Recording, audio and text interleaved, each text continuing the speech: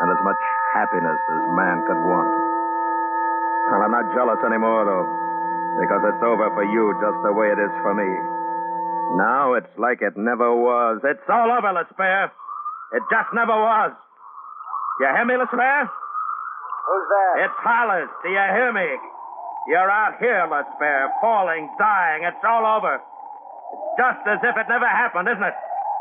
No, it happened. When anything's over, it's just like it never happened. Where's your life any better than mine now, huh? Now's what counts. Is it any better? Is it? Yes, it's better. How? Because I've got my thoughts. Good thoughts. I remember. Thoughts. What good? What good are they? You gonna be rescued? You gonna live more than a few hours? I'm resting easy. I've had my turn. I'm not getting vicious at the end. Not like you. Vicious? Vicious? Take it easy, Hollis. I know how you feel, Hollis. I don't take it personally. You're all right. I always thought that. Hey! What? What's the matter? I can see something. Stone? Yeah, I can see lights. They look like lights. Where? What? Where? Where are you? Must be a ship. Maybe they'll see us. Which way you going, Stone? It's lights, I tell you. I can see them plain. Which way? Which way? Where are you, Stone? Where? Hey, guess what? Huh? What? Stone? What? I got myself into a meteor swarm, little asteroid. Meteors? Yes, I think it's the Myrmidon cluster. You know, Hollis, the one that goes out past Mars and in toward Earth once every 5 years. Well, I'm right in the middle. Stone! It's like a big kaleidoscope. That's what I thought with the light. All kinds of colors and shapes. It's beautiful. All that metal. I'm going with them. They're taking me with them. I'll be... Stone! So long, Hollis. So long. Good luck, Stone! Don't be funny. I looked. There was nothing. Only the great diamonds and sapphire and emerald mists and velvet inks of space. And then in the sudden calmness of his going, there was a kind of wonder in the thought of Stone going off in the meteor swarm, out past Mars for years, and coming in toward Earth every 5 years, passing in and out for the next million centuries. Hollis? This is Lesper. You all right? Yes, I'm fine. I can't hear you so good. You there? Hollis? This is Hollis. I'm okay. You? Hollis, there must be something wrong with the phone. Hollis? Can you hear me? Say something, will you? Turn up the booster. Turn up your booster. Hollis, can you hear me?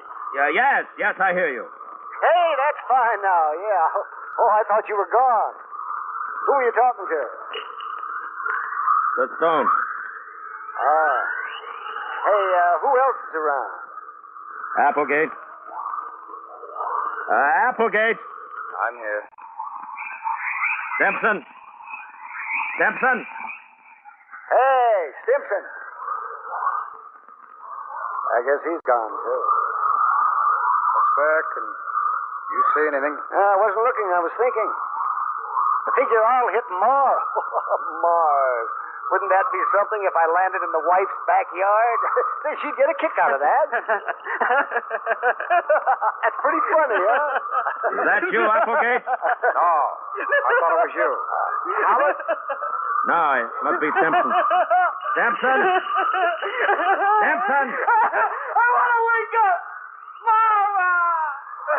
Mama, I want to wake up! Make him stop, will you? Simpson! Shut him up! Simpson! Simpson, will you listen to me? Now, Simpson, listen to me. Applegate's right. It'll be easier. You open your valve. Open it. Listen to me, Simpson. Open your valve. Now. Do it now. It won't hurt. Only a second, Simpson. Open your valve, Simpson.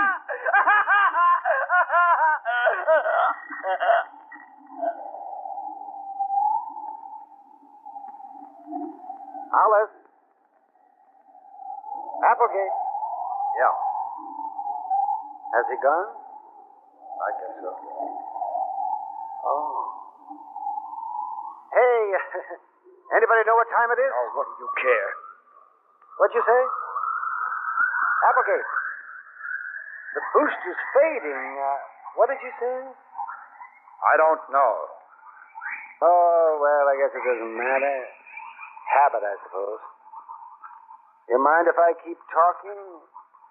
Kinda passes the time. The goodbyes, voices dying, men dying. The awareness of life, my own. What can I do? Is there anything I can do to make up for a terrible and empty life? If only I could do one good thing to make up for the meanness I collected all these years and didn't even know it was in me. Hollis? Hollis, this is Applegate. Yes? Hollis, that was right you told Stimson to do. I said it to make him feel bad, but you did it right. I murdered him. No, you didn't. Listen, Hollis, this isn't good, this thing between you and me. It's a bad way to die. Are you listening, Hollis? Yes, I'm listening. I lied. I didn't blackball you. Can you hear me? Yes. Listening to your talk when you were saying those things to Despair about it not mattering, and he said about you being vicious, made me ashamed. I've been like that, too. It's all right. I understand. Can you get Despair? No, he was gone an hour ago. Can you hear him? No. Last thing I heard, he was singing a dirty song. Quite a guy. Yeah. You're fading out. You too. What? I hope everything's okay with you, Applegate. I hope you go to heaven or wherever you want. I hope for you. You're getting soft, Hollis. Better open your valve. So long. Take it easy, Applegate. So long, Hollis. Don't do anything I wouldn't do. Applegate! Applegate! So long.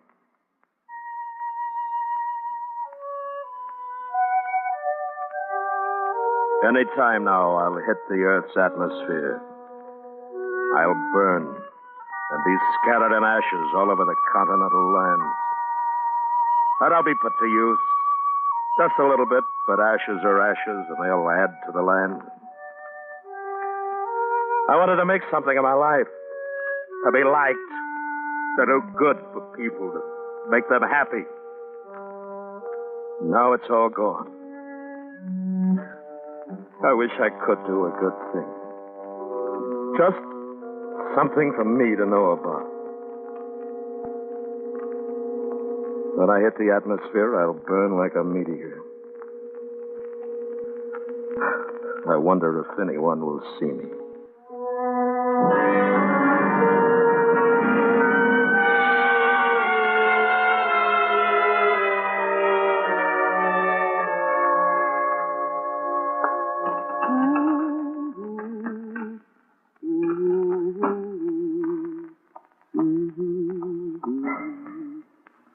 Time for bed, Sonny. Okay. Hey! Look up there, Mom. A falling star. I saw it. Make a wish, dear. Make a wish.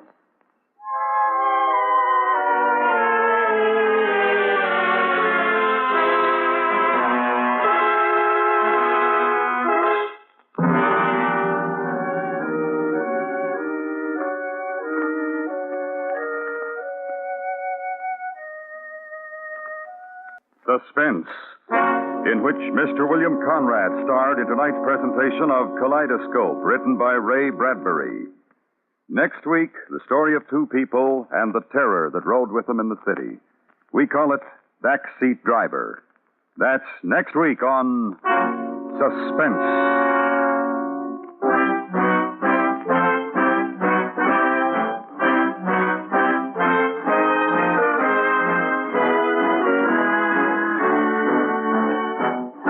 Suspense is produced and directed by Anthony Ellis, who adapted tonight's script. The music was composed by René Garrigan and conducted by Wilbur Hatch. Special technical effects by Robert Chadwick. Featured in the cast were Stacey Harris, Parley Bear, Howard McNear, John Daner, Sam Edwards, Georgia Ellis, and Master Jonathan Ellis. This is the CBS Radio Network.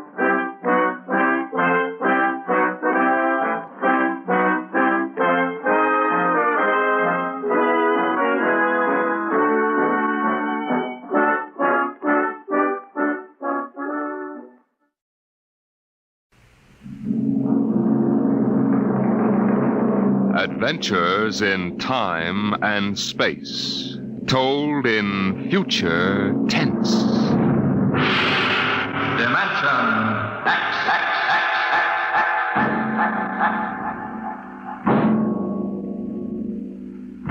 The National Broadcasting Company, in cooperation with Street and Smith, publishers of astounding science fiction, bring you Dimension X.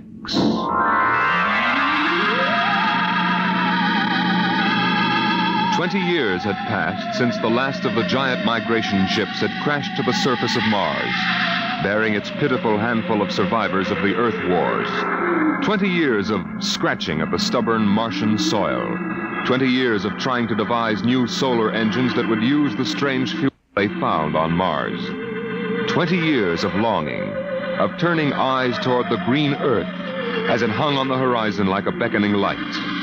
And now it was done, and the first new ship, built of shining Martian chromaton, had lifted bravely toward home with 3 men locked in its metal belly. Would they return to an Earth made barren by cosmic dust, to a blackened radioactive hell? Or would they find intelligence still alive on the scourged planet? What had 20 years of death and radioactivity done to our beloved Earth?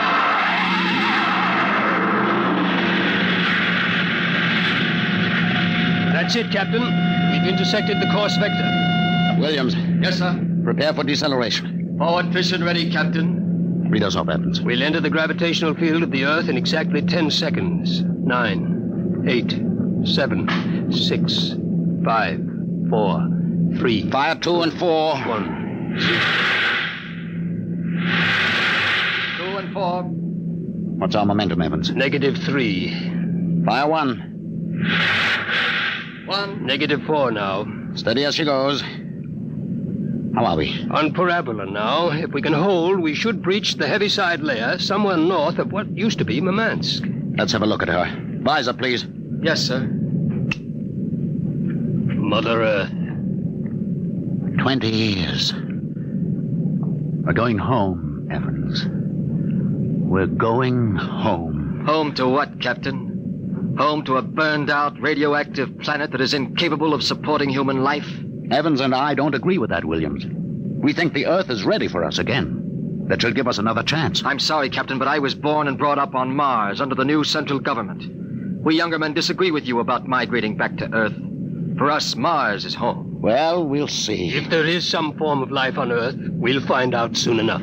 Williams, head for New York.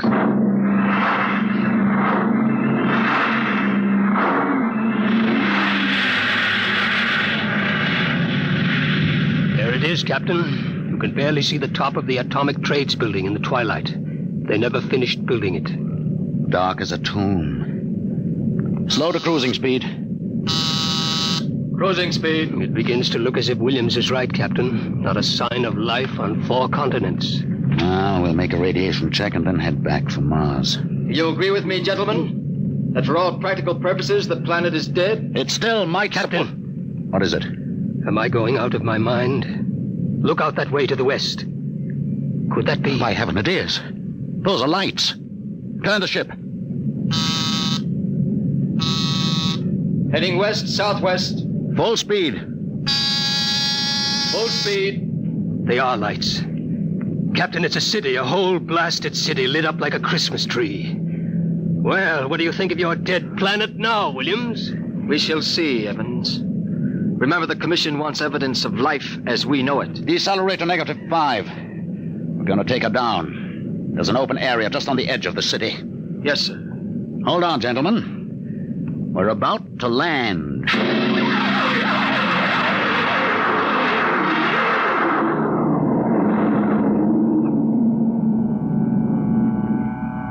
Landing jacks are down, sir. Open the airlock.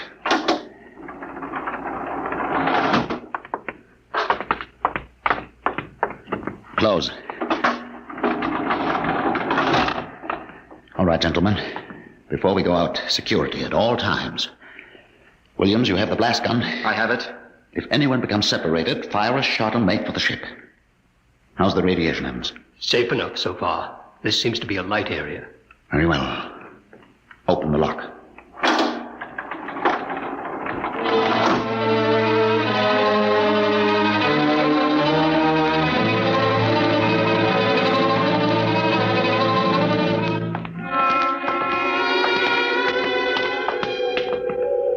Oh, it's unbelievable. We've been walking for hours now, and not a soul to be seen. There must be someone. How do you explain the lights? I don't know. Municipal building. Shall we have a look here, sir? Possibly the records might contain some clue. Good idea. Keep your weapons ready.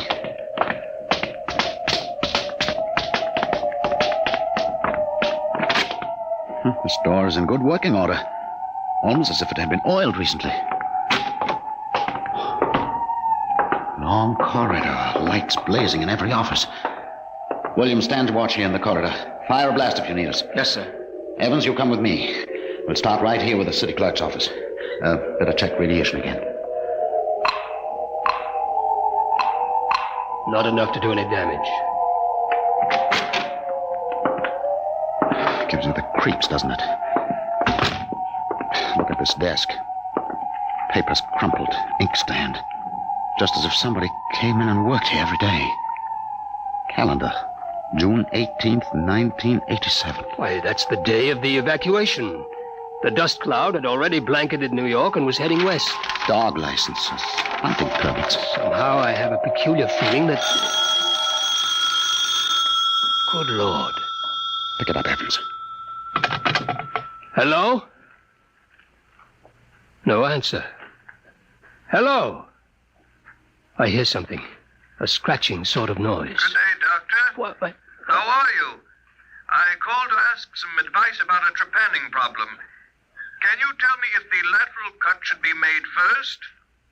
Hello? Hello? This is absolutely insane. Thank you, Hello? Doctor. I'll do that. By the way, how is your wife, Alice? And the girls? And your son, John? Fine boy, John. I'll call again tomorrow. Goodbye, Doctor. Hello? Hello? It's gone dead. Who was it? I don't know. A strange voice carried on a conversation about some surgical operation without paying the slightest attention to anything I said. Captain, the lights are out. Good Lord. Captain! Captain! I have a torch. Come on. Williams, what is it? I don't know. You fired a shot. Yes, sir. Just as the lights went out, I'm sure I saw a figure. It looked like an old man in a white robe. It moved across the end of the corridor down that way. Flash your torch down there, Evans. Nothing there. Are you certain, Williams? I'm not certain. The lights. They're on again. We're going to get to the bottom of this. Wait. What? Listen. Quietly. Someone is coming, walking slowly toward the corridor. Coming closer. Cover him when he turns the corner. It'll be a pleasure. Don't fire unless I give the word. Shh. What? Jumping Jupiter. Are you... Is it really someone, or am I having hallucinations? We are no vision. No. No, you seem to be real. I saw the ship come down. I thought perhaps I was losing my mind. It's been so many years. I'm Captain John Parsons. These are my assistants, Dr. Evans and Mr. Williams. We've returned to Earth from Mars. Then it's happened. We're not alone anymore. Forgive me, gentlemen. I seem moved. I waited and hoped for so long. You survived the radiation? We did. There are others? My family were the only ones. I answered the phone a moment ago. Who was it? You heard my voice, Doctor. Your voice? To break the loneliness, I've recorded my voice and rigged up an automatic telephone. It's pleasant to hear the phone ring. I come here to do my work. I take it you're a medical man. My name's Cornelius Hathaway. Hathaway? Hathaway, the brain surgeon? You know my name. Who doesn't? I watched you on television at college. I saw you 23 years ago. You performed a difficult surgery for a cerebral tumor. Marvelous. Thank you. I'd almost forgotten. My mind, you see, I'm almost 80 now. You look fine, sir. Well, we've had the best of everything. An entire city to choose from. Cold storage, the best equipment. Oh, but come, when I saw your ship, I told Alice, my wife, you know, to prepare a feast. This is a great day for me, gentlemen. A great, great day.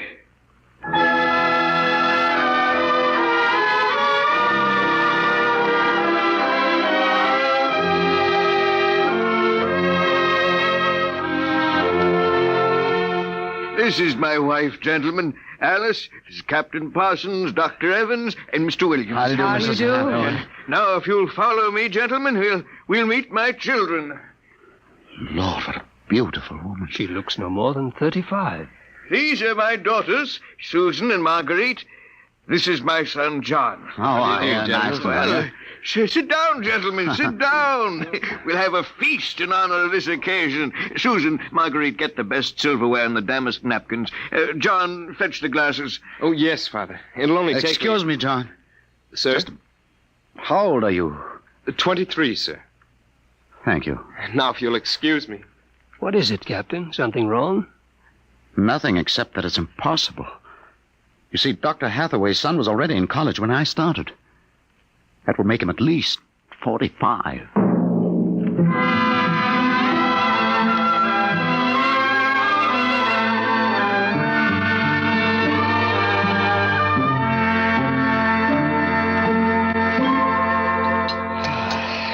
That was a wonderful meal, Mrs. Hathaway. Doctor, your wife is an exceptional woman. Thank you, sir. How would you gentlemen like some fresh gingerbread with your coffee? I baked it this morning. Oh, wonderful. Smell that, Evans? Oh, it's like coming home, Mrs. Hathaway. We enjoy having you here. Mrs. Hathaway, may I compliment you on your having preserved your youth and beauty so well? Thank you. We have had no worries here, no competition. Only the things we need for material comfort. Parsons and I were wondering, Dr. Hathaway, if the radioactivity had any effect in preserving tissue. Your children all look so young, too. It is possible, gentlemen, of course. Radiation does strange things to living tissue. Alice, could we have some champagne? Of course. I'll only be a moment. An amazing woman. Did you ever see such grace? Such complete relaxation. It doesn't seem quite natural. I beg your pardon, gentlemen? Captain Parsons was just about to ask how you and your family managed to escape, Dr. Hathaway. We were very fortunate. I was working in the Sierra Mountains at the time. I had a lead-lined laboratory where I did X-ray research on my pet project. And what is that, sir? The study of machines as they relate to human function and the corollary of... Well, to continue, when the dust cloud covered America, we remained in the laboratory, well supplied with food and water. Later, when the radiation permitted, we made our way east, back to our old home, in the hopes of finding other survivors. But by that time, every living creature had been evacuated to Mars. We were stranded.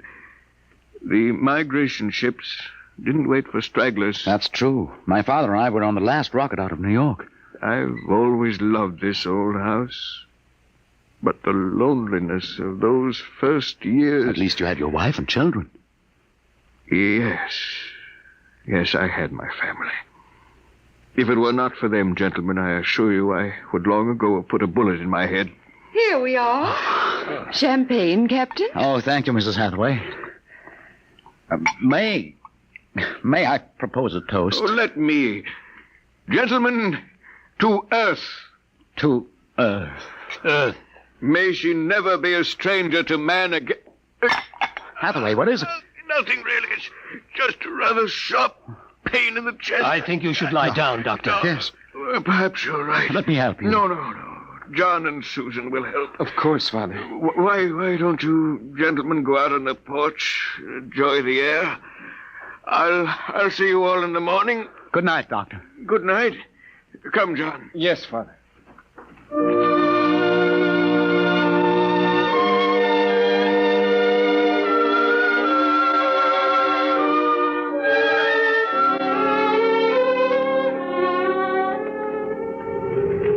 Well, what do you think of old Mother Earth now, Williams?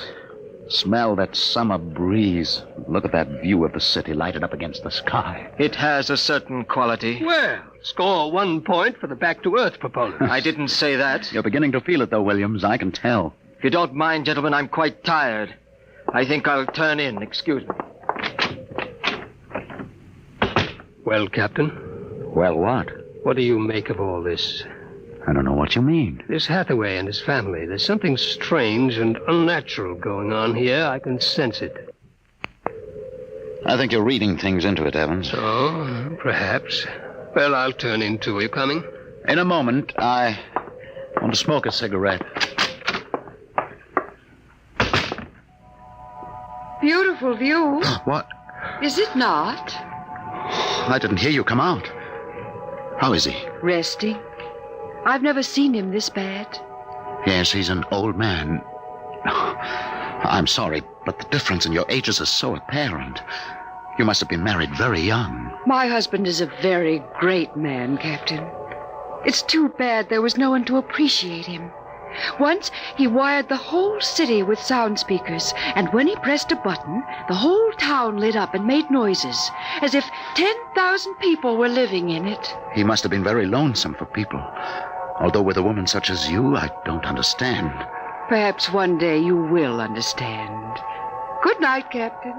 Good night, Mrs. Hathaway.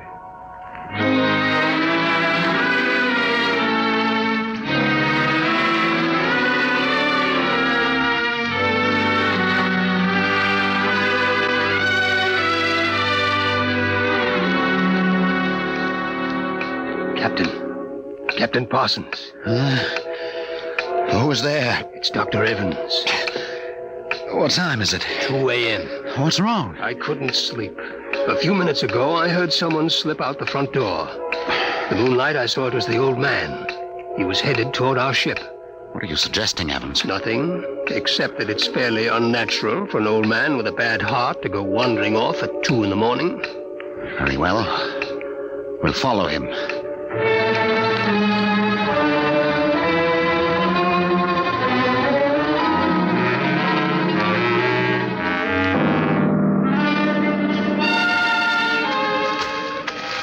See him yet? No. Look, ahead there on the hillside. Isn't that Hathaway kneeling in the moonlight? Yes, I think so. Can we get closer? Let's head for that clump of bushes. This is far enough. What do you suppose he's doing there?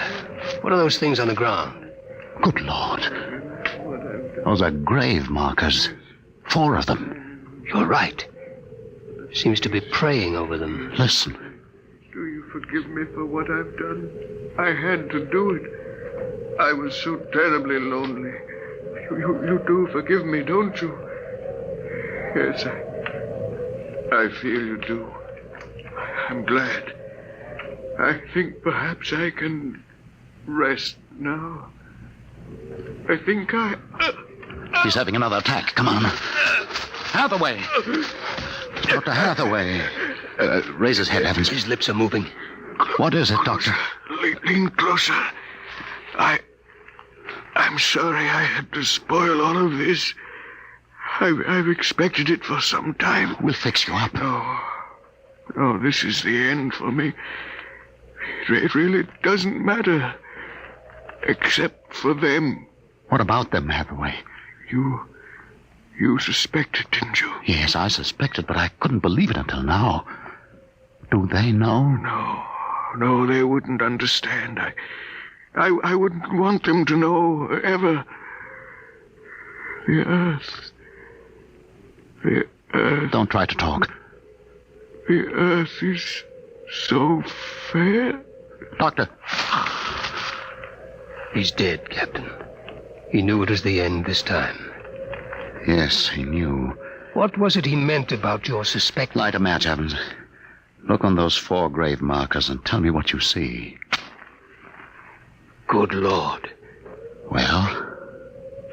Alice Hathaway, Marguerite Hathaway, Susan Hathaway, John Hathaway.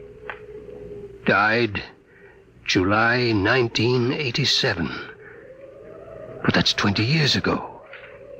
If these markers are correct, then who are those others? Can't you guess, Evans? Can't you guess?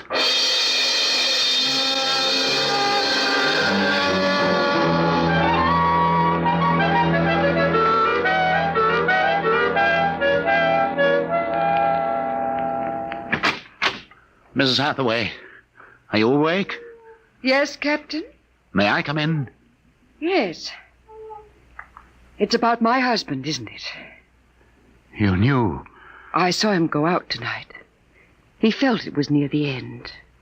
He died less than an hour ago. I'm sorry. Thank you. How do you feel? He told us it would happen one day, and that he didn't want us to cry. He didn't teach us how, you know. He said it was the worst thing that could happen to know how to be lonely and unhappy. What will happen to us now that he's gone? I don't know. Will you stay with us? I would like to, but I cannot. You know about us. Yes, I know. I didn't think that you knew yourself. The children don't. I've been aware for a long while. No one would have guessed. You're so perfect. Oh, he would have liked to hear you say that. He was so very proud of us. After a while, he came to love us, and at the end, he took us as his real wife and children. He even forgot sometimes that he had made us. You gave him a great deal of comfort. Yes. Over the years, we sat and talked. He loved so much to talk. I was first, you know. Then he became lonesome for the children, and so he made them. He told me about the things he did, about his laboratory. Oh, surely the children must suspect. Oh, no. You see, there were no other beings with which to compare themselves. He must have been a great, great genius. Each morning he took a recording of his voice into town and put it on the automatic telephone. Each night it would call us. I think, what with the phone ringing and the sound of voices and the lights on, he was happy. There was only one thing, one flaw. And that? He couldn't make us grow old. And so he had to watch himself become an old, old man, while we stayed young. It was a great blow to him.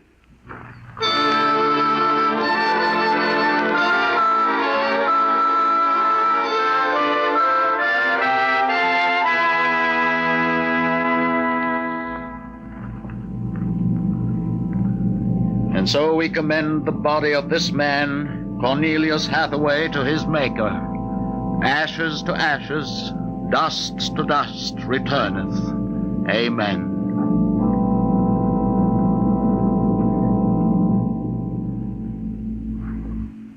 Come, John. Yes, Mother.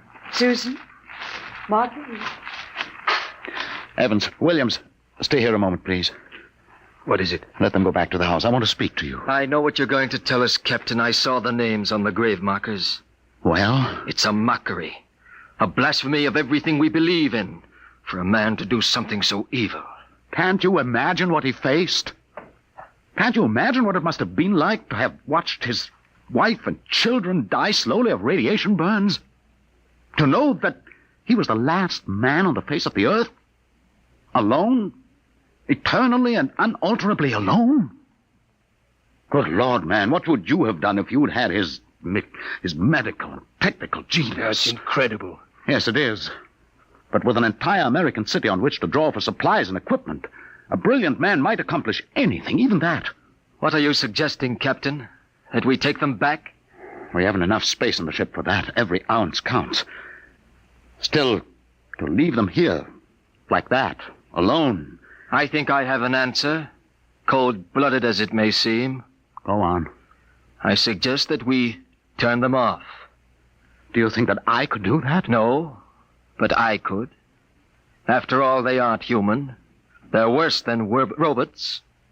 They're ghoulish. Have you talked to her? Has she smiled at you with that quiet, beautiful smile? Captain, we can't take them with us, and it would be less than human to leave them here without Hathaway. Could you do it, Evans? Give me the blast gun, Williams. We'll wait in the ship. Take off in half an hour. Half an hour.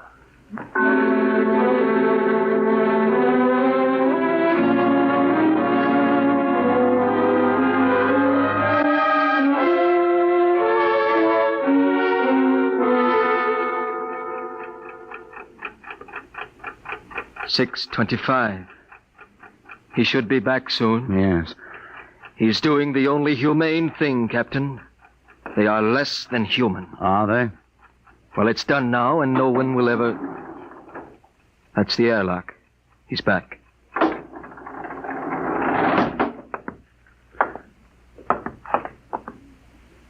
Well? Here's your gun. Did you do it? When I entered the house, she looked at me with those fine, intelligent eyes. I couldn't do it. It would be murder, cold-blooded murder. I prayed you wouldn't be able to do it. There will never be anything as fine as they are. Built to last 200, 300, perhaps 1,000 years. Well, get the course in the integrator, Williams. We'll take off in 20 minutes. I shall be back by then. You're going out, sir? I'm going to say goodbye.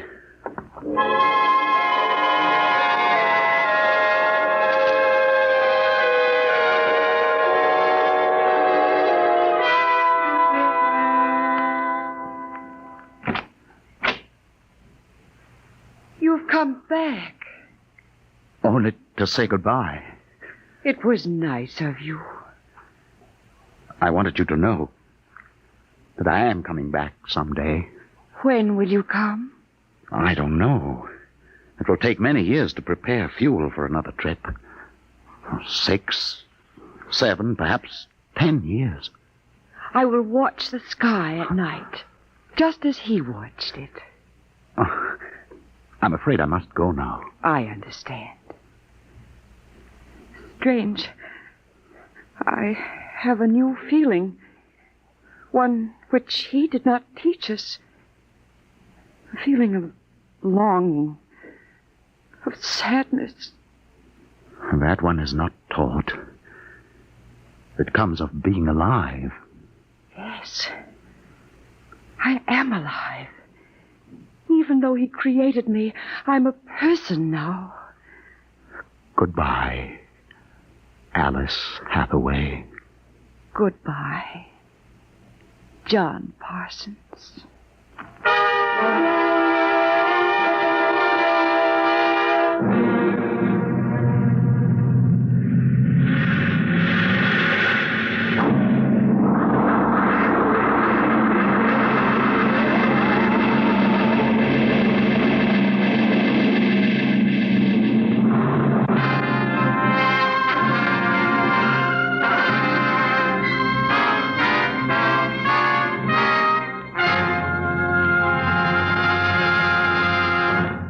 You have just heard another adventure into the unknown world of the future.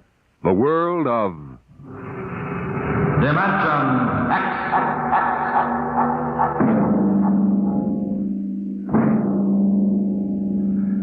When the time comes for man to explore the universe, to deal with the strange inhabitants of other worlds, there will be much to remember. Perhaps the most important lesson of all will seem too fundamental to be included in the training manuals.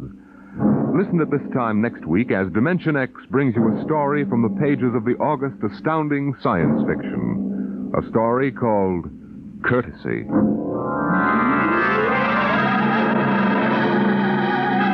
Dimension X is presented each week by the National Broadcasting Company in cooperation with Street and Smith, publishers of the magazine Astounding Science Fiction. Today, Dimension X has presented Dwellers in Silence, written for radio by George Lefferts from the story by Ray Bradbury. Featured in the cast were Peter Capell as Captain Parsons, Bill Griffiths as Dr. Hathaway, and Gertrude Warner as Alice. Your host was Norman Rose, music by Albert Berman. Dimension X is produced by William Welch and directed by Fred Way. The CBS Radio Mystery Theater presents...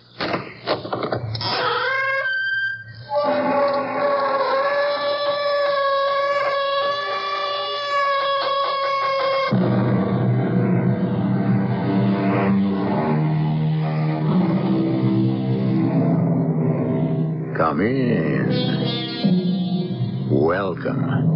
I'm E.G. Marshall. Have you ever played the game of wondering where and when, if you had the choice, you would have picked to spend your life?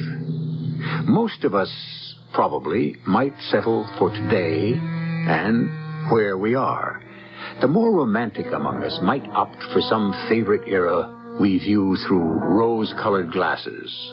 The Greek or Roman Empire, the Renaissance, Shakespeare's England. But the adventurers would turn their eyes to the future, the unimagined and the unimaginable. What might some distant tomorrow be like? You mean wipe out any inhabitants that are there, General Varden? Exactly, Dr. Tremaine. With the robots I build for you? Suppose I refuse? That's a lovely wife you have, Doctor. A little young for you, but then so exquisitely desirable all the more. It would be a pity for anything to happen to her.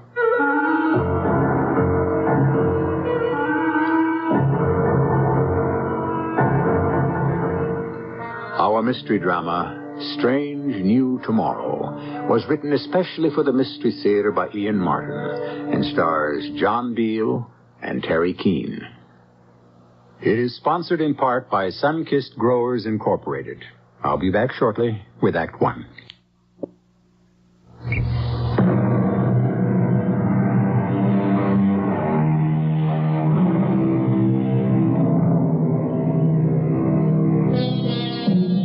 We're about to bring you a time that none of us will ever know, or our children, or our children's children, or generations of them to come. This is a time long after the Second 100 Years' War, when the world went mad and burned the green and fruitful earth to barren cinders, when the population was reduced by 2/3, leaving the survivors to a virtual handful. This is a time of an absolute autocracy, a state in which every individual is born by selective breeding and condemned by the state to function only in the area prescribed for him or her. This could be what the future will be like. Ralph? Yes, Una, dear? It's time for your medicine. Oh, you don't have to act like a wife when we're alone. It can wait. I want you to take it. You need it. I may need it, but it won't help. In a minute. What are you looking at? The return of the conquering hero. Leader of our regiment's defender of the faith, General Mark Varden. Homeward the heroes from the hunt. Pirates and freebooters all. With their living plunder. With not one grain of moral sense. And not the compassion of one heart among them. Have they been on another... Let me close the windows. I don't even want the wind from their exhaust to touch me. You were saying, my dear? I was just asking if they'd been on another galactic raid. Beyond doubt.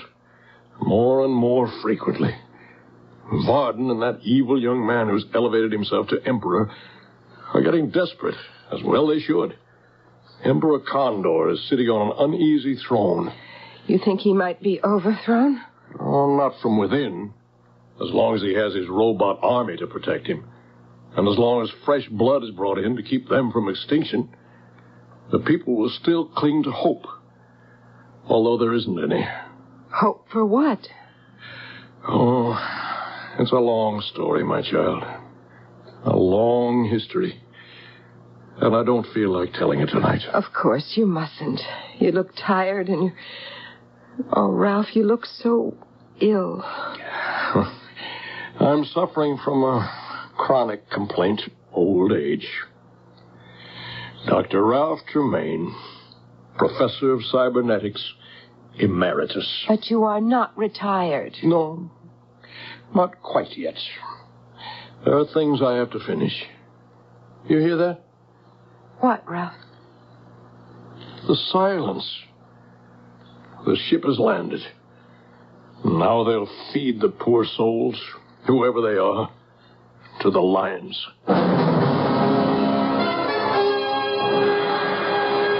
Your Majesty.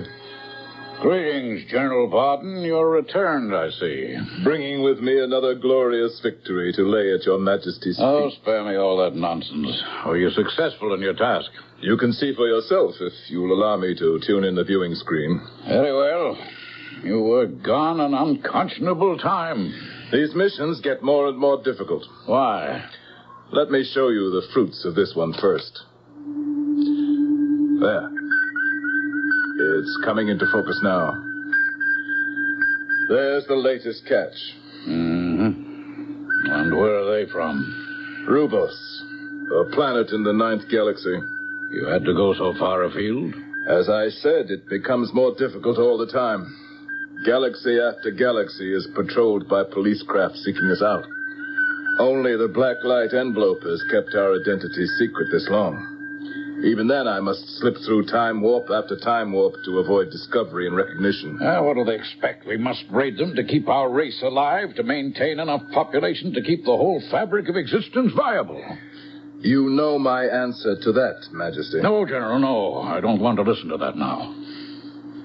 Perhaps these bodies milling about down in the square there will be the answer at last. Yes, tell me more about the planet. Rubos? It's a large planet, about the size of Jupiter in our solar system. Its distance in relation to size is approximately the same as our planets from our sun. The climate and the animal life is also analogous. Well, they look healthy enough and similar enough. Intelligence? Their average IQ is a good deal higher than ours. What? And their scientific capabilities considerably more advanced. We were lucky to make our raid and escape unnoticed. We were almost intercepted. Their communications must be magnificent. We were in a very remote part of what is a very large planet, and yet they were almost on us as we took off. Well, were you recognized? I hope not, unless they have instruments to pierce the black light curtain. But I think we got away. Excellent, excellent. Then I won't scold you for the handful that you've brought me. They seem to be first-rate specimens. Next time I'll... Emperor Condor. Yes, General Varden? There will be no next time. What? No more raids. They are too dangerous. But you know we must have a constant supply of people, of healthy bodies, so we can weed out the poison that eats at most of us and destroys us. We will never weed it out. But it can be bred out. Once we find the right strain... Emperor Condor, listen to me. You think the radiation is carried inside us, bred in our genes. I don't believe it is. I think every generation reinfects itself from the earth of this planet, the seas that wash it, the space around it. No, that can't be, General Varden. It's countless generations since the Holocaust. And it will be countless eternities before this planet is safe again for anything but robots. Don't mention those abominations to me. Why do you hate them so? They are the perfect slave. Without them, you would have no army, no palace guards, and internal police to hold the common people in check. And check from what? From ripping you and me and the rest of the ministers apart. No, there is only one hope. And that is? We must abandon Earth and resettle elsewhere. Don't you think that hasn't been thought of eons and eons ago? But we are welcome nowhere, the pariahs of the universe. We do not ask. we will take. With what? I can't find enough healthy bodies to run basic services, let alone conscript an army. We do not need an army, except mine. Back to those obscene robots again. There aren't enough of them. They can be built, if you will allow me to reopen the plant. No. What are you afraid of? That somehow they'll take over? I don't know. Yes, I am. Don't worry. They're nothing but a series of relays, transistors, printed circuits. They are programmed by men. I still don't trust them. Give me leave, Your Majesty, to go to Dr. Tremaine and have him start on blueprints for a new and improved model robot, built only for war. No, not yet. Give me time to think. First, let me find among these slaves you've brought back one woman who may give me an untainted child.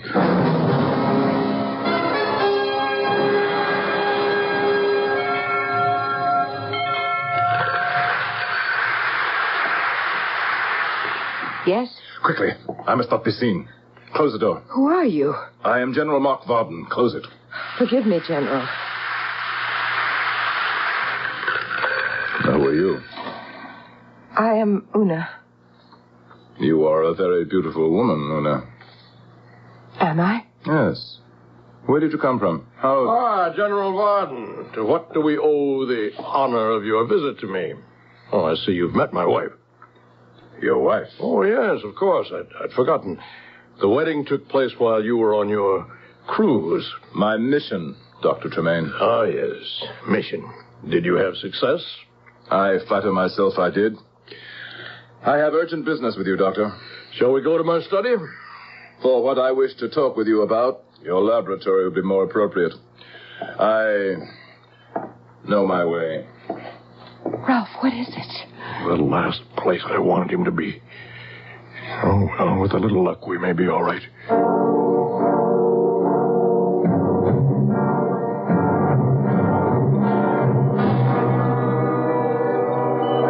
Close the door, Dr. Tremaine.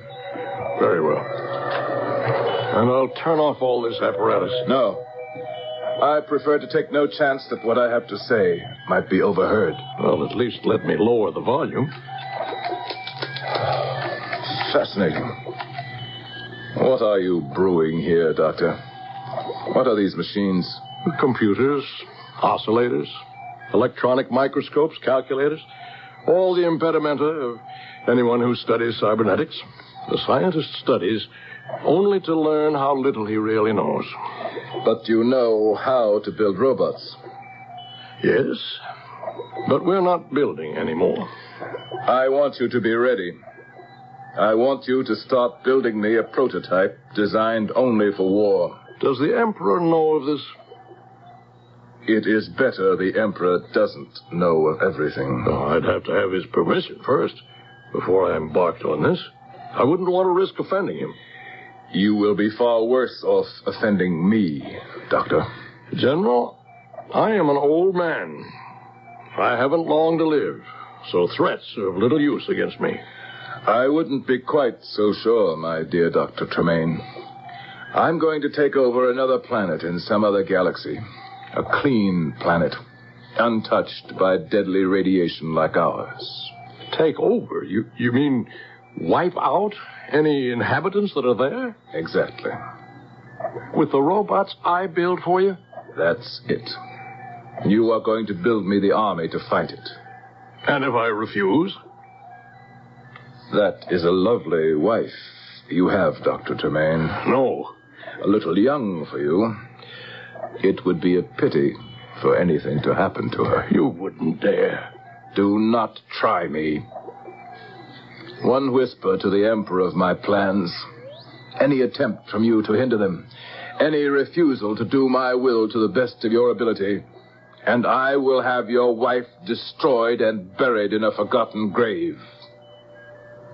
Well, Dr. Tremaine, are we partners or not? The General's eyes are chips of granite, and Dr. Tremaine knows this man only too well to doubt that he means every word he says. Mark Varden may be human, but he is as soulless as any robot. What choice can the old man make? I shall return shortly with Act Two.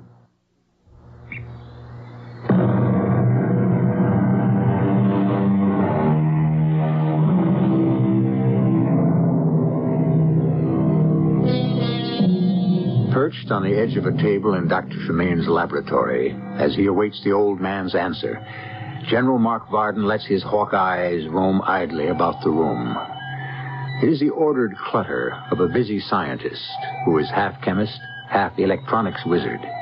His eye has just fallen on a large black box, almost like a coffin, when the old man speaks. You're right, General Varden. I have no choice. I was sure you would see it my way, Doctor. Such a ravishingly beautiful woman. Where did you find her? She was one of the group you brought back from Cygnus 3 on your last mission. I overlooked her all the long journey home. I'm afraid you did. And I asked the Emperor for her hand the moment I found her. The Emperor gave her to you? I'm unmarried, a widower. I had the right to ask, to demand. I'm surprised he acceded the way he feels about your robots. Oh, don't be too surprised, no matter what he says. Only I can build them and program them, now that all the others are gone. He needs his palace guard to shield him from you. So, he needs me.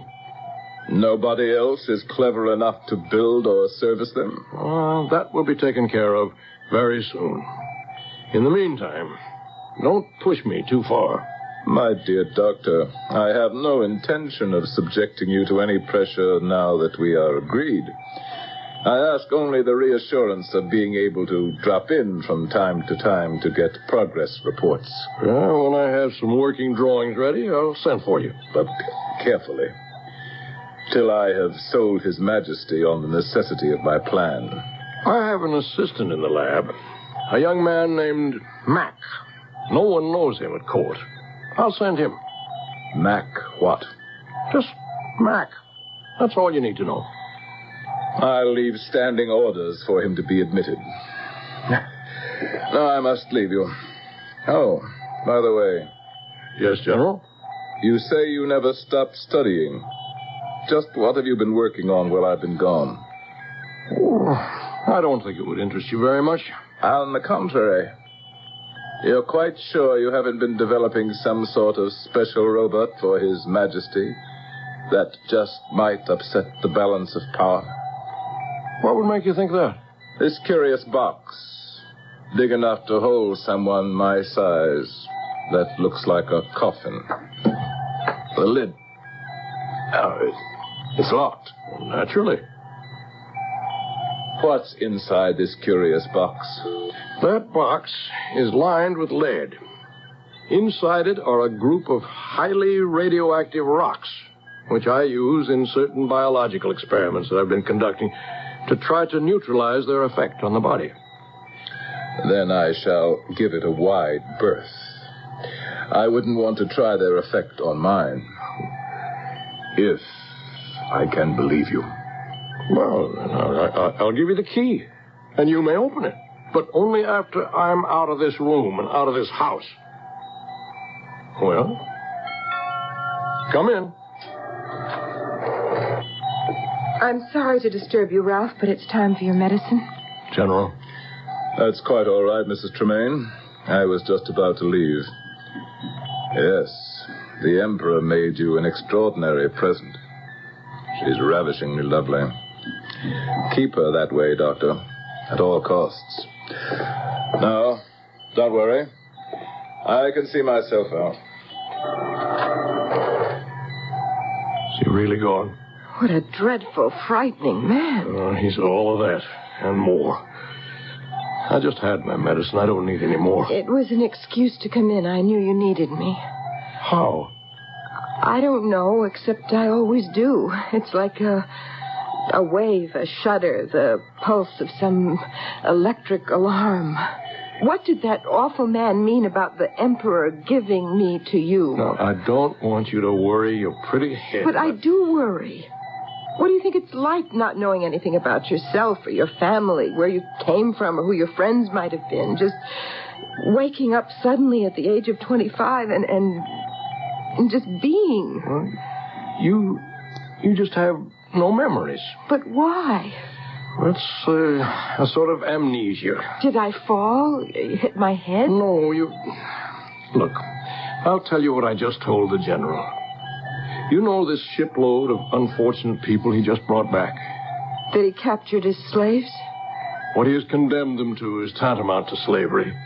And worse. But why? Why did he steal people away from their homes? Because sooner or later, everyone on this planet dies of a form of sickness caused by nuclear radiation. The Emperor believes it is transmitted through the genes, and that by selective breeding to healthy stock, it can eventually be neutralized. Can it? No. Even if it were possible, this whole globe is one mass of radioactivity that would reinfect everyone again. Has it infected me? No. And it never will. I promise you that. But the others, all those poor women I saw on the viewing screen. They'll be sold to any male who's not yet given any signs of having the sickness. What a terrible, cruel man to try to drag the rest of the universe down because of our misfortune. And it's all so futile. The Emperor won't believe it, but the cancer is already growing within him. If he had laid eyes on you, he undoubtedly would have chosen you as one of his consorts. Well, how did I escape? Oh. Is that what you told the general, that you took me instead? That's what I told him. But I have been no real wife to you. My dear, sweet girl. The marriage was only so I could hide you away and keep you safe. I think of you as a daughter.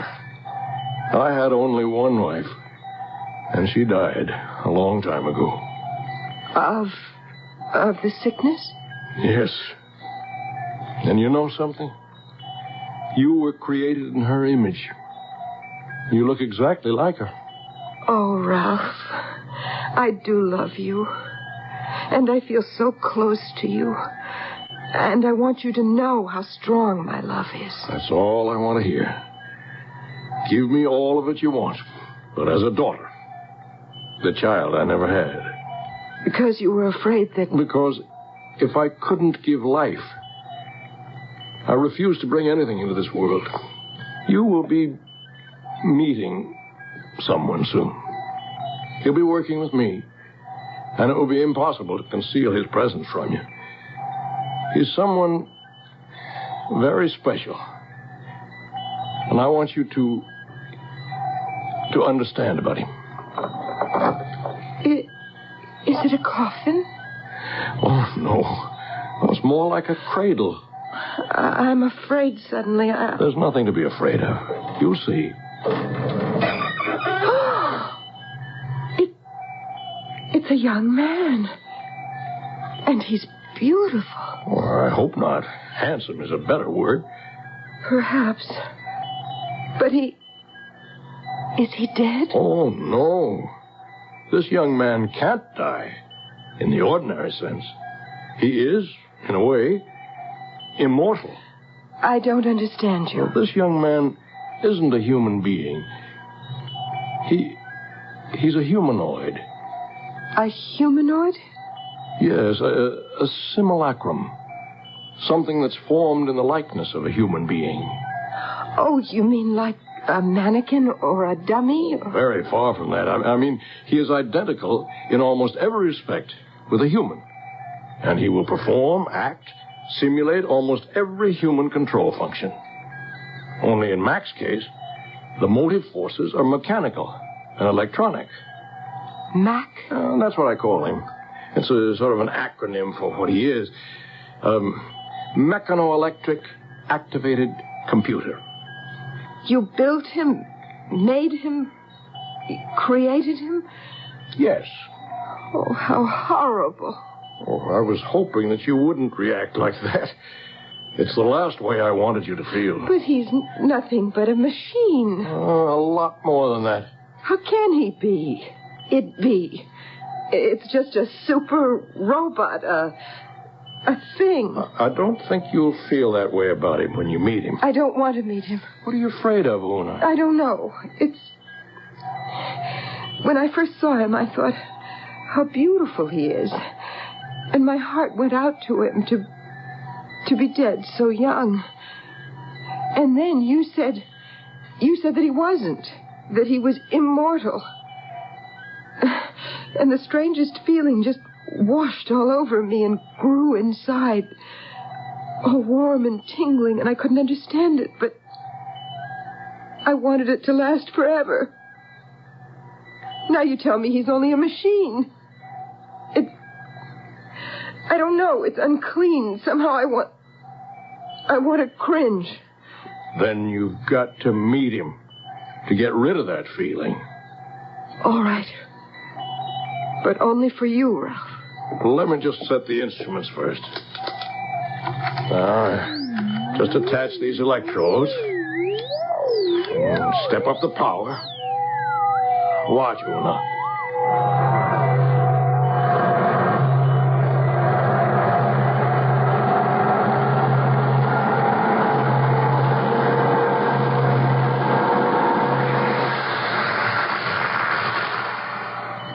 Wake up, Mac. Time to get to work. Yeah. Oh, Doctor, did I fall asleep again? Not exactly. And cheer up, you won't anymore. Except when you decide to.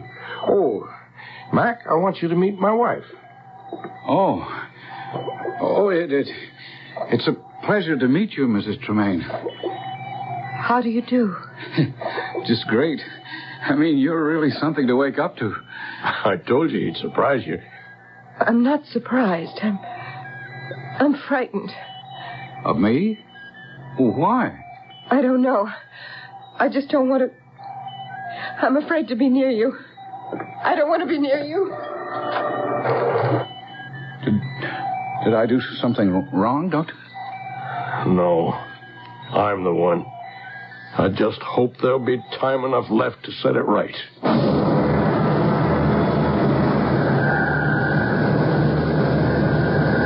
What does Dr. Tremaine mean by that last statement? And why should Mrs. Tremaine have this strange fear of this all-too-human humanoid? Or is Mac, the mechano-electric computer, something other than he or it seems? You're in for some surprising revelations in this bizarre history of the far-off future when I return shortly with Act 3.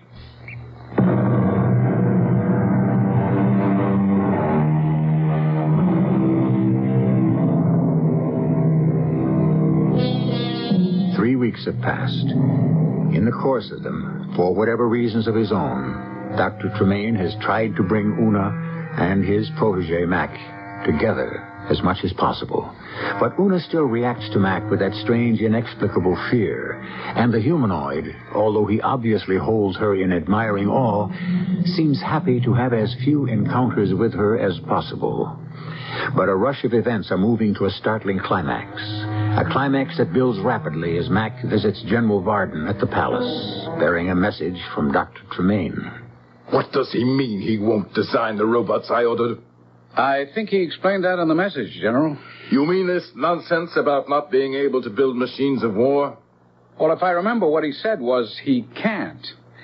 A can't in all conscience, I think was the phrase. I don't like your attitude.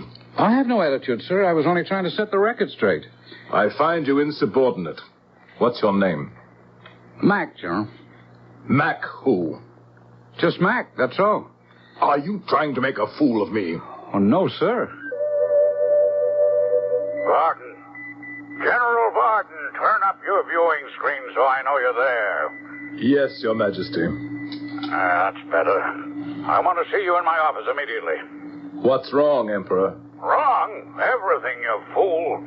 I've just received a message from President Zorak of the Republic of Rubas. Your ship was identified on that last raid, and now he's on his way to our planet to blow us out of the sky. Does he say when? No.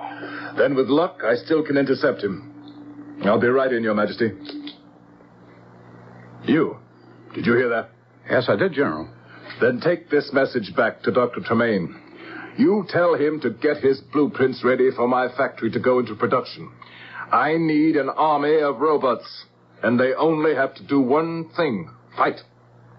And you tell him also that he'd better conform, or his wife will be the one to pay the price.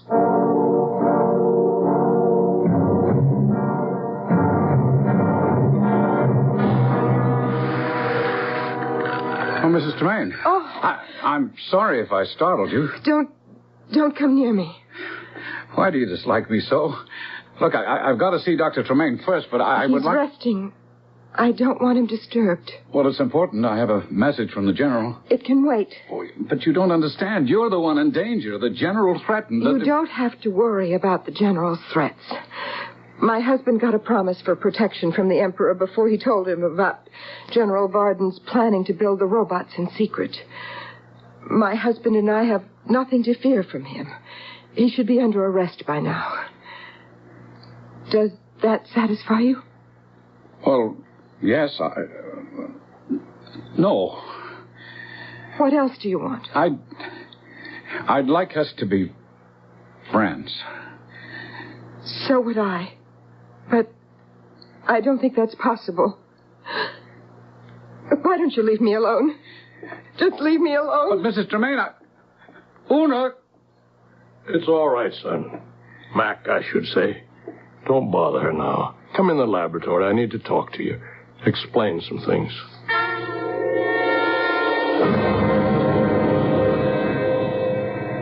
General, there will be no necessity to fight. What do you mean? I contacted President Zorak and made, shall we say, an arrangement. Am I to be informed of it? Yes, I've offered to return to him all his people who were abducted. And that satisfied him? Oh. I've also offered him you, as the criminal responsible for the brutal pirate raid, to do with as he likes. And you trust him? Without me, there's no one to fight him. And after he took off with me as prisoner, he'd still devastate this planet till there was not a living, breathing human being on it. Oh, he intends to do that, of course. They're all dying anyway. They? What about you? You'll die with them. Certainly not. He has promised me safe conduct to his country and the right to take my personal fortune with me. So, you sold me out. Gladly, just as you were planning to do to me as soon as you were ready with your new army of robots. Seize them, guards. I said seize them. You really are a fool, Your Majesty. Just because these metal bodies are painted with the royal purple on their breasts, emblazoned with your coat of arms, you think that makes them yours? Seize him, my captains. Oh, let me go. I am the Emperor. We're the Emperor. Not anymore. If you think you can take my throne from me... I don't want your throne. Or you. From now on, the whole universe will be mine. You won't get away with it. When President Zorak lands and frees me, he'll follow you with his fleet of ships. He won't know where to find me. There'll be no one to tell him where I went. The king is dead. Long live the general.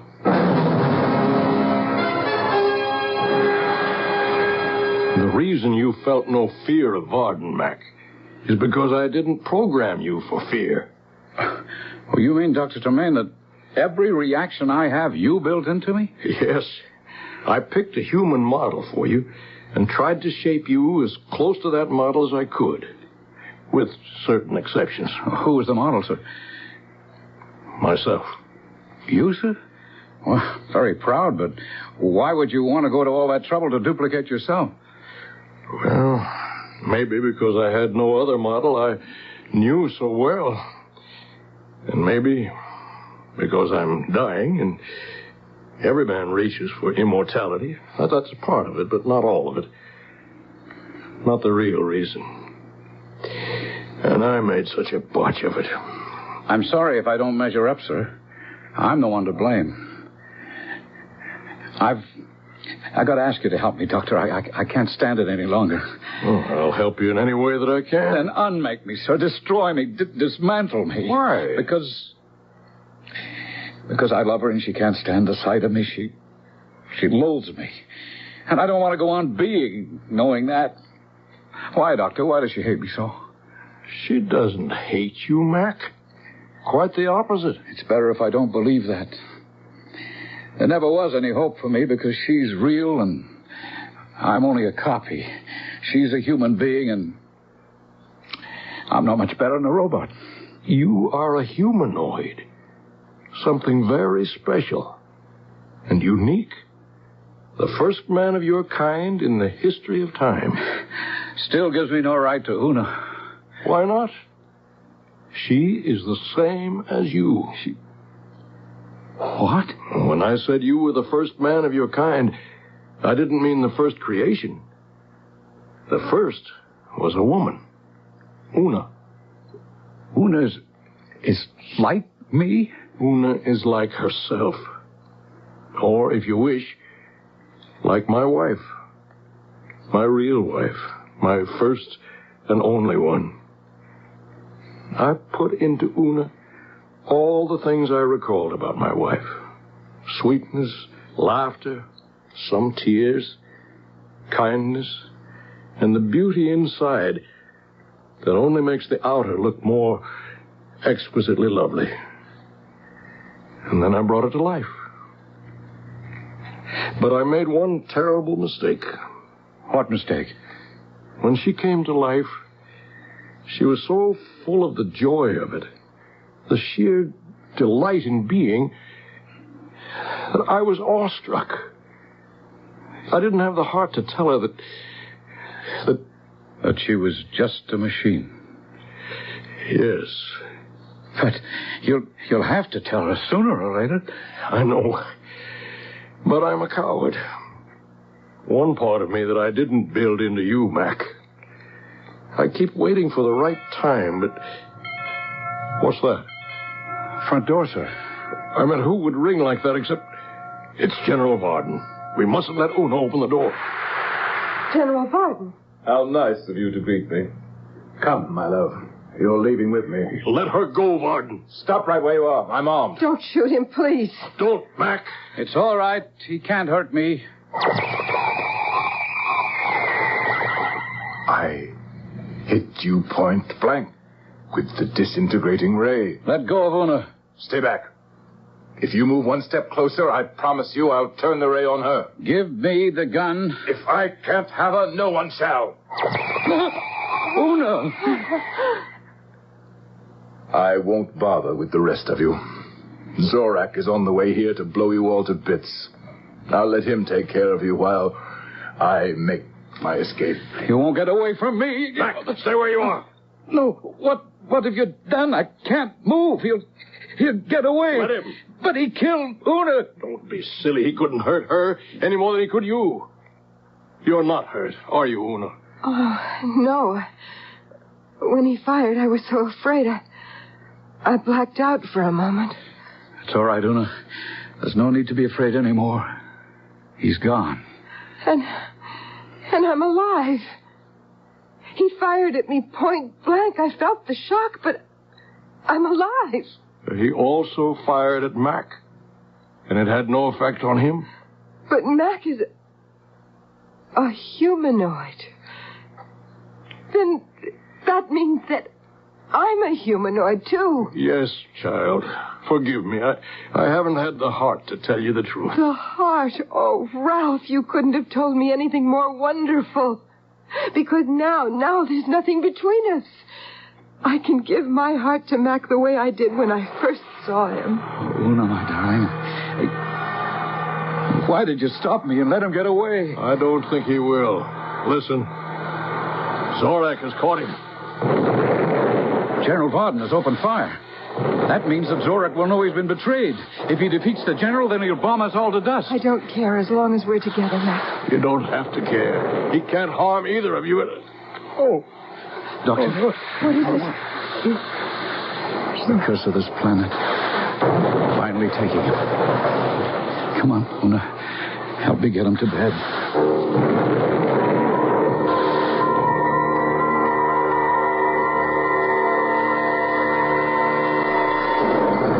What's happening?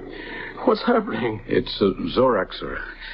He destroyed General Varden, and now he's wiping the rest of us out. Not you and Una. We don't care. We're together. Of course you care. This fortress I built in the side of the mountain will stand, except for a lucky hit. But the radiation afterwards will not affect either of you. You will still live when all else is dead, including me. No. Well, my days were numbered anyway. I wanted children, always. You were the best I could offer against fate. You must fight to exist. Oh, isn't that futile, Doctor? The two of us alone? One thing you couldn't give us is the ability to reproduce. Of course I could. Stored in your memory banks is all I have learned. And what I learned is from the accumulated wisdom of man since he first started to reason. Deep in the mountains are stores of parts and transistors, and all you need to build in the image of yourselves. Your children, who in turn will build their images to become their children, until at last the earth will be inherited again. Every new world that ever began sprang from despair, and those who refused to stop hoping. Make this your new world. Oh, Ralph. Hush, Una. His life here was over. Listen. What? Listen. They've stopped bombing. The destruction's over. It's time to start building again.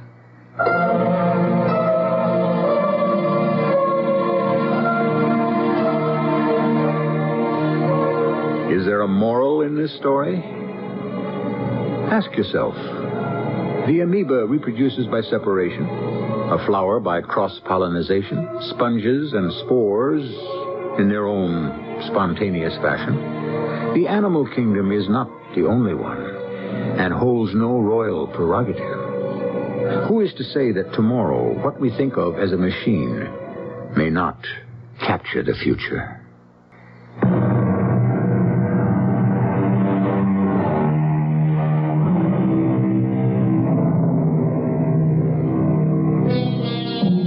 It was the English poet laureate Alfred Tennyson who said, "For I dipped into the future, far as human eye could see, saw the vision of the world, and all the wonder it could be." Perhaps we have dipped even deeper than Lord Tennyson to glimpse a reflection of the universe. Could it be that man himself is not the total answer? Our cast included John Beale, Terry Keane, Gordon Heath, and Ian Martin. The entire production was under the direction of Hyman Brown. This is E.G. Marshall inviting you to return to our Mystery Theater for another adventure in the macabre.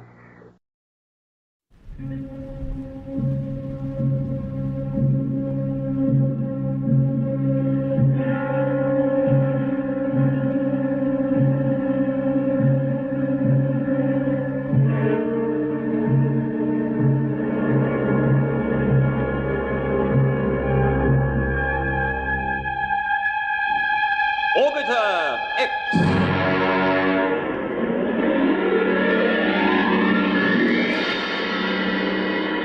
Episode 10, Return to Woomer.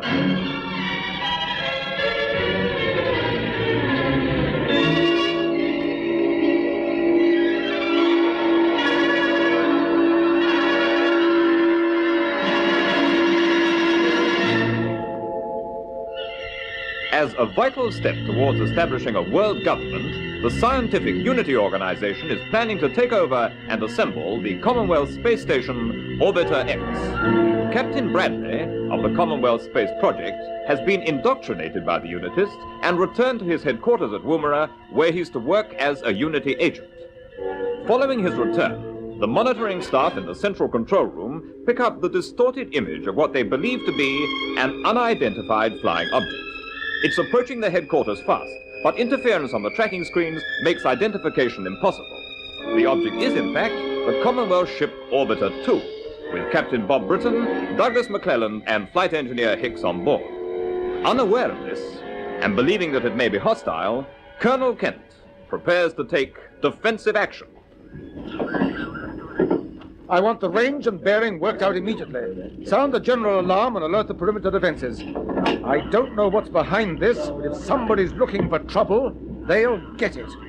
Oh, sir, the image on the screen is pretty bad, but the figures are coming through okay.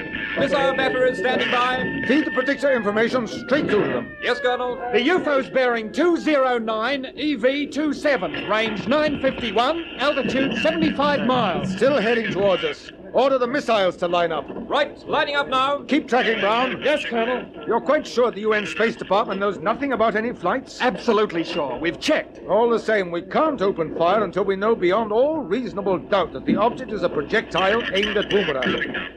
Turn up the sound monitor. Right, sir. Yes, the interference is pretty bad, but I'll try making a call. I don't suppose we shall get an answer, but you never know. Hello. This is CSP Woomera calling unidentified flying object bearing 209 EV27. Announce your identity, please. This is urgent. Nothing there. No, just mush. Hold everything. The UFO seems to have leveled out. Yes, the altitude's going up to 80 miles plus. Look at that. It can't be a projectile at all. It must be piloted. It must be a ship.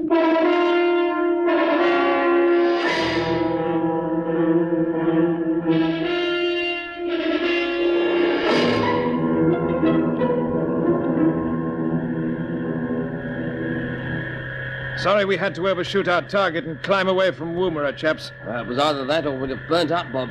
Yes. Blimey, it was like a furnace when we got down into the atmosphere. What's our position now, Mac? We're almost over the Gulf of Carpentaria. Altitude's around 90 miles. So, the big question is, do we carry on and make a complete circuit around the Earth? Or do we turn and make another dive towards home sweet home? Well, if we make the full circuit, we should have bags of time to slow down to landing speed. But what about Kramer and the Unitists? Yes, it's 10 to 1 they'd start throwing things, and we'd be a nice, easy target for the blighters. Yes, that's the whole trouble, Hickey. Well, I reckon we ought to turn and dive. Let's risk it. If we start heating up again, we can always pull out, as long as we don't leave it too late. Yeah, it's the only way, Bob. All right. What's the cabin temperature now? It's fallen to 120 degrees. Shades of Aden. I remember when I was there in the Navy, it was so blooming hot. You can tell us about that some other time, old lad. How's the cooling plant working? It's a bit dicey. We should have given it a thorough check when we carried out the general repairs, I suppose. Can't be helped now. The thing is, are we all agreed that we have another bash for Woomera? Yeah. Yes, agreed. Right. Then open up the starboard jets at 9/10 maximum. We'll start turning. Okay. Here we go, and the best of luck. That's fine. Open the port jets and balance off.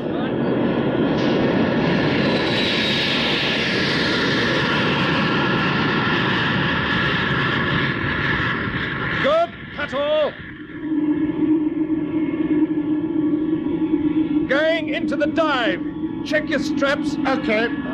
Keep her on bearing 312 EV19. Right. Accurate navigation's tricky without radio, but that should put us on course for HQ. Fair enough. We're going darn fast now. You've said it. Look at the ceramic on the leading edges of the fins. It's beginning to glow red hot. And we won't start worrying until the hull begins to glow. Like it did on that last dive. Yeah, but we were traveling a lot faster then. That's true. Do you think the CSP tracking stations have picked us up yet? Not if Kramer's still got his interference transmitter working on low-altitude coverage. They should certainly see us by the time we get down to the 60 or 70 mile mark. And they could have heard us if we'd stopped to get the radio working. Yeah, so could Kramer. Can't risk that. No, of course not. Hope they recognize us. Otherwise, we'll get a blooming hot reception. Quite a little ray of sunshine, isn't he, Bob? Yeah. All the same, we want to give them a good chance to pick us up on the scanners. Better start braking again. I'll open the auxiliary retrojets. Hold on. The temperature's creeping up to the danger level already. Can't be helped. No turning back now. We just keep going. Hope for the best.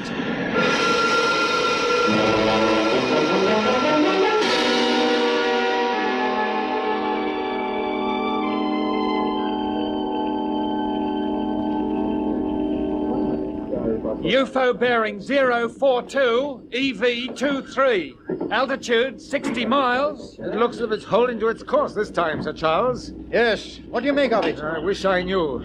The picture on the monitor is bound to clear as the thing gets closer. Yes. That is clearing now. Yes, the object's beginning to take shape. It's obviously diving out of the interference zone. How about another call on the RT? I'll try.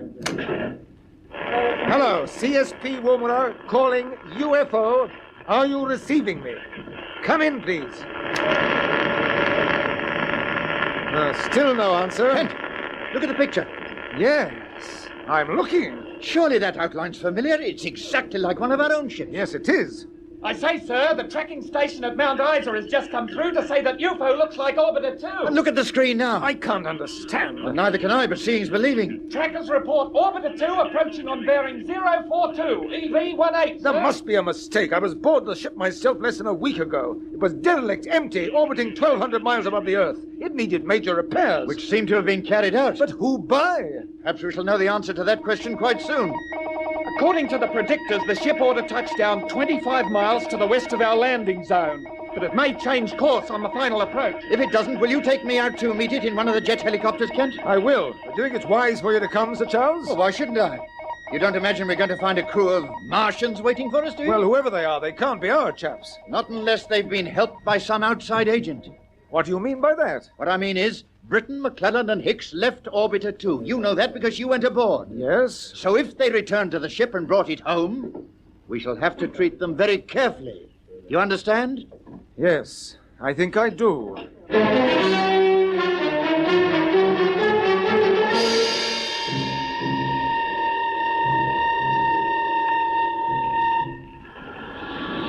The ground's coming up fast.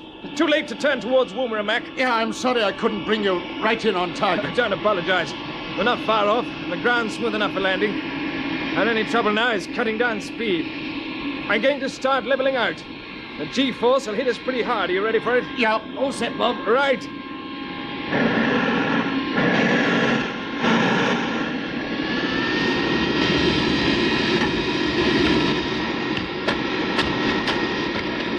Something's breaking up. What is it? The starboard fin is beginning to crack. The heat must have done it. Okay, we'll have to crash land. It won't be too bad. I'm going in on the approach run. Now, just remember, the moment we stop, we must get out quickly in case of fire. Yeah, I've opened the inner hatch, Bob. We're all ready. Good. That fin will just hold together while I put the tail down. We'll be okay. Here we go. Tails down.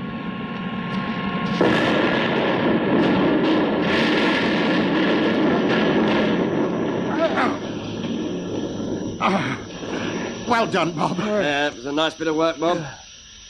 You both all right? Yes, all right. Sure. Sure. Out we go. Quickly, come on.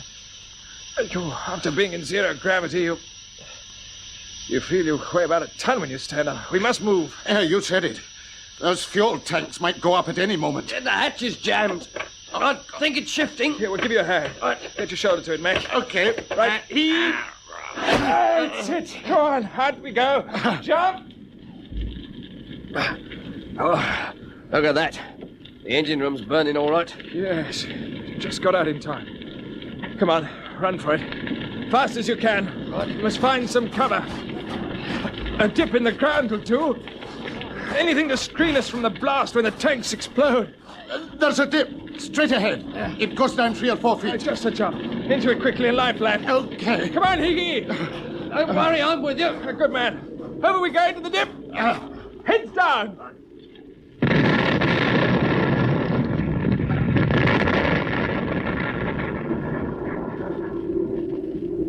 Well, old ship saw us home, chaps. Yes, she did her job, and She went out in style. I suppose all we have to do now is to wait for the woman or boys to come out and pick us up. Yeah, that's about it, Mac.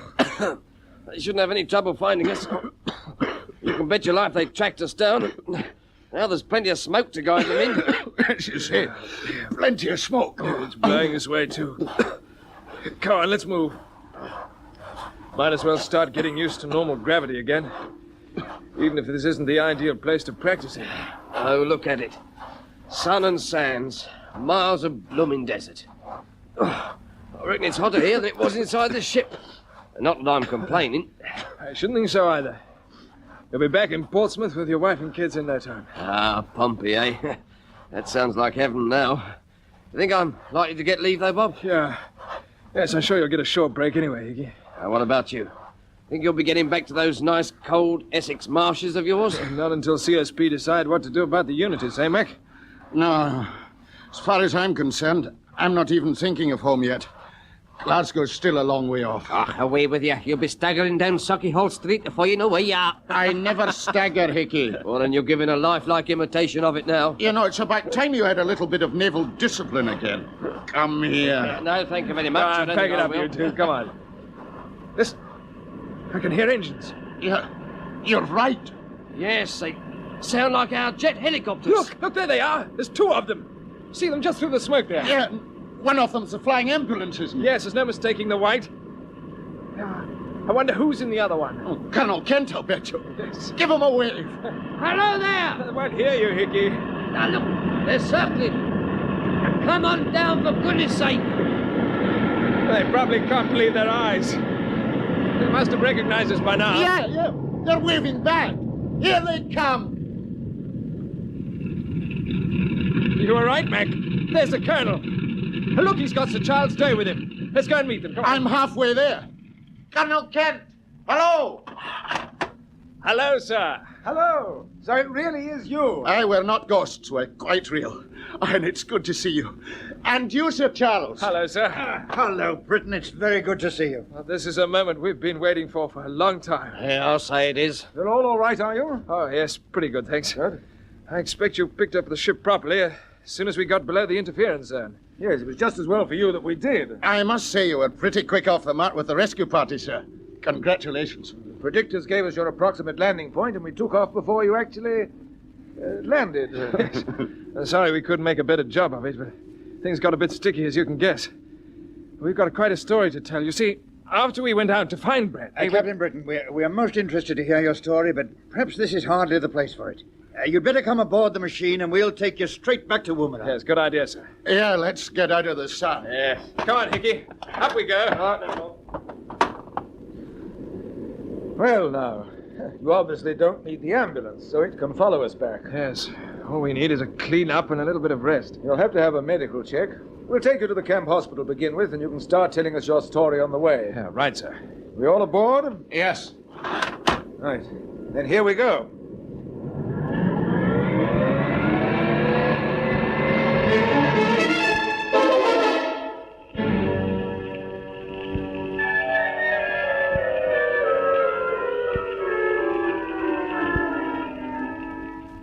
And quite frankly, Bob, I don't like it.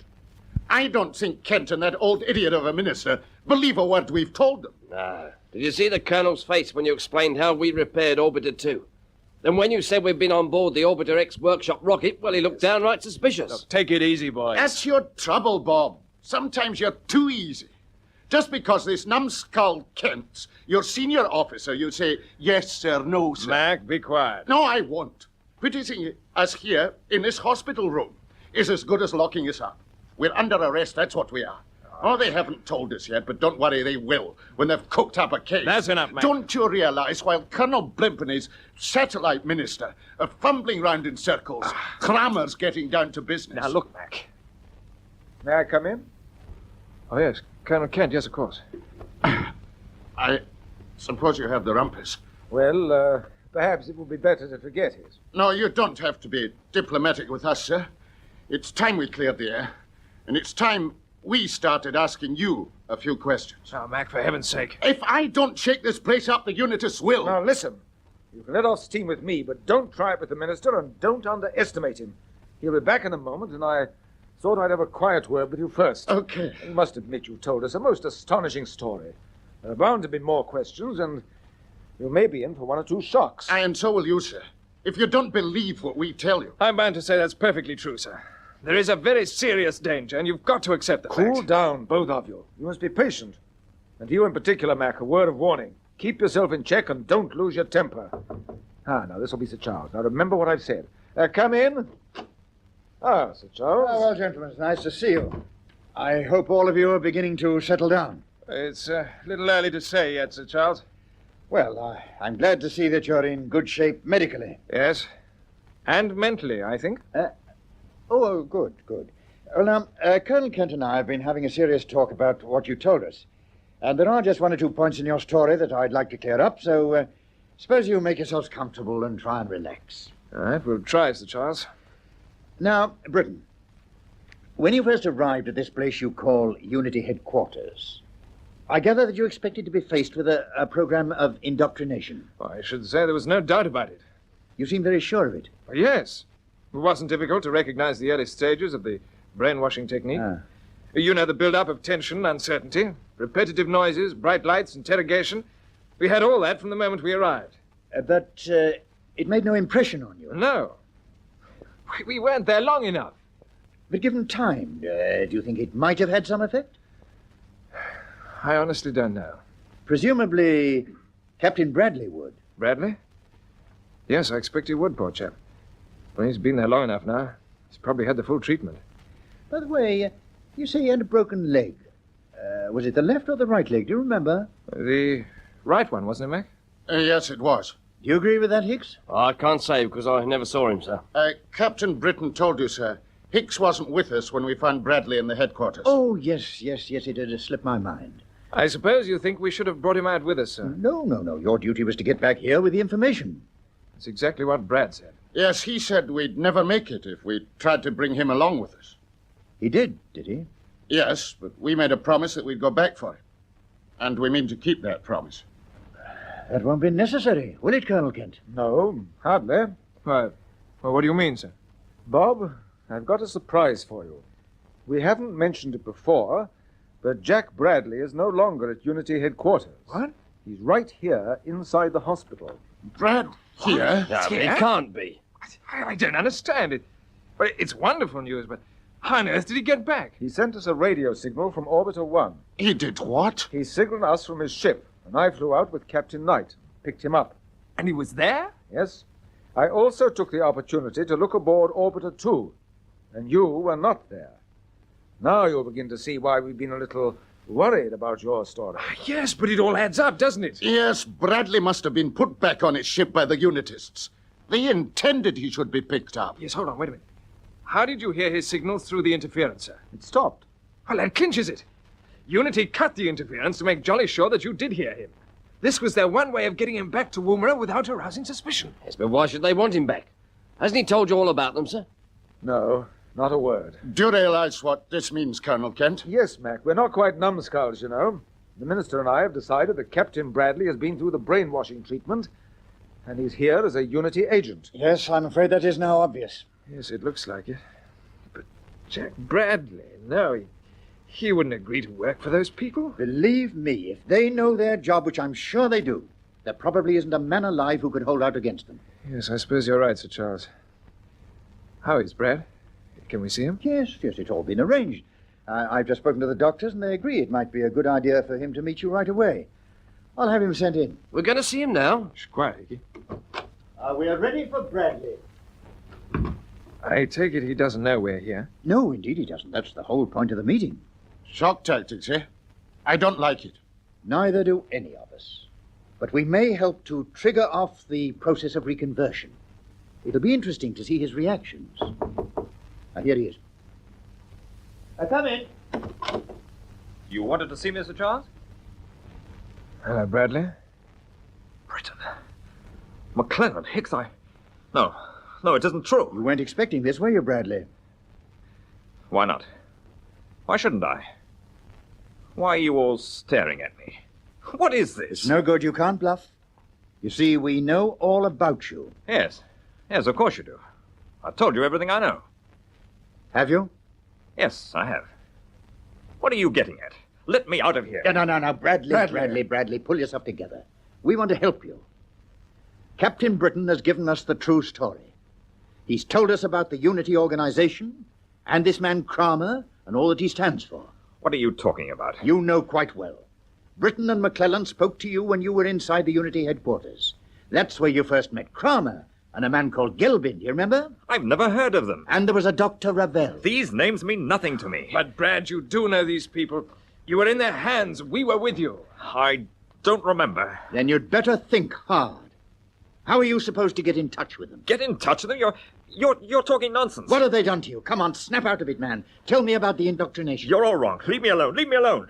Then tell me where you think you've been for the past few weeks. I've been aboard Orbiter 1. You know that. We know that's not true. You weren't there when Britain went aboard? It was Kramer who put you there. Kramer, wasn't it? I don't know who Kramer is. Where are his headquarters? They must cover a large area. I tell you, I don't know. Well, which country are they in? The local government must know about them, and so must you. I don't know what you're talking about. I don't know. And as for you, Britain... Brad, you must help us. You wouldn't be the first to defect against Unity. Dr. Ravel helped us, and... She may have done, but She? Now, the game's up, Bradley. We never mentioned that Dr. Ravel is a woman. You obviously know about her, just as you know about Kramer and the rest of them. Now start talking. All right. I did promise to help Unity, and I'm proud of it. During the past weeks, I've learned to see things more clearly. I see that democracy, communism, dictatorships are all leading to the same end, destruction. The only hope for the future of the world is a unity world government.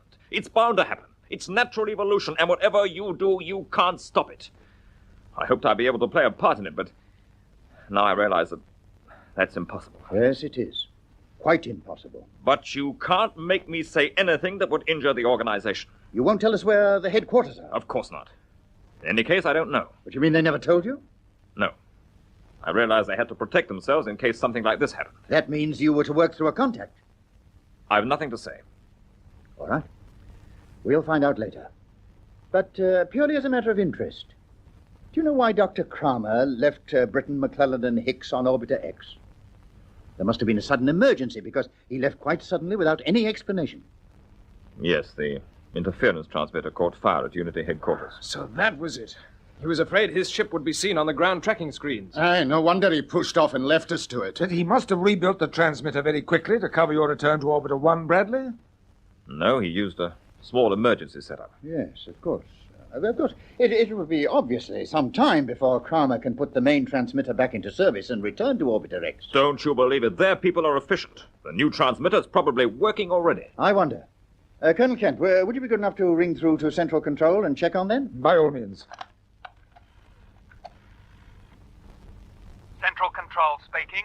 Oh, hello, Brown. Kent here. Yes, sir. Tell me, what is the interference like on the sound and vision monitors at the moment? Well, there isn't any, sir. Both channels are clear. I suppose they would be when we don't want to use them. Yes. Well, perhaps you got something there. Right. That's all I wanted to know. Okay, sir. You heard that, Sir Charles? Yes, thank you. It appears that Dr. Kramer is less efficient than you thought, Bradley. I'm not saying any more. You can do what you like. Now, don't worry. You may not realize it, Bradley, but you're a sick man. We'll see that you're properly cared for. Come along, Bradley. This way. The minister and I will be back in a moment, Bob. Yes, sir. What do you know?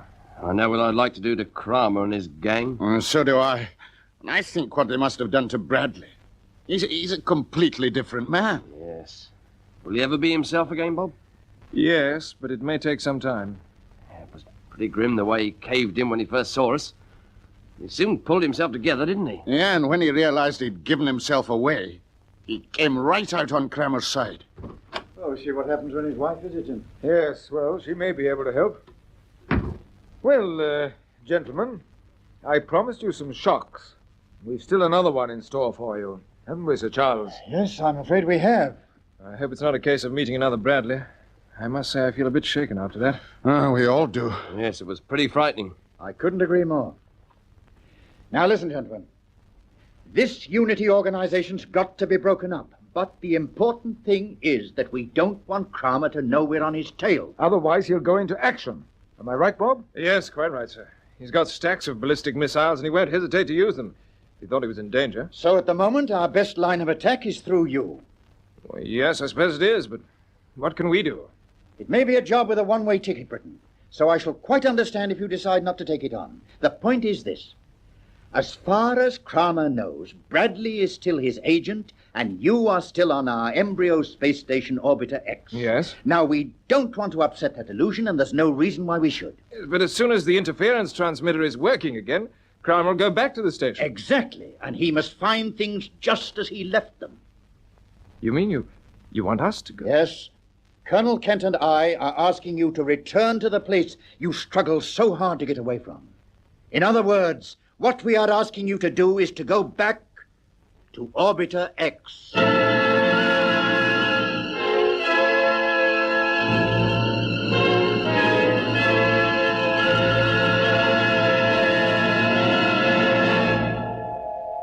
That ends the 10th episode of Orbiter X, an adventure in the conquest of space by B.D. Chapman. It was produced for the BBC by Charles Maxwell.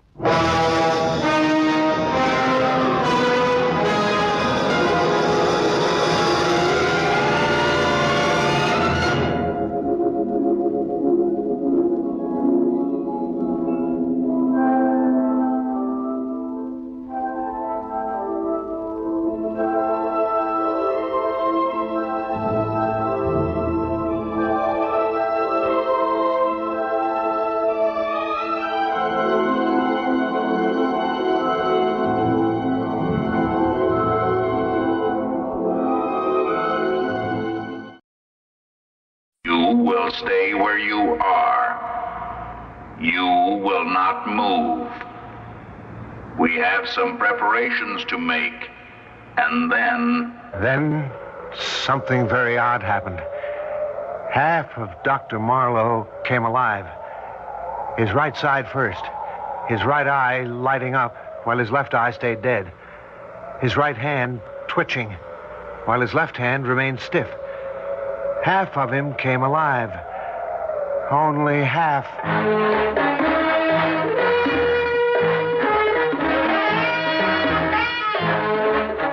Theater 5 presents Terror from Beyond.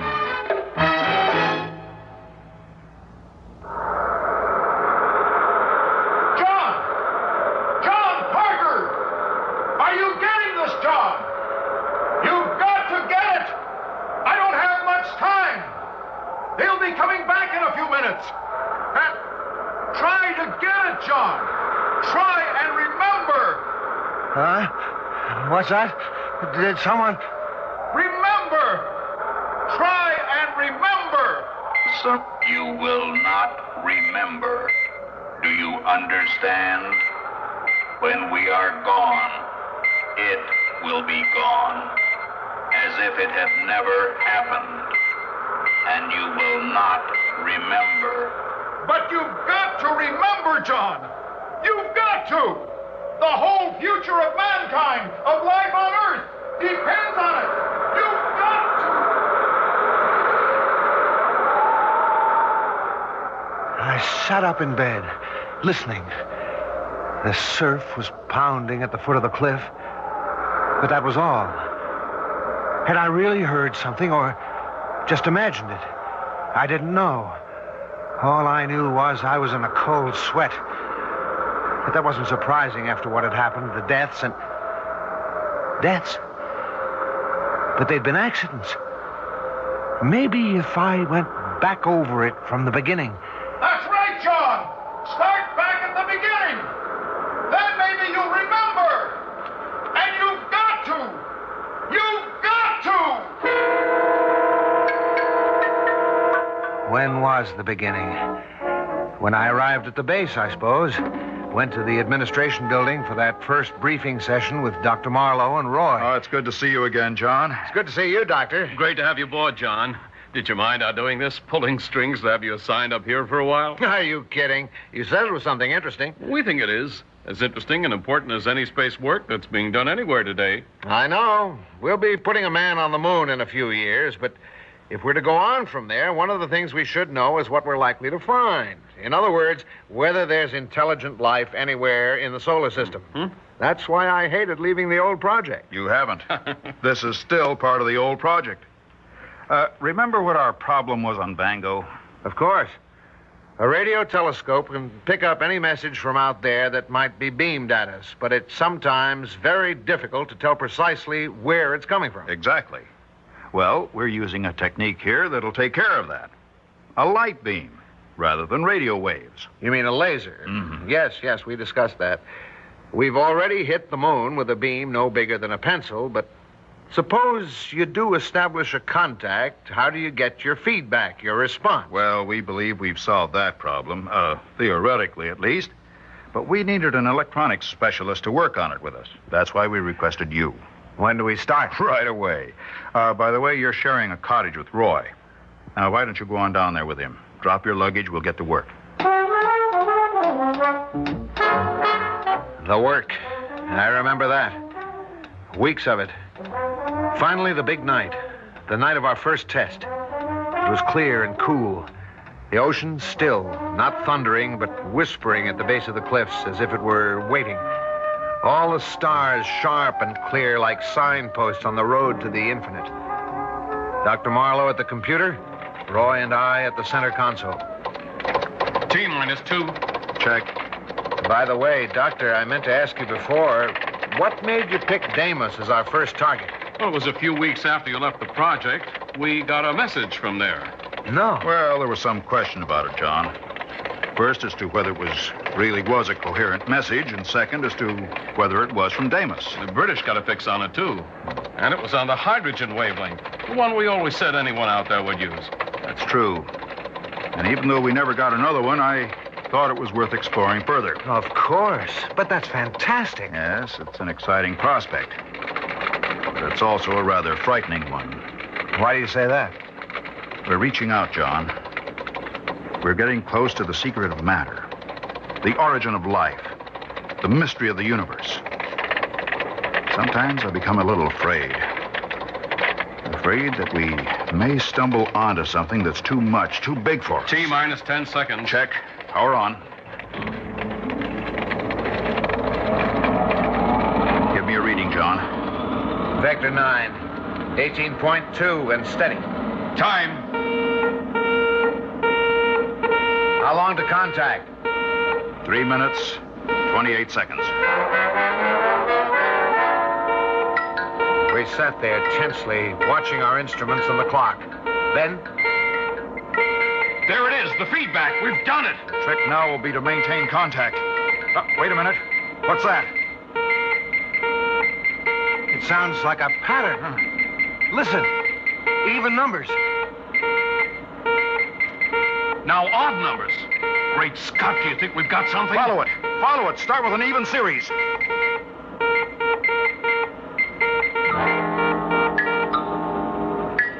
We started following the pattern, and we got nothing. We kept at it all night and most of the next day. Still nothing. Wait. The next night, it's starting to come back to me now. I remember. It was the sound of the generators that woke me. It was about 2 a.m. I padded out along the duct boards to the control building. The lights were on. I went in. And there was Dr. Marlowe. He was sitting at the control panel, and he was strange. His eyes were open, but he didn't seem to see me. Dr. Marlowe? Dr. Marlowe, what is it? What are you doing? Dr. Marlowe! Then something very odd happened. Half of him came alive. His right side first. His right eye lighting up while his left eye stayed dead. His right hand twitched while his left one remained stiff. And then... What? Oh, hello, John. Is anything the matter, Doctor? Oh, why should anything? Hey, what am I doing here? Doctor, have you ever walked in your sleep before? Not that I know of. Of course, I haven't been sleeping too well lately. Rather disturbing dreams, but... John, Did you change this beam frequency? No, Doctor. You must have done it in your sleep. Shall I switch it back? No. Cut the power, but leave it. I'd like to look at it again in the morning. Do some thinking about it. Somehow, neither of us mentioned it the next day. We just went on with our work, collecting data, trying for another contact, if it had been a contact. And that night, yes, it was that night that we discovered what it meant. The generators woke me again. I looked at my watch. It was almost 3 o'clock, and for some reason, I was terrified. The door of Roy's room was open. As I went by, I saw that his bed was empty. Then I was walking along the duckboards to the control building. The lights were on again. I looked in through the window. Dr. Marlowe was at the panel as he'd been the night before, with that same dead look on his face. And Roy was standing in front of him, talking to him. I could hear him through the window. Dr. Marlowe! Dr. Marlowe, what is... Is anything wrong? He's asleep. Walking in his sleep. Better get John. He started toward the door. Then, apparently deciding he'd better not leave the generators on, he turned and went toward the master switch. And as he did, Dr. Marlowe moved. His face still dead, expressionless. He got up, took a heavy wrench, and followed Roy. Then, just as Roy put out a hand to throw the switch, he hit him.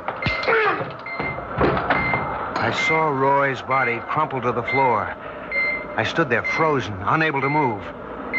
Dr. Marlowe looked down at him for a moment with no sign of emotion on his face. Then, like a zombie, he went over to the workbench again, picked up an odd assortment of tools, and returned to Roy's body. He bent over him, looking at him as if he were a laboratory specimen. And as I realized what he was going to do, my paralysis left me. I shouted and started for the door, but just before I reached it, I tripped, hit my head, and that was the last I knew.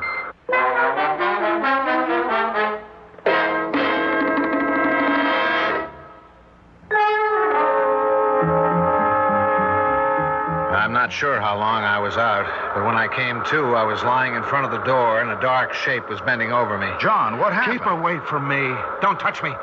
I saw what you did in there. And where? When? Just now in the control room to Roy. What do you mean? I just came up here from my cottage. I had a bad dream, came out to get some air, and I found you lying here. But I tell you, I saw you and...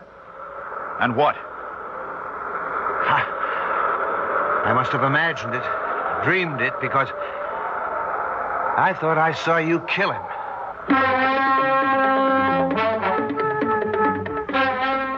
We looked everywhere, but there was no sign of Roy. Then we hurried back to the control building and searched it again. He's not here either, John. No. Must be in my mind. Of course, if it had really happened, there'd be something, if not his body, at least his blood. Where, John? Where would it be? Right here in front of the master switch. But there's nothing. No. Except that the floor is wet. Looks as if it's been scrubbed. Hey, you're right. John, did you change the beam frequency this way? No, Doctor. You must have done it just the way you did last night. Last night? You mean something happened last night, too? You don't remember? No. Tell me what you thought you saw happen tonight, whether you believe it or not. Well, you were sitting at the control panel with your eyes open, but as if you were asleep. Yes? The generators were on, and the beam frequency was set the way it is now. Roy was speaking to you, but you didn't answer him. Then when he started to cut the power, you picked up a wrench and hit him. I hit Roy? But that's not the worst of it. After that, you picked up some tools and bent over him as if... Well, as if he were a laboratory animal. Telling you about it now, I know the whole thing's mad. It's impossible. I wonder. You mean it could have happened some way? Without your knowing it? In the old project, and in this one. We've been listening for messages from out of space, trying to determine whether intelligent life exists anywhere in our galaxy. John, if it did exist, what form would it take? Well, it wouldn't necessarily look like us with 2 arms and legs. Exactly. And suppose it existed in a totally different form. In the form of electrical energy. Electrical energy? Why not? Isn't that the way the brain functions? Giving off electromagnetic waves? And what do we know about Deimos? Suppose living beings existed there in the form of complex electrical charges, and a channel were suddenly opened between it and the Earth. Our laser beam. You mean they could travel down it, take hold of someone, I'm speculating, John. Of course, even if it's true, we don't know if these entities are malevolent, dangerous, or not. When they made you kill Roy? Because he was going to shut off the transmitter, cut off contact with their base. As for the rest, well, they'd be very interested in the human body, particularly the brain. They'd want to examine it, study it. Do you realize what you're suggesting, Doctor? Intelligences from outer space, another world, the taking over of a man's body by forces that we... Yes, John, I know what I'm saying. And while I'm only hypothesizing, I don't really believe it's possible. Do you own a gun? Yes. So happens I do. Well, start carrying it. And if you notice me doing anything strange, don't hesitate. Shoot. And shoot to kill. I didn't go back to sleep that night. And I was convinced that I would never sleep again. Because it would be then that it would be easiest for them to... No, I can't think about it. I won't, even now. I felt a little better in the morning. I went over to have another talk with Dr. Marlowe. But he wasn't at his cottage. He wasn't anywhere on the base. And no one seemed to know where he was. Then I called Colonel Gately at headquarters. No one there knew anything about Dr. Marlowe or Roy. But by that time, something had happened to me. It had all become blurred, like an old nightmare that you know was frightening, but whose details you can't remember. About a week later, the colonel called me and asked me to meet him at the police station in the town nearby. You knew Swanson pretty well, didn't you, Parker? Yes, of course.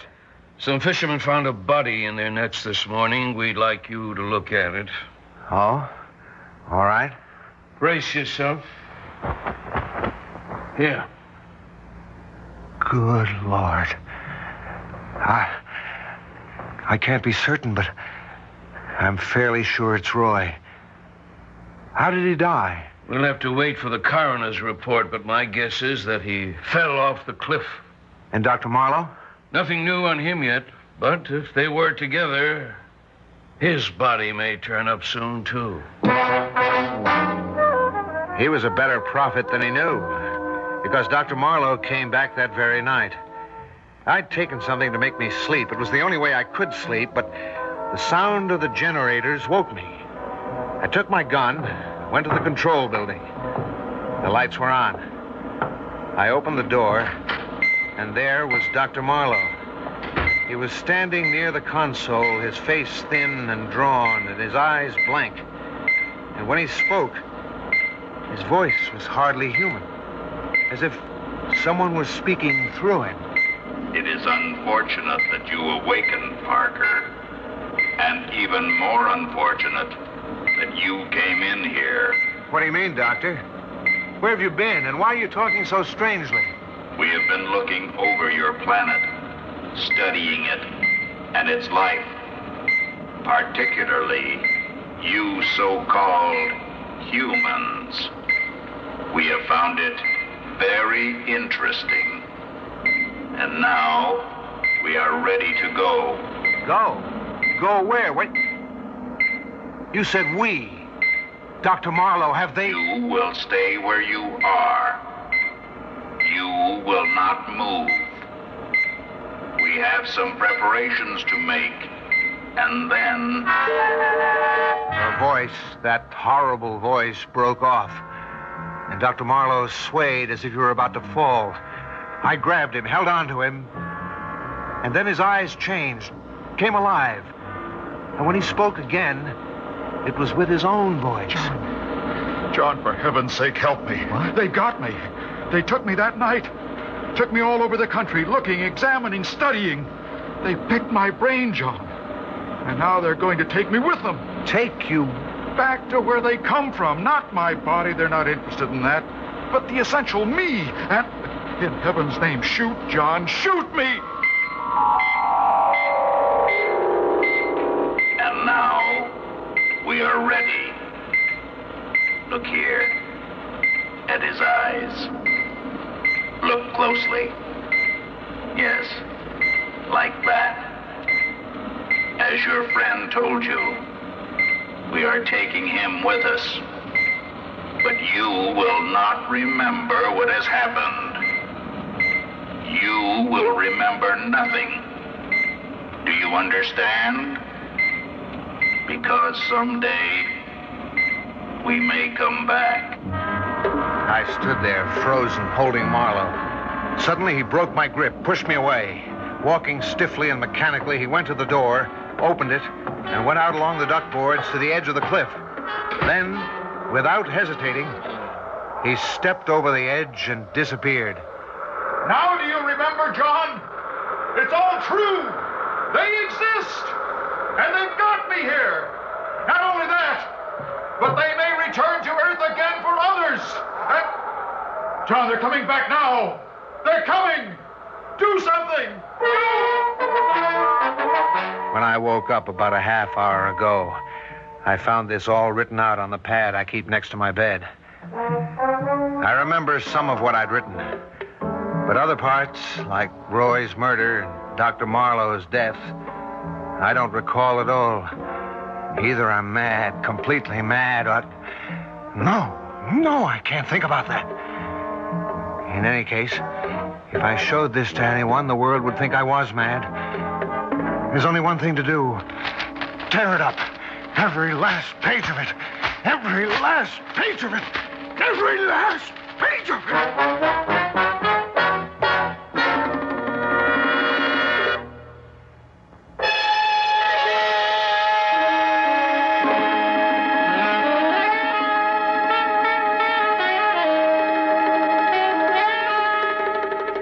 Theater 5 has presented Terror from Beyond, written by Robert Newman and directed by Warren Somerville.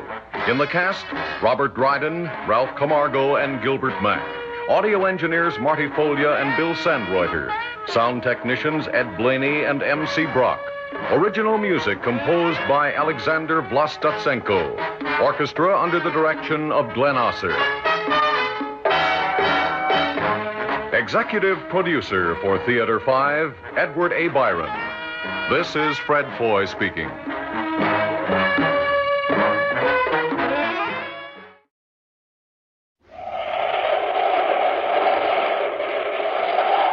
Wheat checks, rice checks, and good hot Ralston present Space Patrol!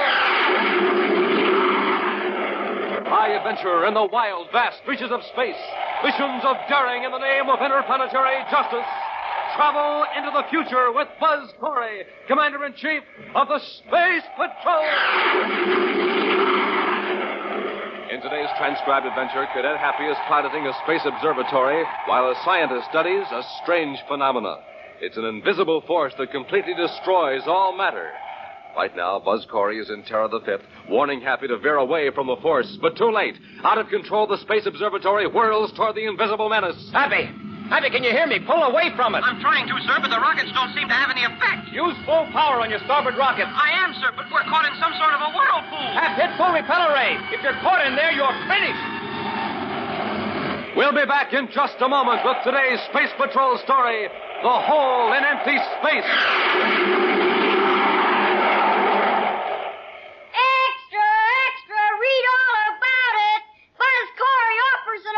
Space Patrol spaceophone set to every boy and girl on Earth. Extra, extra. You hear that, gang? That's right. Buzz Corey will send you a real, honest-to-goodness Space Patrol spaceophone set. Sounds just like a walkie-talkie. Looks just like the spaceophone Buzz Corey himself uses. Imagine, you can talk on it to someone a straight 50 feet away. Let me show you with this spaceophone right here. Calling Bob Raitt. Can you hear me, Bob? I'll say loud and clear. Just like talking on the walkie-talkie and the telephone, right? Right. I call it the a magic phone you can carry anywhere. Yes, sir. See how the spaceophone sounds, boys and girls? Just like a telephone. Just like a walkie-talkie. And lots of fun. Yes, sir. So send for your spaceophone set today. You get 2 blue and yellow plastic spaceophones. You get 50 feet of communication cord. You get a spaceophone briefing sheet. Now, here's all you do to get the entire set. Buy a box of Instant Ralston. Then, with your name and address, send 25 cents in coin and an Instant Ralston box top to Space Patrol, Box 686, St. Louis, Missouri. This offer good only in continental U.S. and may be withdrawn at any time. That's Space Patrol, Box 686, St. Louis, Missouri. The Space Patrol, with its well-trained personnel, has a very high morale. Disciplinary action is rarely necessary. In fact, a serious infraction of important regulations is so unusual that Commander Corey himself insists on a personal accounting from the men involved. Right now, Buzz is reading a report from the Commandant of the Mercury Patrol Squadron as Happy enters the central office on Terra. Commander. Yes, Happy? Lieutenant Grayson's waiting in the outer office. Oh, thanks. Ask him to come in, please. Yes, sir. Lieutenant Grayson, Commander Corey wants to see you. I'll call you when I'm through here, Happy. Yes, sir.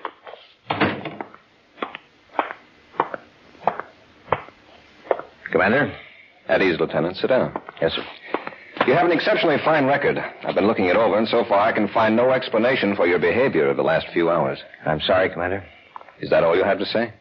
Except that I'm ready to take the brainograph test. Lieutenant, it shouldn't be necessary to resort to the brainograph to obtain a routine report from a Space Patrol officer. I realize that, sir.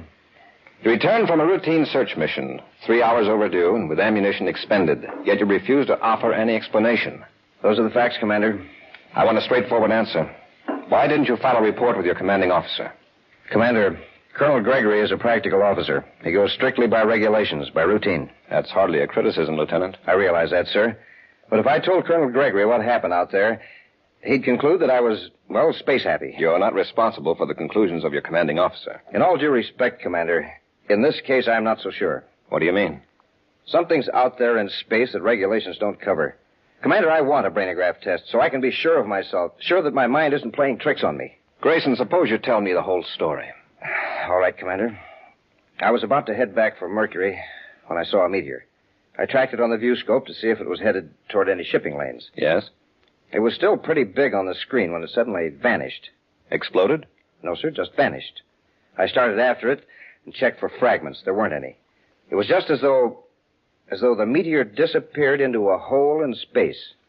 A hole in space? I know it doesn't make sense, but that's the only way I can describe it. Nothing showed up on the viewscope. I tried both the ultraviolet and infrared scanners. Nothing. What about the cosmic missiles you fired? I swung in a wide circle around the point where the meteor disappeared. Suddenly, a black spot appeared on the sun, as though a planet were between me and the sun, an eclipse. But it wasn't a planet? No, Commander. There was no planet within thousands of DUs. There was nothing, no solid object to account for that spot. Well, maybe it was on the sun itself. No, because it moved across the sun in relation to the movement of my ship. That's when I fired the cosmic missiles. What happened? The missiles vanished. Without an explosion? Without an explosion. Lieutenant, that's the strangest story I ever heard. You don't believe me? I didn't say that. I think your account deserves further investigation. You should have told Colonel Gregory. He'd have put me in the infirmary for mental and emotional checkup. I figured I'd get a brainograph test sooner if I risked disciplinary action. And I was right. He sent me here to Terra immediately. That isn't a very wise risk to take, Grayson.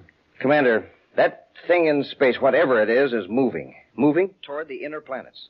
Can you point out the location where you saw it on that wall chart? Yes, sir. It was approaching the Mercury orbit on a line from the star Myra. About here, sir. How fast was it moving? It seemed to vary, but at the time I wasn't in any condition to make accurate measurements. I thought I was going space happy for certain. Are you ready for that brainograph test? Yes, sir. Then come on. Oh, excuse me, sir. Happy, will you get Major Robertson? I want to run a brainograph test. Yes, sir. Oh, here's a top priority bulletin from communications, sir. A robot space freighter vanished. What do you mean, vanished? Well, it suddenly pulled off course. 2 passenger ships tracked it. It swung in a wide circle, then smaller and smaller circles, and then just disappeared. Not a trace on the viewscopes. Where did this happen? Midway between Mercury and Venus, sir. On an orientation line with Myra. Lieutenant Grayson, I think we'll cancel that brainograph test. Happy? Yes, sir. Get my ship ready immediately. I'll notify Colonel Gregory that Lieutenant Grayson is assigned to temporary duty with headquarters. Thank you, sir. As astrogator aboard Terra 5.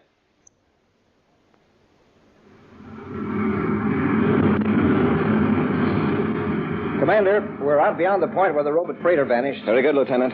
Happy established a zigzag course toward the sun. Yes, sir. We'll lace back and forth across the line between the sun and Myra. Reduce our velocity to 10,000 DUs. Right, sir.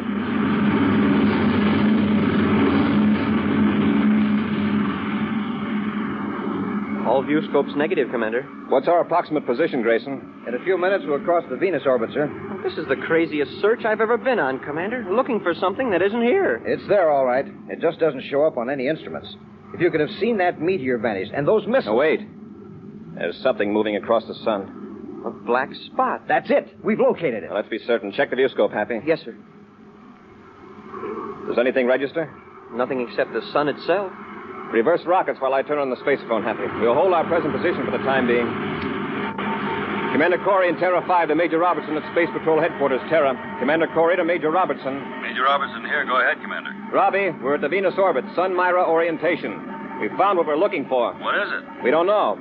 It's visible only as a black spot against the sun, and it definitely is not a solid object. Well, I've contacted Professor Jelka for you, Commander. He's aboard Space Observatory number 2 off Saturn. Good. Robbie, spacephone and all planets bulletin immediately. All shipping is to avoid this sector of space until further notice. Yes, Commander. All commercial, private, and space patrol ships are to evacuate this sector immediately. Roger. Well, Professor Jelka is waiting on the 150 megacycle channel, Commander. Thanks, Robbie. Corey out. Happy switch to 150 MCs. Yes, sir. Commander Corey aboard Terra 5 calling Professor Jelka aboard Space Observatory number 2. Professor Jelka here. Go ahead, Commander. Professor, have you detected any unusual phenomenon in space the last few days in the direction of Myra? No, Commander. There's something out there, now within the orbit of Venus. It's not a solid object, but it cuts off light from the sun. Well, it's possibly a cloud of gas or tiny particles. Too sharp an outline, Professor. Besides, things like meteors, cosmic missiles, and spaceships just don't disappear permanently in a gas cloud. Did you say disappear? Vanish completely, without an explosion or a trace. Commander, I must have a chance to study this thing at once. I think I know what it is. It's got us baffled. What is it? I call it a cycloplex. Cycloplex. I wrote a paper about it 12 years ago, purely as a theoretical idea. This is no theory. It exists. This is marvelous, Commander. With your permission, I pulled a space observatory out of the orbit around Saturn and head for your present location. Good. No ordinary instruments register it. You might have some that will. Set your vector for Pluto. Where that vector crosses the orbit of Venus, you'll roughly be at our position. Thank you, Commander. I'll contact you when I'm on the vector. Good. Corey out. Well, at least there's one man in the solar system who seems to have an idea what this thing is. I hope so. But what's more important, I hope he'll know what to do about it. I've got the observatory in the viewscope, sir. It's only a few DUs away. A very good time, considering. Turn on the spacephone, Happy. Yes, sir. Corey aboard Terra 5 calling Professor Jelka. Jelka here. Go ahead, Commander. We've picked up the observatory in the viewscope. Have you located us? Yes, Commander, but I can't detect the cycloplex. I've used several types of detection devices. You'll see the black disk against the sun in a few minutes. We'll join space logs with you and come aboard the observatory. Very good, Commander. Corey out. Grayson. Yes, sir? While Happy and I handle the controls, you watch that black spot. If it moves away from the sun, let me know. Right, Commander.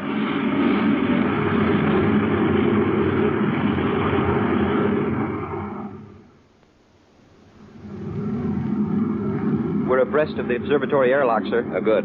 Stand by with magnetic holding field. Standing by, sir. Corey to Jelka.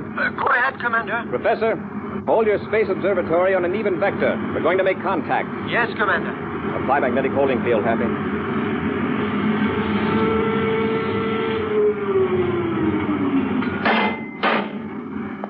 Space lock secured, sir. Lieutenant Grayson, keep an eye on the controls. Happy and I will enter the observatory. Yes, sir. Open the inner hatch, Happy.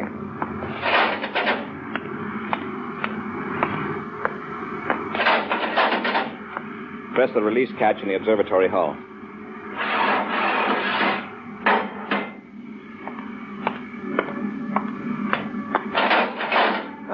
Come in, Commander. This is the most thrilling moment of my life. Professor Jelka, it's about the most puzzling moment of mine. Now, this is my cadet, Happy. How do you do, Professor? How do you do? I tell you, Commander, this is a cycloplex, just as I described it 12 years ago. They really do exist. Fine, Professor, but tell me, just what is a cycloplex? Well, you might call it a hole in space. That's just the way Grayson described it. Grayson? Lieutenant Grayson, the Space Patrol officer who discovered it.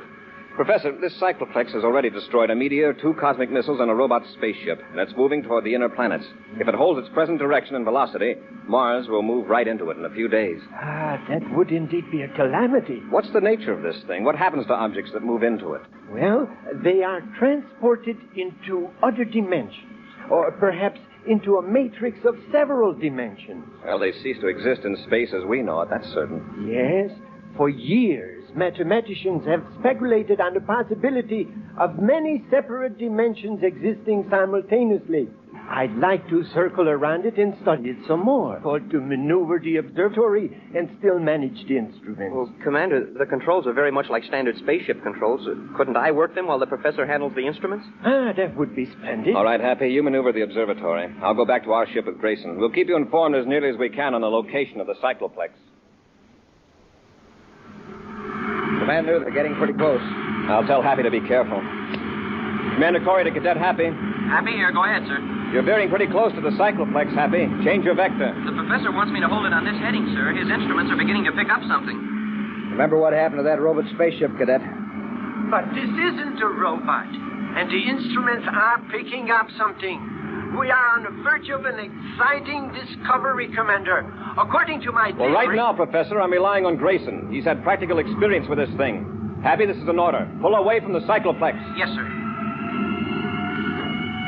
Look at the observatory. It's whirling toward it. Happy, pull away from it. I'm trying to, sir, but the rockets don't seem to have any effect. Use full power on your starboard rockets. I am, but we're caught in some sort of a whirlpool. Pat, hit full repeller ray. If you're caught in that cycloplex, you're finished. We'll be back with Space Patrol in just a moment. Hi, gang. Space Patroller Dick Tufeld speaking from the planet Earth. Today I'm doing a man-on-the-street report. Going to see what some of these young fellas here on their way to school think about those 3 checkerboard super cereals, Rice Chex, Wheat Chex, and Instant Ralston. Now, here's a sharp-looking lad. Say, tell me, what did you say the very first time you tried delicious Wheat Chex, that bite-sized super cereal spun out of shredded wheat? What did I say? I said, Enough said, thank you. Now, here's a fine-looking boy. Say, what do you think of Rice Chex, the bite-sized super cereal made of crisp and crunchy shredded rice? What did you say, for example, the very first time you tried it? Thank you, that's good enough for me. And here's another young man. Tell me, what's your opinion of Instant Ralston, the hot super cereal? Man, oh man, oh man, oh man. There you are, gang. That's what these fellows think about the checkerboard super cereals. The only 3 official cereals of the Space Patrol. Try them yourself. You'll say the same thing. Man, oh man, oh man, oh man. Get them at your grocer's today in the red and white checkerboard packages. The super cereals that help to supercharge you Rice Chex, Wheat Chex, and to warm up your motor, good hot Ralston. A Space Patrol officer, Lieutenant Grayson, has discovered an alarming peril in outer space. An invisible force that completely destroys matter without leaving a trace. Professor Jelka, an astronomer and mathematician, says this force, which he calls a cycloplex, is actually a hole in outer space. Happy, piloting the space observatory for the professor, flew in too close to the strange force. Now the observatory is being whirled closer and closer to disaster. Meantime, Commander Corey and Lieutenant Grayson, in Terror the Fifth, are trying desperately to find a way to save Happy and Professor Jelka. Happy, is your repeller ray on full? Yes, sir. All rockets on the starboard side and stern as well. The observatory is being pulled faster than ever toward the cycloplex. Jelka never should have ordered Happy to go so close. Those observatories have a very low power ratio in proportion to their mass, Grayson. We can only give it a boost with our own power. You mean make magnetic contact with the observatory? Yes. Great idea, Commander. You realize what'll happen if we fail? I'm waiting your orders, Commander. Then let's go. You handle the magnetic holding field, Grayson. Yes, sir. Commander, what are you doing? We're going to tow you away from the cycloplex. Don't try it, sir. There's some sort of a whirlpool effect. A vortex, the professor calls it. Terra 5 may have enough power to pull itself and the observatory out of danger. But, sir, you can't. The sooner we act, the better chance we'll all have. Stand by for orders. Standing by, sir. We're ready to make contact, Happy. Grayson, apply magnetic holding field. Yes, sir.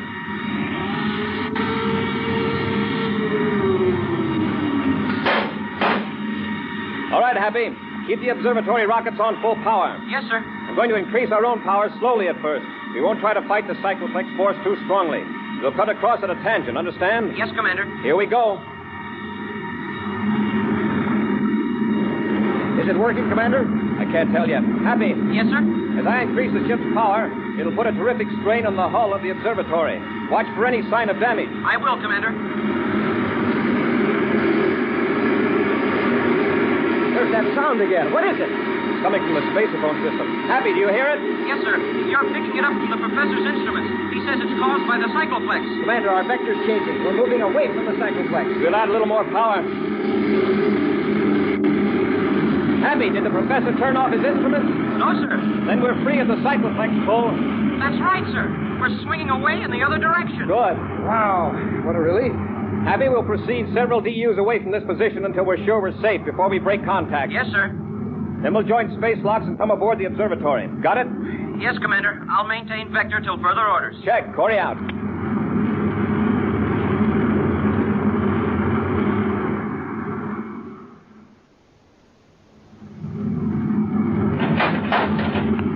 Come in, Commander. How did the observatory stand up under that pull? Well, apparently quite well. Smoking rockets, Commander. For a while there, I thought we were all going to plunge right into the core of that cycloplex. I thought so too, Happy. Professor, did you manage to find out anything about this phenomenon? Very little. Although it did finally activate some of the instruments.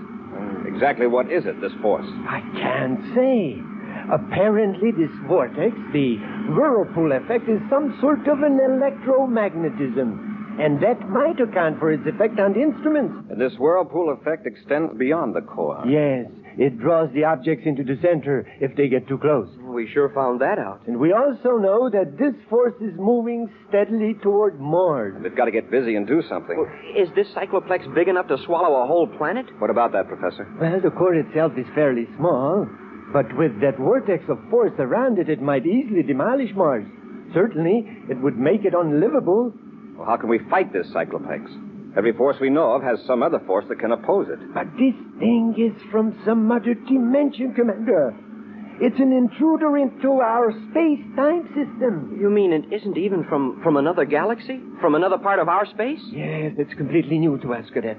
It's impossible to imagine dimensions beyond the three we know: length, breadth, and thickness. Professor, you mentioned that it has some sort of magnetic effect. That's right. Suppose we could produce a powerful magnetic force to oppose it. It would take more power than any planet power system could produce. And how could we transfer it here? Professor, you've heard of Huddleston's ring, haven't you? Yes. Very interesting effect. What's Huddleston's ring, sir? It makes use of an effect that occurs at temperatures close to absolute zero. Oh, like those of outer space? Exactly. Extremely low temperatures, some metals become superconductors of electricity. Superconductors? They have no resistance to the flow of current. That means if a current is started in a ring made of a superconducting material, it flows indefinitely. Even when the power's cut off? Right. And if the power is constantly applied, the current builds up. It increases more and more. Oh, I see. A scientist named Huddleston has been conducting experiments with a giant ring in outer space near Jupiter. Yes. He has a laboratory spaceship in the center of the ring. Suppose that Huddleston turns the power on full, charging that ring and the magnets around it, and keeps the power on. Would it destroy the cycloplex? Perhaps. It would be dangerous. A magnetic force of incredible intensity would be built up.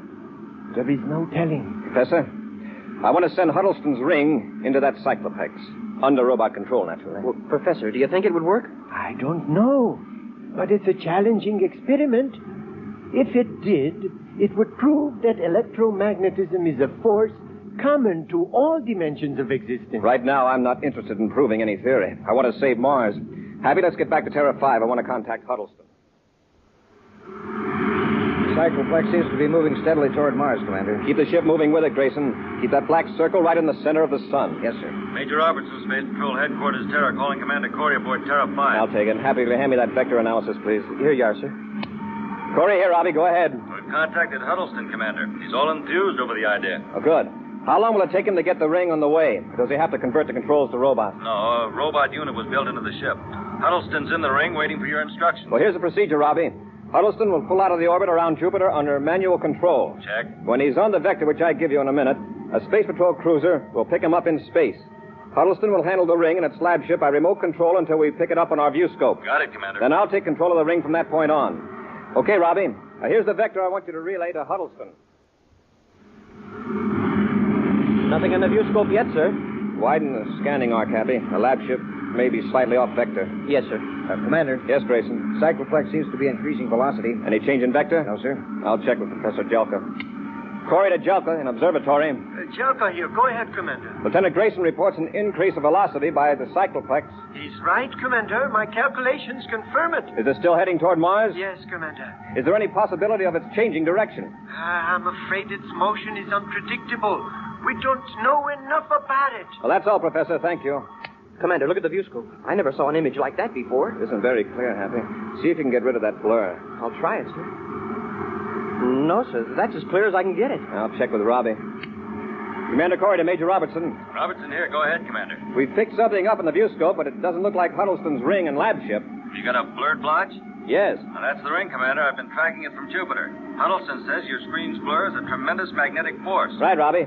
I'm ready to take over control of the ring. It's now 14:20 and 15 seconds, universal start time. Tell Huddleston the switchover will occur at 14:21. Corey out.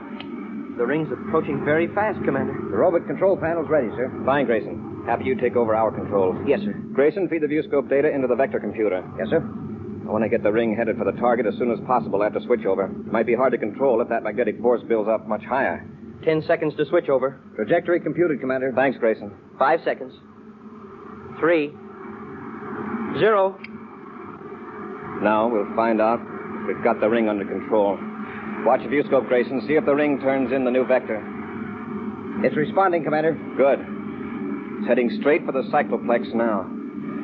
Nothing to do but wait and hope it works.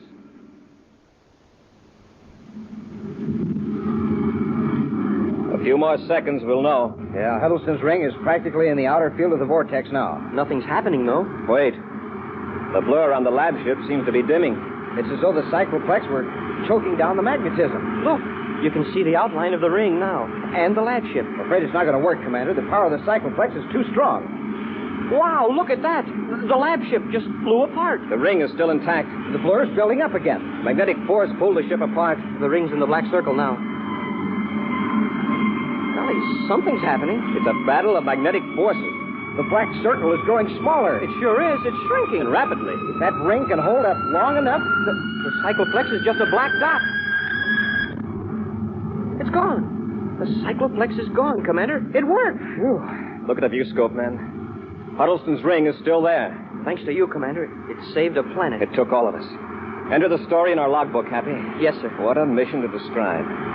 We've just filled in a hole in empty space. Hey, maybe I should make the log entry in invisible ink. We'll be back with an exciting preview of next week's thrilling Space Patrol adventure in just a moment. Hey, it's got things popping everywhere. It's setting the world on fire. It's even stopping traffic.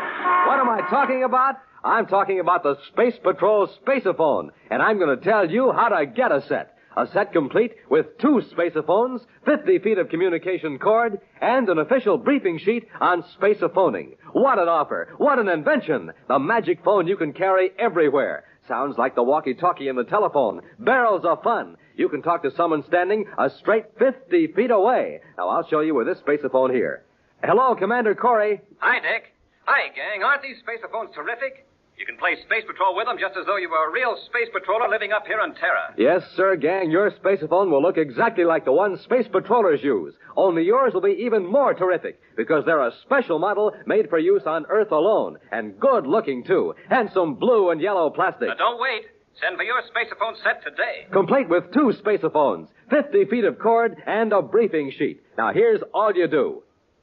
Buy a box of Instant Ralston. Then, with your name and address, send 25 cents in coin and an Instant Ralston box top to Space Patrol, Box 686, St. Louis, Missouri. That's Space Patrol, Box 686, St. Louis, Missouri. And now, an action preview of next week's exciting Space Patrol story. Buzz and Happy have been captured by two criminals and are aboard a relay space station near the Pluto orbit. While the criminals are removing a secret power unit, Buzz and Happy are locked in a passageway looking for some method of escape. The lights. What happened to the lights? They must have disconnected the Cosmolite power unit. They'll be coming through the passage in a minute to get us, Commander. They won't need to, Happy. Stecker has already figured out how he's going to get rid of us. How? When they get back into their ship, they're going to leave the relay station airlock open. What? In a few seconds, this passage will be a complete vacuum. Every bit of air will escape into space. Be sure to be with us next Saturday for the exciting story, The Glowworm Project, when wheat checks, rice checks, and good hot Ralston again bring you Space Patrol! And now, a special message from Commander Corey. Boys and girls, this is your commander. I'm now holding an important bottle. When empty, it's worth very little. When filled, it's the most valuable bottle in the world. I mean, when it's filled with the greatest gift one person can give to another, his own blood. America has millions of these bottles to fill, and any grown-up can fill them. So, gang, will you help me get that message across to every grown-up in the USA? Then do this. Join the Space Patrol Blood Boosters now. Space Patrol, an original Mike Moser production starring Ed Kemmer as Commander Corey and Lynn Osborne as Cadet Happy, was written by Lou Houston, directed by Larry Robertson. Other players were Bela Kovac, Ken Mayer, Dick Beals, and Norman Jolly. Dick Tufeld speaking. Now, don't forget to tune in next Saturday and every Saturday when wheat checks, rice checks, and good hot Ralston again present the new exciting Space Patrol. And be sure to see another exciting Space Patrol story on your local ABC television station. Consult your local paper for time and channel. Space Patrol comes to you transcribed from Hollywood. This is ABC Radio Network. Countdown for blast off. X minus 5, 4, 3, 2, X minus 1, fire.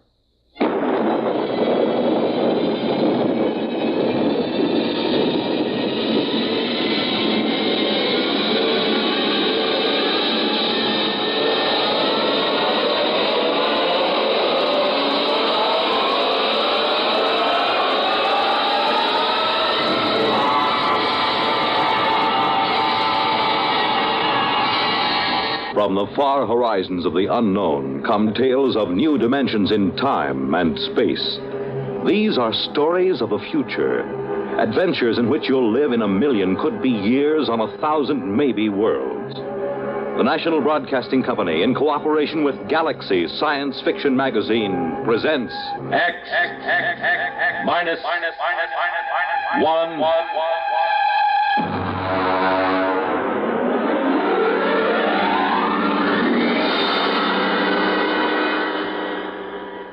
We go forward in time to the days when war has been outlawed. And in its place, there is a system of carefully controlled, legalized murder. The story, The Seventh Victim, by Robert Sheckley.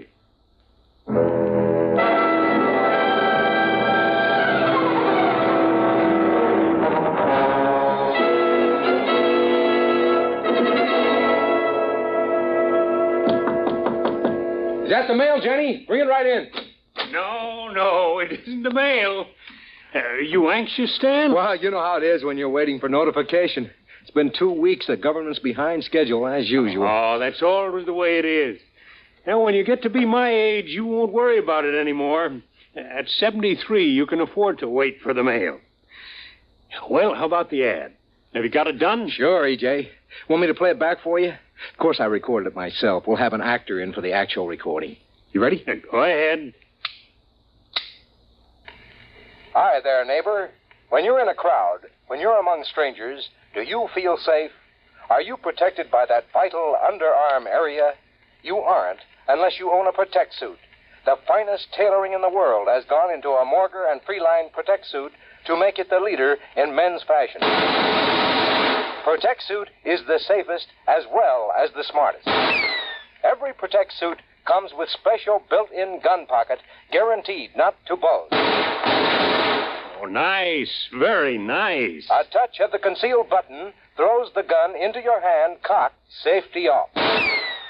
Why not drop into the Protect store nearest you? Why not be all safe?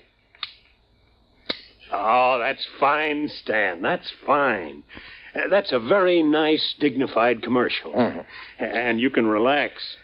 I picked up the mail just before I came in. Here's your notification. That's it.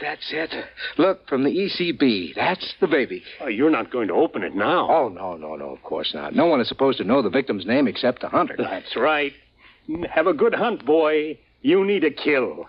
You've been all keyed up. Well, it's too bad you have to retire, E.J. Well, I got into the 10s club. 10 hunts. That's not such a bad record. 10 hunts, of course not. 10 hunts, and then, of course, victim in between. That's 20 kills. Mm-hmm. I sure hope my victim isn't anyone like you. Don't worry about it. What number will this be? My 7th. Oh, lucky 7. Go to it. We'll get you into the 10s club yet. By the way, I got a circular in the mail. Maybe you'd like to use it. Maybe. Victims, why take chances? Use an O'Donovan accredited spotter. Let us locate your assigned killer. Pay after you get him. Oh, well, thanks a lot, E.J., but I've got my own spotter. Very good fella. Well, I suppose you're anxious to get home, open up, and find out who your victim is. What's that? Oh, shooting down the hall. I guess somebody got his victim. Good for him, eh? You bet. Oh, it feels wonderful, E.J. I feel alive again.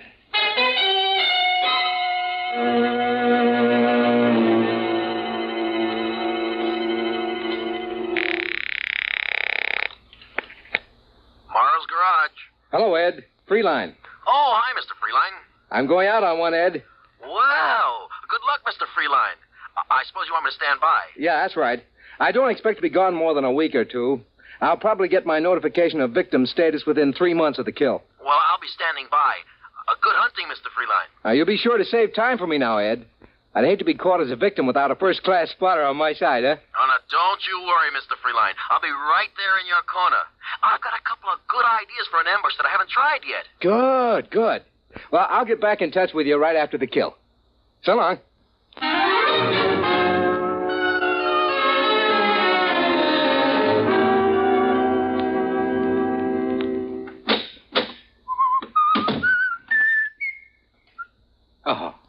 Mr. Freeline? What are you doing in my apartment? Allow me my card. Emmanuel Gale, Emotional Catharsis Bureau. What do you want from me? Oh, just a standard spot check in reorientation. Oh, I see you've got your notification. Yeah, that's right. I haven't opened it yet. Do you mind? No, go right ahead. Well, yes. Anything wrong, Mr. Freeline? I mean, everything there. Photographs, address, description data. Yes, but it says Janet Marie Patzig. Janet Marie? I've never killed a female. Is this in order? Well, just a moment till I check my list. Yes, that's right. The girl registered with the board under her own free will. The law says she has the same rights and privileges as a man. Could you tell me how many kills she has? Well, I'm sorry, sir, but the only information you're allowed is the victim's legal status and the descriptive data that you've received. Could I draw another? Well, you can refuse the hunt, of course. That's your legal right, but you'll not be allowed another victim until you have served. Women, always trying to horn in on a man's game. Why can't they stay home? Just doesn't seem feminine. Look, Gail, do you mind if I start packing? Oh, no. Go right ahead. If you like, you can give me the historical checkout while you pack, and I'll just tick it off here on my list. Well, all right. Where do you want me to start? Let's see. Question 1, I think. When was the Emotional Catharsis Board established? Well, the board was formed at the end of the Fourth World War or the Sixth. Depends on if you count the new Argentina War. Well, either count will do. Go ahead. Well, let's see. Weapons increased in magnitude, efficiency, and exterminating power. soldiers became accustomed to them, and it looked as if another war would be the war to end all wars. Would you hand me those shirts, please? Oh, yes, of course. So, this time, the peace had to last for all time, but the government recognized the presence of a need for violence in a large percentage of mankind. They recognized the validity of competition, love of battle in the face of overwhelming odds, and these, they felt, were admirable traits for the race. So their problem was to arrange a lasting peace that would stop the race from destroying itself without removing responsible traits. I'll just get a new toothbrush in New York. Very good, very good. All right, Mr. Freeline. Now, if you could run down the basic rule. Well, anyone who wants to signs up with ECB for a fine, legal murder. Then, of course, he has to take his turn a few months later, if he survives. The Emotional Catharsis Board picks the victims' names at random. A hunter is allowed 6 months to make his kill. Armament? Yeah. He's allowed to use a standard caliber pistol. He can wear no armor. Victim is allowed to wear armor and is allowed to hire spotters. Very good, very good. Now, we don't have to go over the penalties for killing or wounding the wrong man. I'm sure you know all that. Oh, it's a beautiful system, isn't it? All the people who want to kill can, and that's about 1/4 of the population. Those who don't want to don't have to. At least there aren't any more big wars, just hundreds of thousands of small ones. Huh? All right, Mr. Freeline, you're checked out for orientation. All the same, I don't exactly like the idea of killing a woman.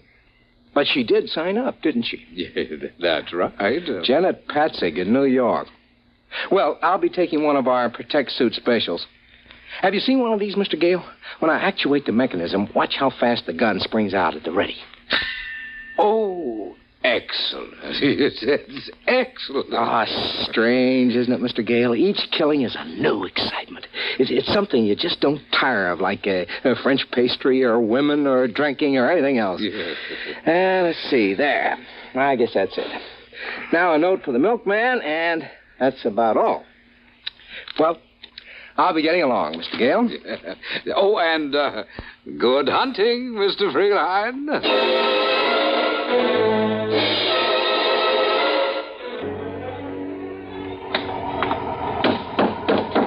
Where to, Chief? Carlton Hotel. Carlton, you bet. Just get into town? Is it that noticeable? I've been picking up from the airport for maybe 10 years. I can spot an out-of-town killer by the way he carries his suitcase. You wouldn't be working as a spotter, would you? Oh, no. The Hack Bureau don't like it. This isn't your first kill, I can tell. Yeah? Yeah, guys on their first kill get too anxious. They want to drive right to the victim's address, walk right into an ambush. I'd say you had maybe 5, 6... 7. 7? Well, you haven't got too long to go before you get into the Tens Club. You ever been hunting? Nah, I can't afford it. Look, I'll tell you what. If you can just drive me around the Chelsea area, I'd just like to look at the streets. Aha, that's where your victim hangs out, huh? Sure, be glad to. You know what you ought to do, Mac? You ought to drop in at the Hunter hunting show at the Coliseum. They got everything. Bulletproof vests for victims, hats with bulletproof crowns. I seen an ad for a Malvern straight shot ECB approved. Carried a load of 12 shots with a deviation of less than 1,000th inch per 1,000 feet. Oh, it sounds like a fine gun. And they got all kinds of trick things. You know, canes with 4-shot magazines, 45 caliber flashlights, all kinds of things. Well, those kind of novelties are all right for the first time, but the old-fashioned ways are the best. Hey, look at that. Somebody got it. I missed it. Nothing to see now. In about 4 minutes, the guys from the Department of Sanitation will carry away the corpse. Yeah? Well, this is the neighborhood, Chief. You want to give me the address? No, I'll just drive around. Okay, you're paying a meter.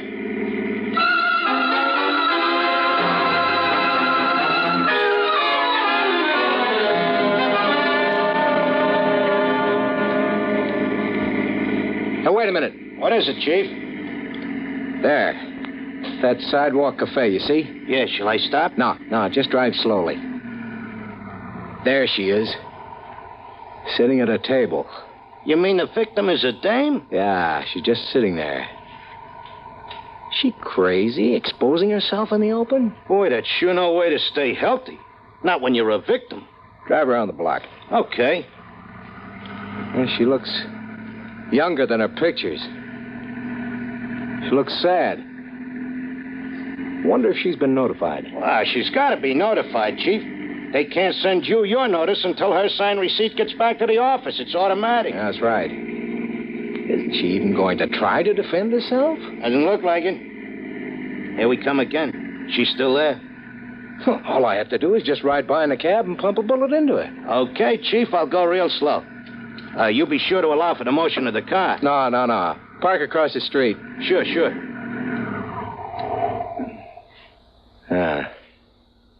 Both her hands are on top of the table. An easy, stationary target. All I gotta do is... Say, that's some gadget.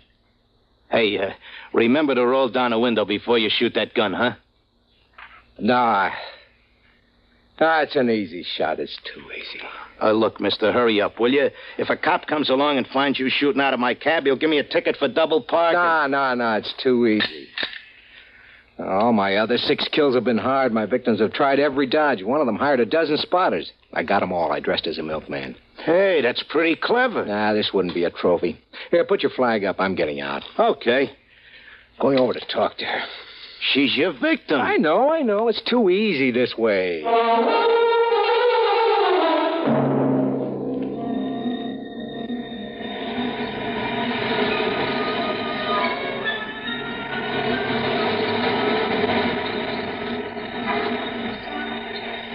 Hello? What? Hey, look, if I'm being fresh, just tell me and I'll go. I'm an out-of-towner here on a convention. I'd just like to talk to somebody. If you'd rather I didn't. Oh, I don't care.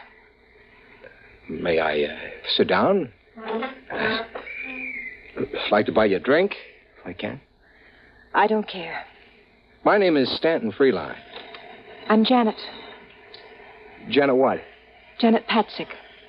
Well, nice to know you. Are you doing anything tonight, Janet?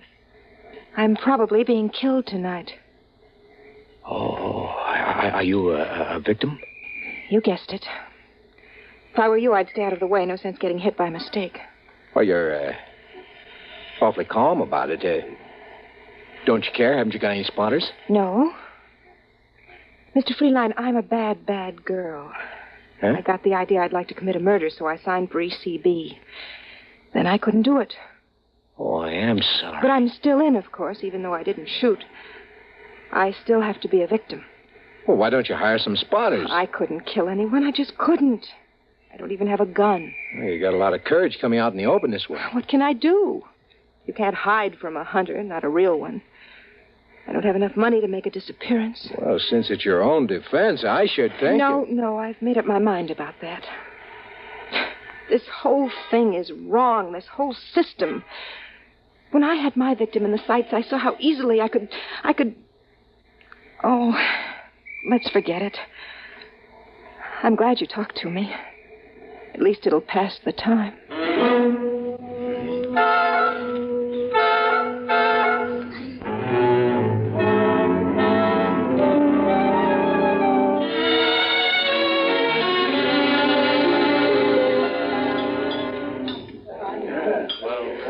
It's been a lovely dinner. Just lovely. Well, I'm glad you liked it. I usually stop at this little place when I'm in New York. Do you come in often? Oh, on business. I'm in clothing, you know. What do you do? Oh, I'm an actress. Well, that's a laugh. I'm not really an actress. I'd like to be an actress, but none of the producers seem to see it that way. How old are you? 22. I've only been in New York for a year. You know, you're really being very foolish just sitting out in the open that way. Why, you're a hunter. Could come along and just pump a bullet into you. I know, but somehow I feel safe with you. Oh. Say, Janet, would you like to go to the gladiatorials with me tonight? We got about 20 minutes. We'd only miss the opening numbers. Well, I suppose so. Might as well, huh? Eat, drink, and be merry.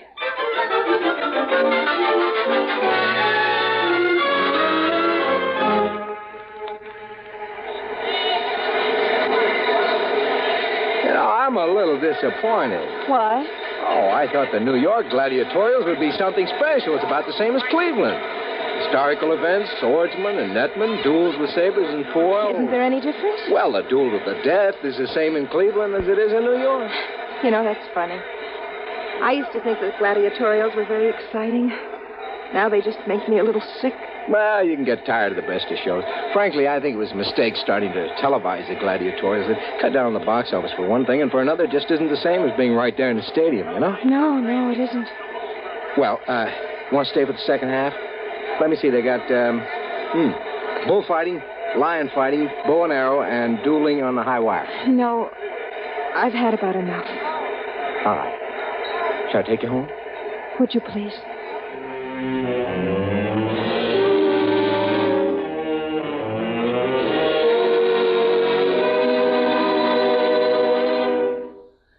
Sit down.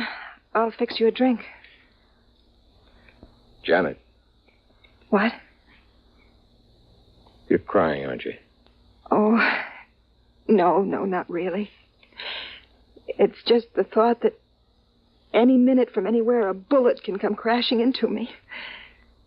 It makes me feel so soft and helpless. You are soft. Oh, Janet. You're leaving New York soon? I suppose so. Convention's only lasting another day. I'll be sorry to see you go. Send roses to my funeral. Janet. What? Janet, I don't want you to be killed. There's not anything you can do about it, is there? Janet, I love you. Oh, Stan. What is it? Please, darling, please. But you can't love me. I'm a victim. I won't live long enough to... You won't be killed, Janet. Listen to me, Janet, darling. I'm your hunter. Are you going to kill me? Don't be ridiculous. Darling, I'm going to marry you.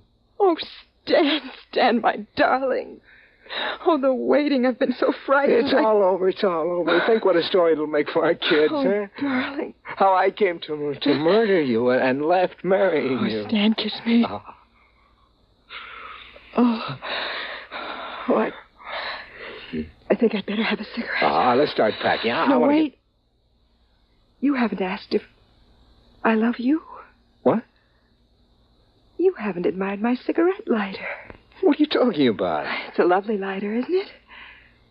With a small hole in the bottom. Just large enough for a .38 caliber bullet. No, don't. I'm not being funny, darling. Janet, I love you. I told you I love you. What's the matter with you? I don't love you, Stanton.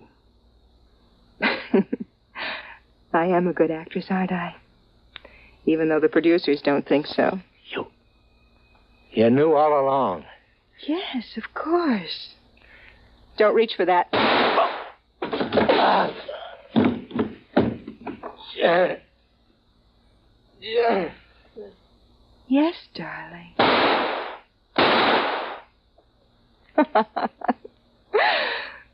Well, now I can join the Tens Club.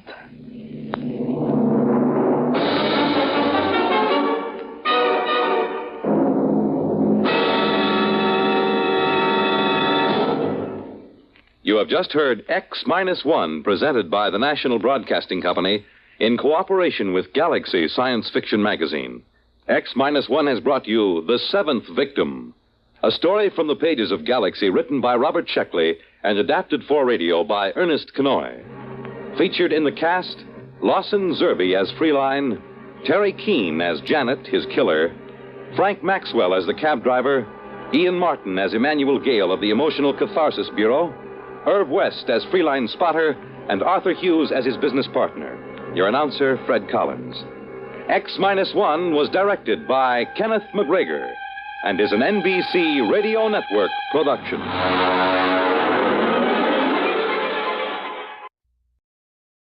Radio Mystery Theater presents...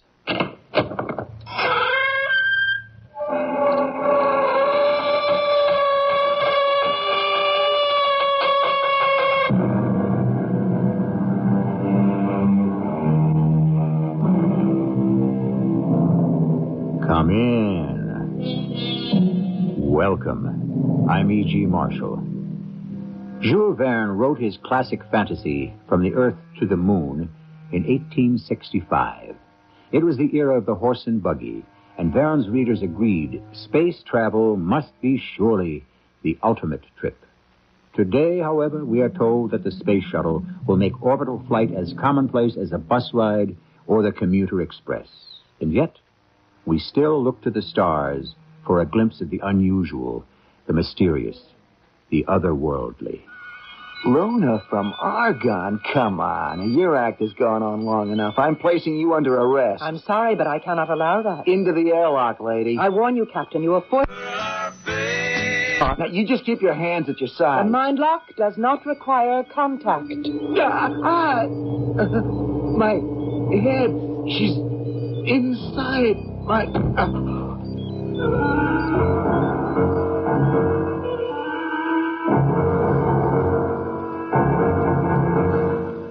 Our mystery drama, The Last Orbit, was written especially for the Mystery Theater by Douglas Dempsey and stars Larry Haynes.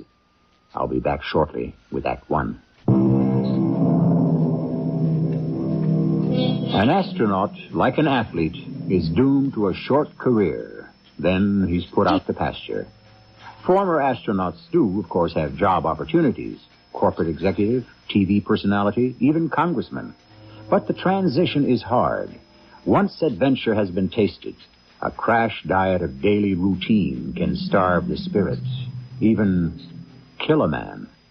Tonight we join Commander Emmett Rockwell in the not-too-distant future. A senior astronaut and about to retire. He's attending a farewell party and pondering exactly how to make his exit. Not just from the party, but from his career. Wally, how long do you think this wake is going to last? It's up to you, Emmett. The party's in your honor. I think people would get tired looking at my ugly mug. Face it. It's not every day America's biggest space hero retires. All right, don't rub it in. Something bothering you, Emmett? Yeah, just one question, Wally. If a hero retires, does he stay a hero or does he revert to ordinary mortal? Hey, don't be so gloomy.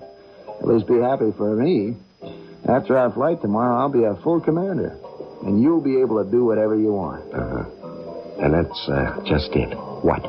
Look, you're tired. Now, we got a big day tomorrow. I'll find Murray and speed this thing up. Now, you get your speech ready. Speech? Oh, gee, I forgot all about that. I'll be back in a minute. Speech. I should have made some notes. Talking to yourself, Commander? What? Good evening, Emmett. Oh, it's you, the mystery woman. I've caught your eyes staring my way 4 or 5 times tonight. Don't you know me, Emmett? No, I don't think so. You with the space agency? No. The press? You somebody's wife? None of the above. I thought you might remember my face. Well, if I'd seen you before, I'd remember. So who are you? An old friend. I've come to collect on a promise. A promise? That's right. We made a deal, Emmett, a long time ago. Hey, who are you? Where's your ID badge? ID? Well, how'd you get past security? I come and go as I please. Hey, Emmett. Yeah, just a minute. That's my co-pilot. We'll talk again later. Now, wait a minute. Hold on. It's all set, Emmett. Now, Murray gives his little intro, and then you're on. Where'd she go? Who? I didn't see anyone. Beautiful, but strange. Insists I've made some kind of a promise to her. Probably one of your fans. They're always a little melodramatic. Now, get yourself together. You're on next. What? Oh, yeah, right. Let's go.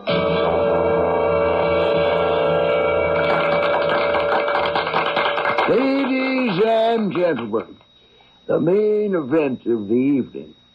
At my right sits America's finest, most famous, and oldest astronaut. All right, go easy, Murray. After he pilots tomorrow's space shuttle mission, he'll be retiring from active duty. So, let's give him a big send-off. Commander Emmett Rockwell. Please. I am not the hero you make me out to be. My job is simple, really. I'm just a capsule jockey.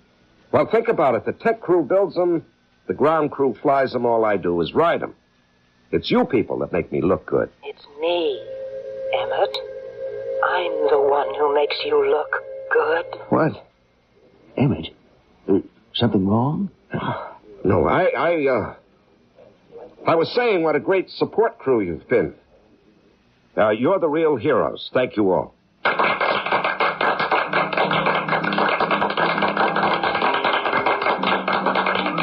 That was a perfect little speech, Emmett. Yeah. They're a great group. Hey, you look beat. What do you say we head back to quarters and get a nice long pre-flight sleep? Oh, you go ahead, Wally. I'm going to hang around a bit. Well, you were in a big rush. Now you want to mingle? No, not exactly. I'd like to find that redhead. Oh, I get it. Available former astronaut, bachelor, in need of companion. Come on. Okay. Just don't forget to show up in the morning. Yeah, I'll be there. I think it's time we talked about our deal, Commander. Oh, you. Now, look, I want some answers this time. Who are you? An old acquaintance. Maybe this will help you remember. Hey, what are you doing? Just touching your temples. Oh, quit that. Don't be embarrassed. No one is watching. Relax.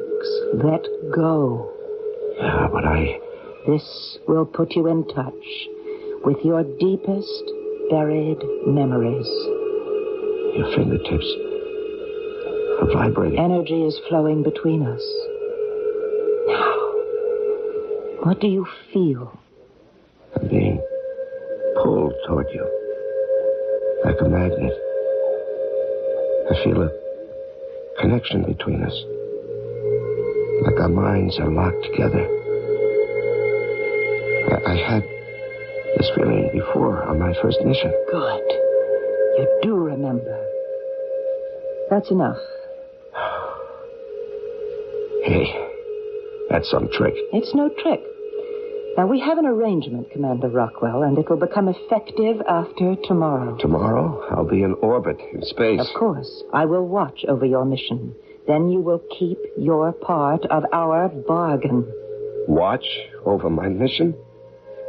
What are you trying to feed me? You're my guardian angel? Guardian? You could say that. But I'm no angel. Wait a minute. Hey, come back here. Excuse me. Did you see a tall redhead rush out of here? She was wearing a tight green jumpsuit. No one has gone out, sir. Are you positive? I didn't see anyone. You all right, Commander? It's happening. After all these years, it's starting again.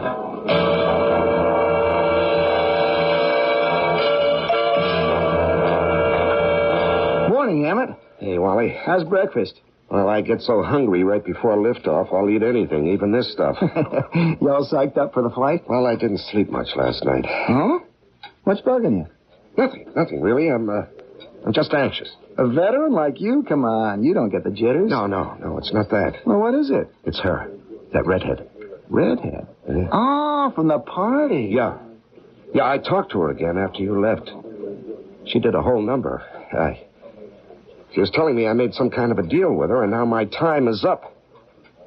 She's come to collect. It's a real prophet of doom bit. Emmett, you keep fretting over your retirement, you'll end up permanently retired. Stress can kill, you know. Or cause a breakdown, hallucinations. That too, sure. Why? Look, no one saw that redhead except me. You think you imagined? Well, something like this did happen before. I had a kind of a vision. It's not in your record. Well, I never reported it. It happened 18 years ago during my first space flight. Oh, well, there you go. That makes sense. First flight jitters, last flight jitters. It's the same reaction. You think so, huh? Sure. Just fight it off. By the time we get to the launch pad, you'll be fine. Yeah, I hope you're right.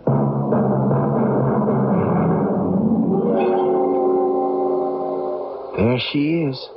Space Shuttle Lexington. One more time, Emmett. Yep, I've sure logged a lot of miles in that baby. Good morning. Welcome to Launch Tower 5. Hey, what is this? The mission controller in person at the launch site?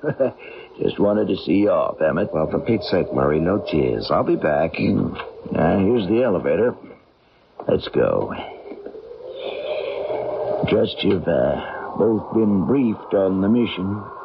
Who needs briefing? We've flown the same mission every month for 2 years.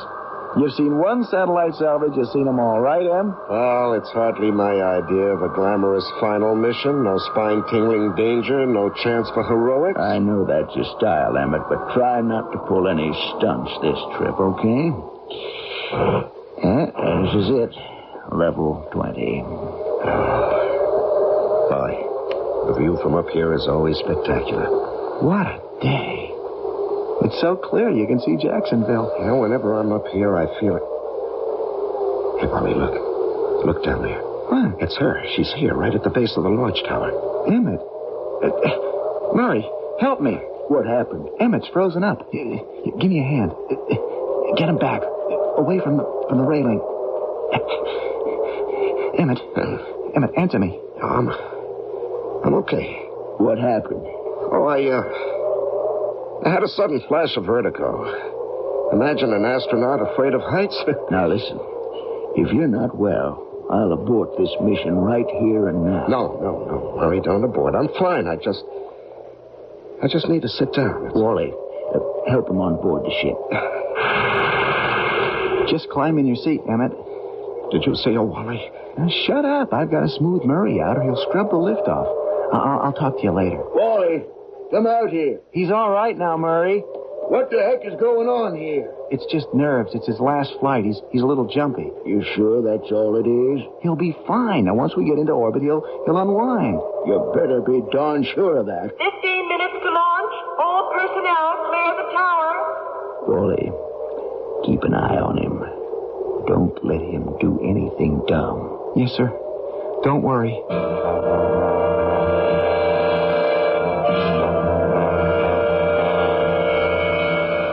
But you didn't see her at all, Wally? Now, Emmett, let's be logical. This is a high-security area. How could anyone even get in? I don't know. I only know that what I saw is real, Wally. I can feel her presence. Somewhere, sometime in my past, I've seen her before, and now she's come after me. For what purpose? I can't imagine.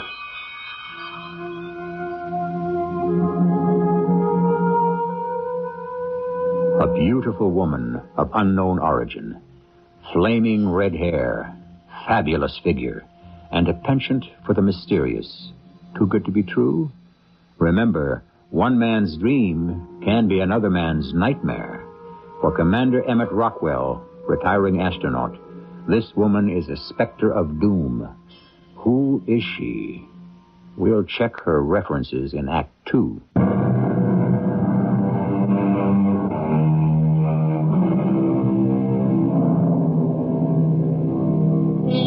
Astronaut Emmett Rockwell insists he's being pursued by a beautiful woman.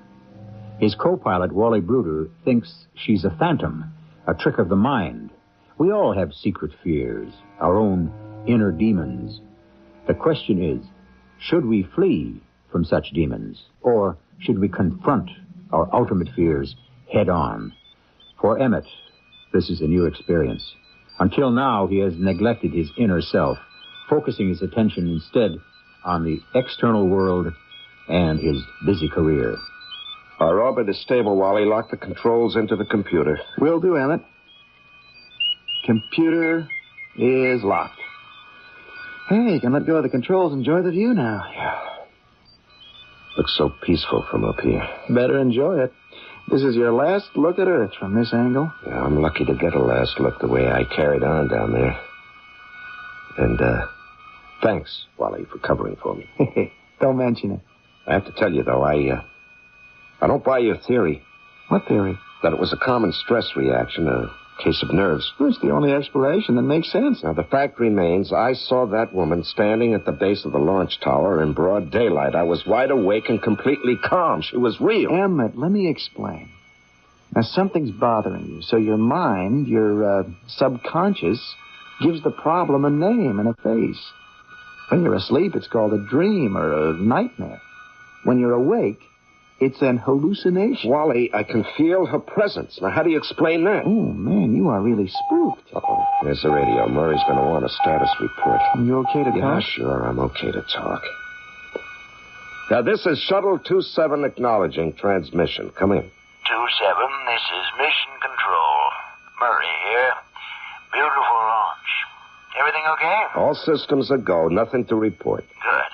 You should rendezvous with that satellite in about 5 hours. Check. One minor item. The gross weight figures on takeoff show you guys are a little heavy. We're overweight? Yeah, by about 130 pounds, to be precise. Well, that's a new one. Now, maybe the last crew left some equipment on board. You might check out the storage lockers. Will do. But I should tell you, Emmett, we have our own theory down here. Oh?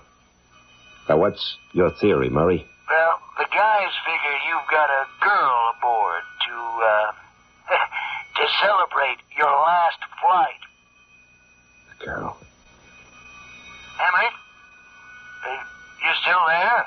Captain Wally Bruder here. We'll check it out, Murray, and get back to you. Roger, 27. Transmission concluded. Now, tell me that wasn't a nervous reaction. Murray makes a little joke, and Did you hear what he said? A girl. Now, what if she... Emmett, snap out of it. We're thousands of miles away in space. We are alone.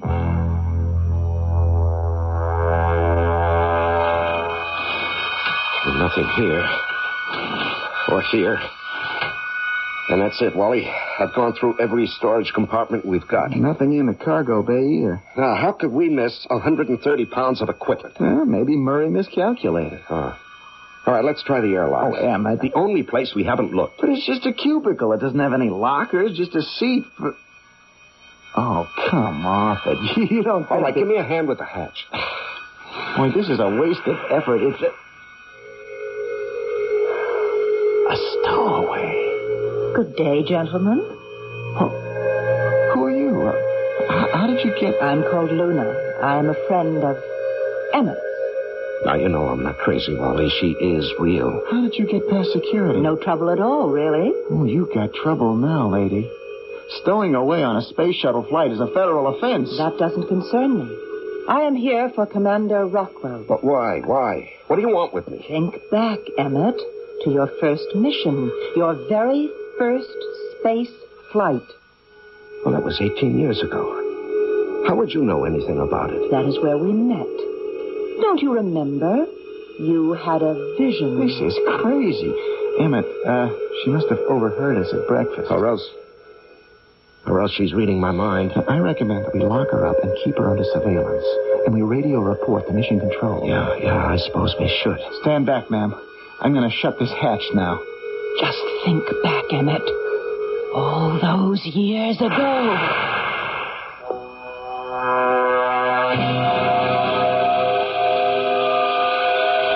She's a spy, Emmett. A saboteur. She's done her homework on you, probably knows your life story backwards and forwards. Let me ask you something, Wally. Do you remember what happened on my first flight? Well, I remember it was a big deal on the news. I was just a kid then. I was in a small capsule alone in Earth orbit. The night before I was supposed to land, I had a power failure. Yeah, that's right. Your computer went out. Yeah, and I had to bring the ship down manually. Everybody figured you'd turn into a fireball when you hit the atmosphere. Yeah, I was really terrified. I didn't expect to make it. But you brought her in perfectly. Like you've been doing it all your life. That's what got me hooked on space. Yeah, but that's not the whole story. What do you mean? When my computer burned out, I still had another 12 hours in orbit before re-entry. I had a lot of time to think about it, to worry myself. So? So that night, all alone up there in that darkened capsule, I had this dream, this visitation. A woman's voice told me I'd be protected, watched over, and I'd land the capsule safely. Now, obviously, that was a hallucination caused by my anxiety, but it gave me the confidence I needed. But what has that got to do with our friend downstairs? Because she knows about it. Well, that's why I say she's a spy. Somehow she got access to the ready room while we were eating breakfast. She overheard us talking. Now she's trying to psych you out. Now, Wally, I've got to find out. I'm going downstairs and talk to her. Oh, we'd better report it first, Emma. No, Murray will just abort the mission. This is my problem. I've got to face it alone. But she could be dangerous. Just watch me on the monitor. If it looks like I'm in trouble, you come on down.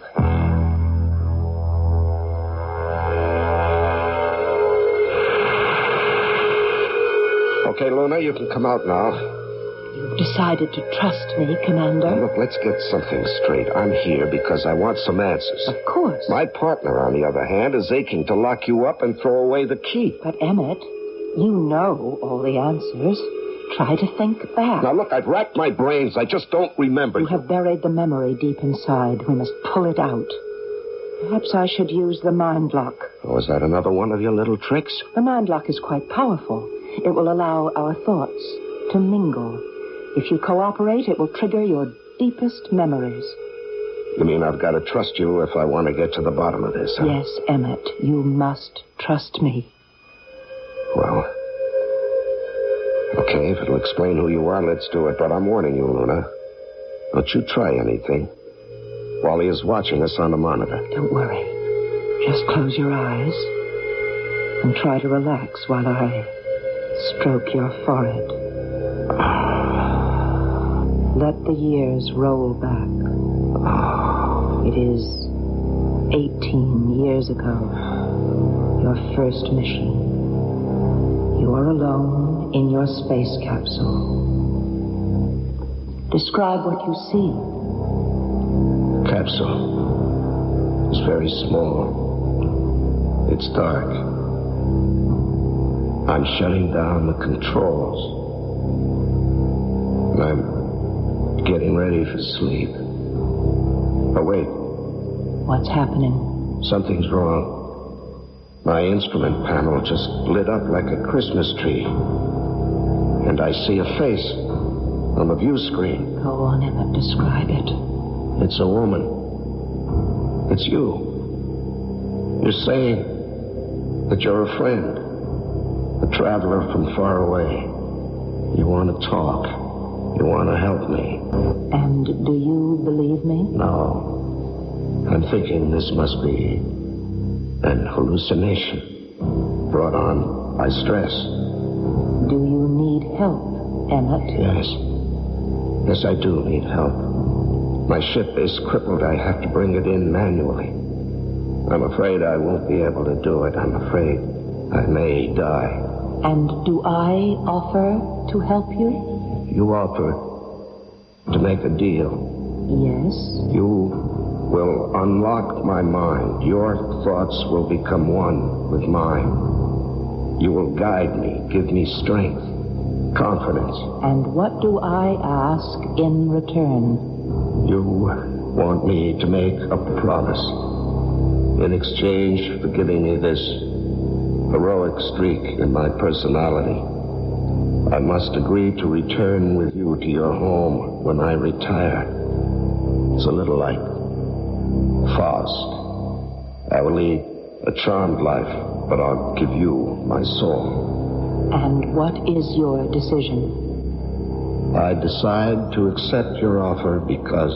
Because you believe in me? No, because I know it'll end the hallucination. I learned that in my training. That's enough.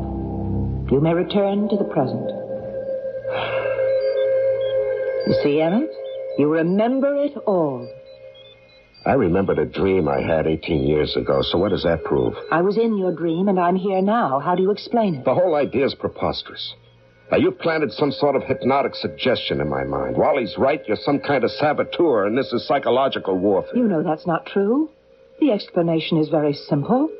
I am of a superior intelligence, not of this Earth. Not from Earth? I am Luna Exlala, from the planet Argon, of the star Sirius, 8.7 light years away. But that's fantastic. You're an extraterrestrial. Or you are extra Argonian. It's all on how you look at it. Oh, that's incredible. Now, that would explain your mental powers, your influence over me. All right, miss. Hands off the commander. Wally, did you hear what I heard the whole thing on the monitor. She's got you mesmerized, Emmett. You don't believe me, Captain? Luna from Argon, come on. Your act has gone on long enough. I'm placing you under arrest. I'm sorry, but I cannot allow that. Now, Wally, please. Everything's under control. I'm sorry, Emmett. I'm going to override your judgment on this one. Come on, lady. Into the airlock. All right, Wally, I'm still commander of this ship. Right now, you are in no shape to run this ship. I'm taking over your command according to emergency procedures. Okay. Let's go, lady. Through the hatch. I warn you, Captain, you will force me to employ the Argonian mind lock. You just keep your hands at your sides. The mind lock does not require contact. My head, she's inside my... What have you done to her? It's called psychokinetic thought seizure. All right, so you proved your point. You do have superior mental powers. Is this what you intend to do with them? Cripple my crew? No. I intend to collect on that promise of yours, Emmett. I'm taking you back with me to Argon. So, Luna plans to collect on an owed debt. The amount owed is considerable. It's Emmett's life, payable on the day he retires. But Emmett is not anxious to pay up, and so he's got to think fast. Can he bargain, negotiate, or otherwise escape from his commitment? We'll find out in Act 3.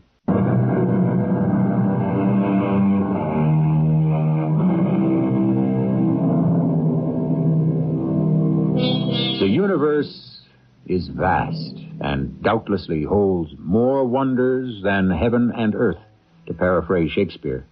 One of these wonders is intelligent life. Scientists are obsessed with the discovery of new life forms. But suppose alien beings find us first. Will they introduce themselves to the world, or simply take a few of us back for observation, or worse? It seems that Wally and Emmett's fate may be the latter. And with Wally out of action, their future seems to lie in Emmett's hands. Wally, come on, come out of it, man. Oh. Come on. Oh, what's going on? Right here, take some oxygen. It'll wake you up.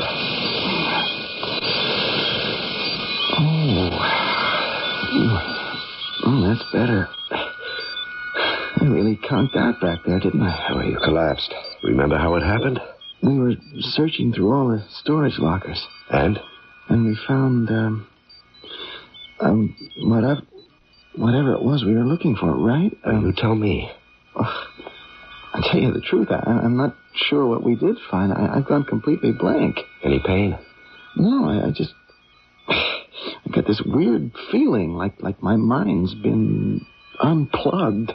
And that's, absolutely all you remember, huh? Yeah, that's it. You don't have to report this, do you? No reason to, really. Oh, good. It's a fair exchange, then. I covered for you on the launch pad, and now you can return the favor. Now, wait a minute. You do remember what happened this morning? Of course. You had a dizzy spell. Thank the saints you didn't black out. Now, can you remember what caused it? Sure. You couldn't handle the idea of retirement. Wally, you don't recall my mentioning a red-headed woman? A redhead? Yeah, the one from the party last night. You got a new girlfriend you didn't tell me? I told you all about her, Wally. Remember, you thought she was a spy. Oh, I'm sorry, Em. You must have cooked this one up in your sleep. You don't remember what knocked you out? My mind's a total blank. What did happen? You were a little dizzy, I guess. And, you passed out. It's probably that freeze-dried food they give us. Yeah, that's probably all it was. Comes with the job. Which reminds me, I'd better have a look at that radar. We should be closing in on that satellite by now. Yeah, that's a good idea. You monitor the satellite. I'll go below and start prepping the cargo bay.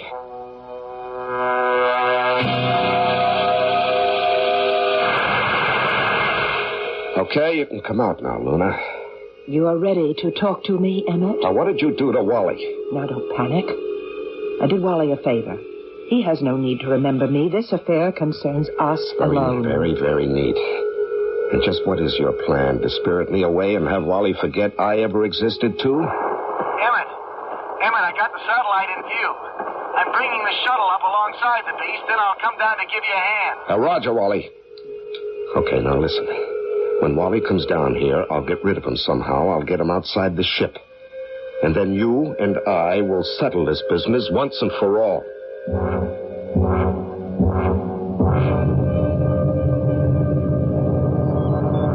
You got the cargo bay doors open yet? Yeah, Wally, they're open. Good.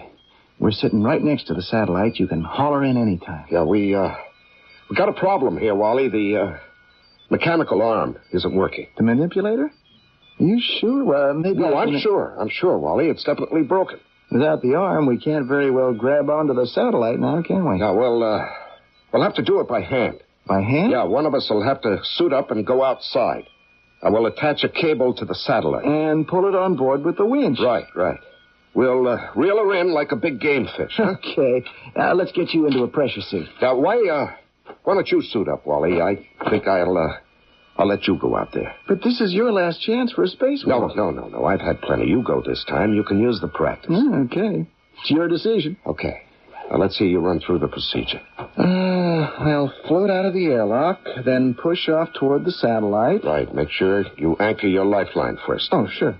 Then I'll float out about 75 yards. Right, with the winch cable in hand. Winch cable, right. I attach it to the satellite. And that's the tough part. You'll have to watch. Emmett, I know what to do. You trying to jinx me or what? Oh, sorry. Yeah, just want to make sure it goes smoothly. Look, you can go yourself if you think I'll foul. No, you go. I'll have my hands full in here. I've never seen you so cautious. Well, it's a risky job. You just watch yourself. Shuttle to remote 1, radio check. Read you loud and clear, Emmett. I'm about 50 feet out on my lifeline. I'll call you again in 10 minutes. Roger, out. So, we're alone. Shall we talk? I didn't hear you come up. I've been right beside you all along. I just made sure you couldn't see me. You obviously have enough skills to do whatever you want. Why not just overpower me? I can't force you to come to Argonne. That would be morally wrong. You must act of your own free will. Morally wrong? After what you've done? What do you mean? You've played around with my life as though I was a character in some play of yours. You exaggerate. Well, just think about it. You've tampered with my thought process. You've modified my personality. Your personality is intact? And you've completely warped my motivation. I've always wondered why people expect me to be heroic. I was never a man of action. I was always more of a thinker. That is true. It was true. Until you came along and got me to make this bargain with you. Now, your influence has made me into some sort of a macho swashbuckler. I never made you into anything. I don't have that kind of power. True, I've helped you, but only by encouraging your natural potential. You've always wanted to be daring and a hero, and so you have been. How do you know what it is I want? Your subconscious, Emmett. All your secret desires are locked in there. I've just helped you bring them out. And you think that's morally right? Where I come from, the highest morality is self-improvement. To leave yourself undeveloped, unformed, and ineffective, that is immoral. I might have done things differently. I might have married, had a family, a home. You can still do these things. On Argonne? Is that it? That's what I'd hoped. And just what is that like? Some crazy place with a green sky and 2 suns and odd little creatures running around? No, thanks. No, I'm not going to go to a strange planet and sit in some cage and be the man from Earth. No, I'll take my chances here, even if it means 40 years on the front porch of the retired astronaut's home. Well, you paint a bleak picture of your... Emmett, come in. I've got trouble. Wally, I forgot all about him. Yes, Wally, what's wrong? I've snagged my air hose. I think I've cut it. Are you losing air? I can't tell yet. I think I might be. Okay, kid, hang on. I'm suiting up right now. Oh, you see, Emmett, more heroic. Now, this is all your fault. I sent Wally out there so we could have a showdown, and now look. Is this your doing? My doing? Well, sure it is. You've caused an accident out there to get me outside the ship. That's it, isn't it? I wouldn't say I caused it. Let's say I allowed it to happen. Well, you use your powers to save him, Luna. Don't let him die out there. I'm sorry, I can't do that. It's up to you to rescue him. You will find that this rescue will work out for the best. I'm down to a quarter tank, Em. You better haul me in quick. No, there's no time for that. I'm bringing the air out to you. Now, you hang tough. I'm on my way.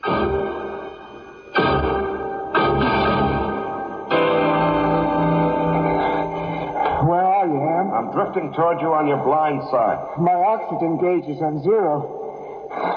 I'm fading. All right, reach out with your left arm. I'll put the air canister right into your glove. Here it is. Grab it. I can't see. My vision's blurred. Shut up. Just attach your air hose to that canister. Oh, that tastes good. Oh, a few more seconds. Emmett, you haven't got a lifeline. What? I must have forgotten to attach it. I was in such a hurry. Without a line, you'll drift out into space.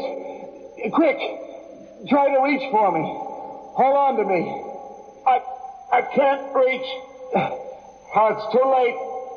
I'm drifting beyond your reach. I'll get back to the ship and pick you up. Now, my oxygen won't last long enough. But I can't just watch it drift off. There's nothing you can do, Wally. I finally got myself into a jam I just can't get out of.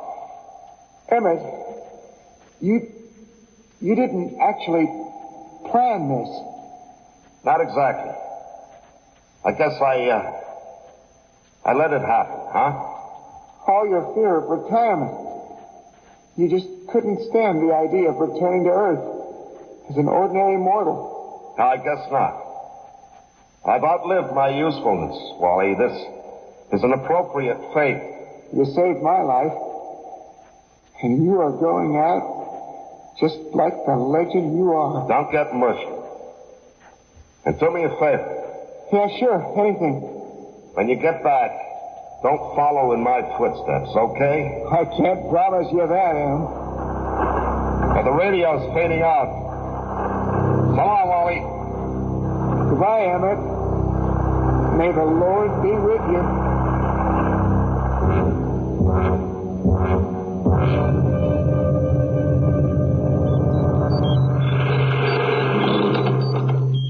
Welcome aboard, Emmett.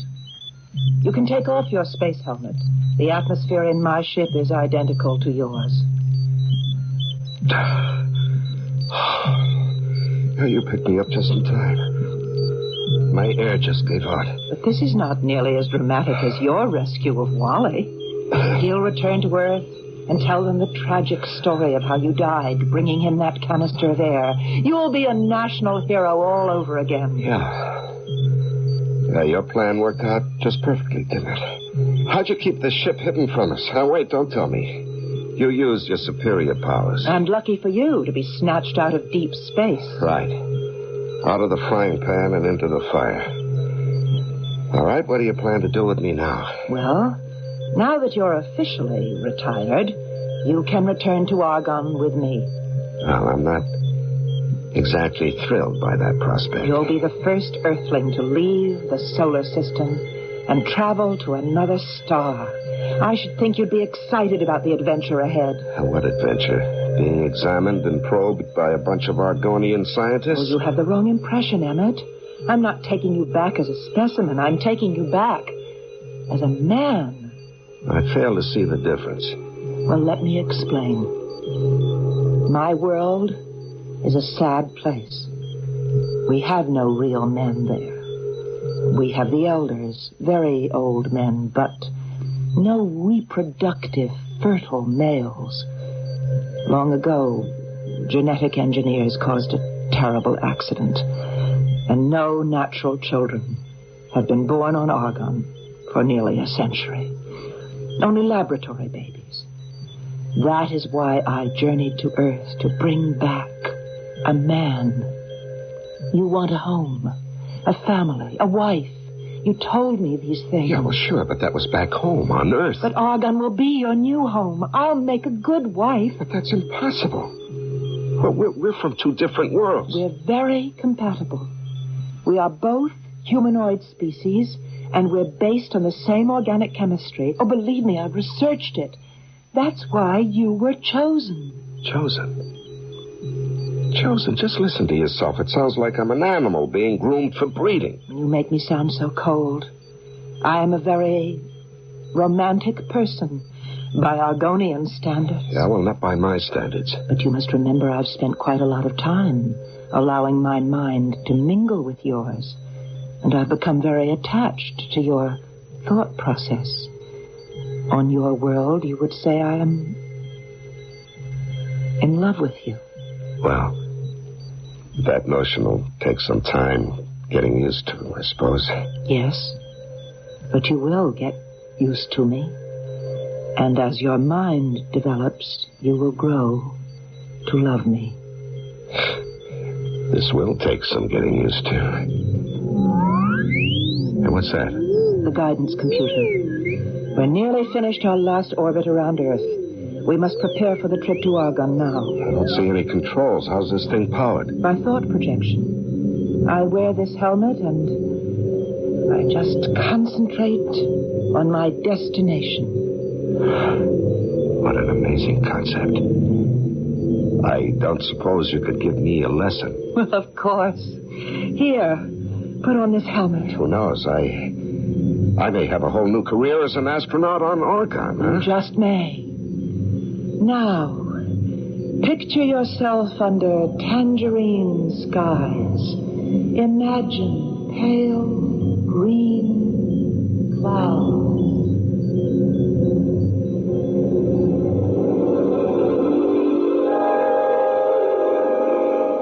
So, Emmett may not have to retire after all, and it looks like he'll be enjoying domestic bliss, far away from the magnifying glass of public life on Earth.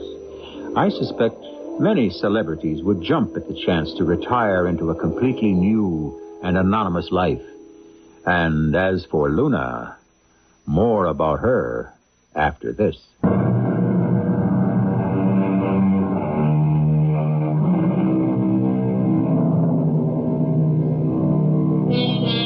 There are theorists who believe that when we finally encounter alien beings, they will not have journeyed from the stars, but rather crossed over from parallel dimensions or slipped through warps in time. Some even suggest these beings will be generated in our own minds. Our only hope must be that they will be as benign and wise as Luna, for there is no guarantee that these creatures are not already among us, their sights set upon you or me. And as for their purpose, we'll just have to wait and see. Our cast included Larry Haynes, Russell Horton, and Marion Seldes. The entire production was under the direction of Hyman Brown. This is E.G. Marshall, inviting you to return to our Mystery Theater for another adventure in the macabre. Until next time, pleasant dreams.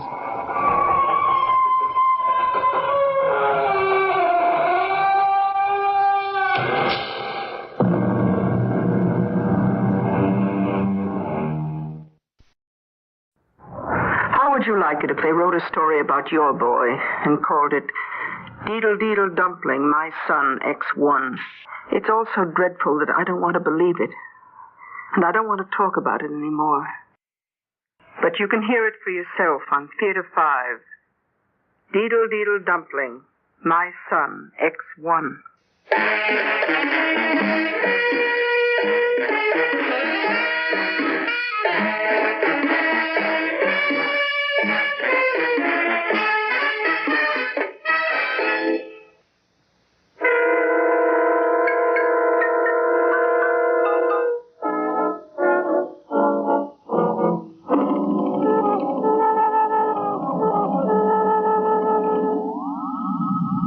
It was the faint hum of the blue-green glow that first drew me to the baby's room that night. A glowing, shimmering, aluminum clam-shaped thing was parked outside the window. It had reached into the room with long metallic arms. It had lifted the child up, turning it slowly as the creatures transformed it. They weren't much bigger than ants, and glowed in the darkness of the room, making luminescent trails between the sleeping child and their mothership. And I could see it was already too late. I could see the spidery glimmer of aluminum framework, the glint of chrome motors and gears, and the electronic tangle of wires and work lights winking inside the child's body. During the night, they had transformed my sleeping son into a complex machine, a space station hidden under human form. And it was then I started screaming. It was then they said that I had lost my mind.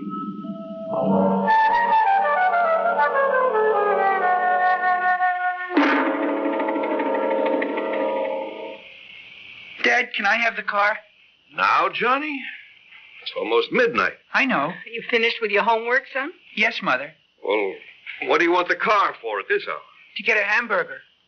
Get a hamburger? If you're hungry, why don't you get something to eat from the kitchen? Well, it isn't just that. What is it, son? Well, all the kids decided to meet at the Cozy Corner for a hamburger after we got our studying done. At midnight? Yeah, we thought it would be fun to do after we got through studying. Well, the Cozy Corner's way out on the other side of town. I know. That's why I need the car. I'm afraid not, son. What? I said I'm afraid not. But why not? All the other kids are going to be there. Their dads are going to let them take their cars. Well, I don't care what the other kids' fathers are going to do. I don't feel that letting a 17-year-old boy drive all the way across town at midnight for a hamburger is a reasonable request.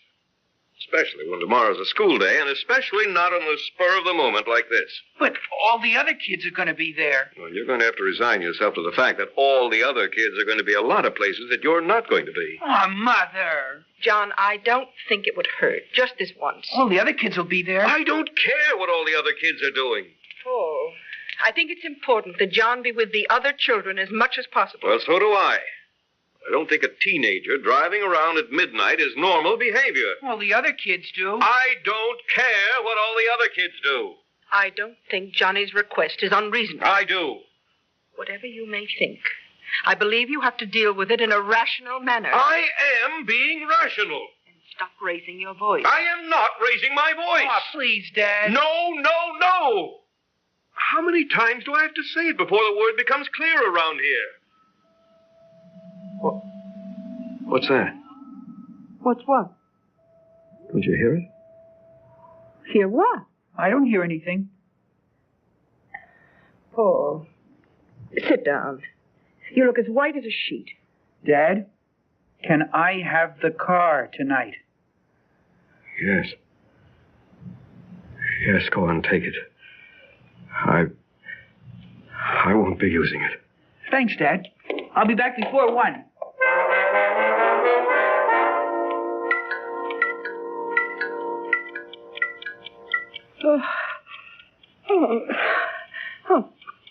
Paul? Paul, where are you? Over by the window. What are you doing over there? Go back to bed. He's out there. Who? Our son, John. Oh, what's he doing? He's just sitting out there staring at the stars. Well, tell him to come in. It's after 2 in the morning. He's been sitting in that same position for over an hour now. Well, maybe he's fallen asleep. No, he's got his eyes wide open staring up at the stars. Well, what do you suppose he's doing? He's communicating with them again. Oh, Paul, let's not start that. His eyes are fixed, wide open. His head is like a stone. His whole body is as immobile as a machine. Paul. I tell you, he isn't human. Paul, come away from that window. He's not a human being at all. He's an outcast from outer space. Paul, do you hear me? Come away from that window. You don't believe me, do you? Oh, Paul. We've been all through this before. You didn't believe me then, and you don't believe me now. Paul, it's all too fantastic. I tell you, I saw them that night working on him in his crib. Paul. I saw how they'd taken him over and replaced portions with an interior of metal. Paul, please. I tell you, he's not a human being at all. Oh, I know he's built to look and feel and grow like a normal boy on the outside. But on the inside, he's all gears and wires and motors. Paul, please. We've been all through this before, and you know it isn't true. I saw it. Paul, the first time this unpleasantness happened, I wasn't sure at first. Anything is possible, and I couldn't believe that any man, not even an insane man, would try to murder his own son in his crib, but I wasn't sure. So I took him to every pediatrician I could find. He was tested by specialists. He was x-rayed, electroencephalographed. His blood was tested. He was measured by anthropologists and psychologists. He was found normal in every way. You read the reports. You know it. Not a trace of metal was found. Not a wire, not an impurity, not a foreign substance of any kind. Even his chemical balance was perfect. Johnny was just a normal, healthy baby. And now he's grown into a normal, healthy boy. What would you say if I told you that right now, right this very minute, he's sitting in the car with his head thrown back, his eyes fixed on the stars, and that right this very minute, there are two blue-green rays of light coming from his eyes, probing the sky. Now, Paul. Don't take my word for it. Come to the window and see for yourself. Paul, please. Come on, right now. Oh, don't pull at me. Oh, all right. There now. See? Look for yourself. There's nothing out there. What? The car's not even there. It's parked in the garage. How could it be? We would have heard the motor start, the car door slam. Paul, I think it's time we sat down and had a talk. His room. What? His room. He couldn't possibly be in bed yet. Oh, Paul, that's insane. Come on. Paul, don't do this. This is time. Here. You see, I told you. Sleeping? You wait here. I'm going to cover him up. How could he get here? Nobody could move that fast. Keep your voice down. Come on. We have to leave him alone. Now, you and I have got to sit down quietly and discuss this thing. But I saw him outside. That's impossible. I saw him outside in the car, Martha. I swear that I honestly saw him. How could he possibly get the car into the garage without our hearing him and upstairs into bed instantly? I don't know. I suppose you're going to say it's because he isn't human, because he's really some kind of advanced space mechanism of some kind. Yes? Oh. Look, suppose everything you say is true. Suppose he really is nothing but a shell housing a space station with little creatures inside. What would be the harm in that? He's not hurting anybody. Because the beings who took him over are hostile. They're going to invade us. If they can take him over, they can do it to anybody. Darling, I love you.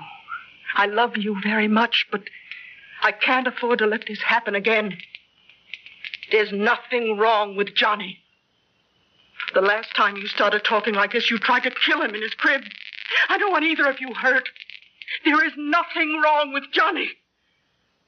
But if I hear you mention or even suggest anything like this again, I'll have you committed again.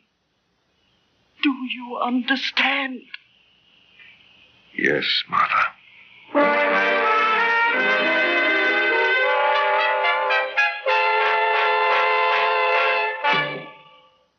We'll return to our drama right after this message.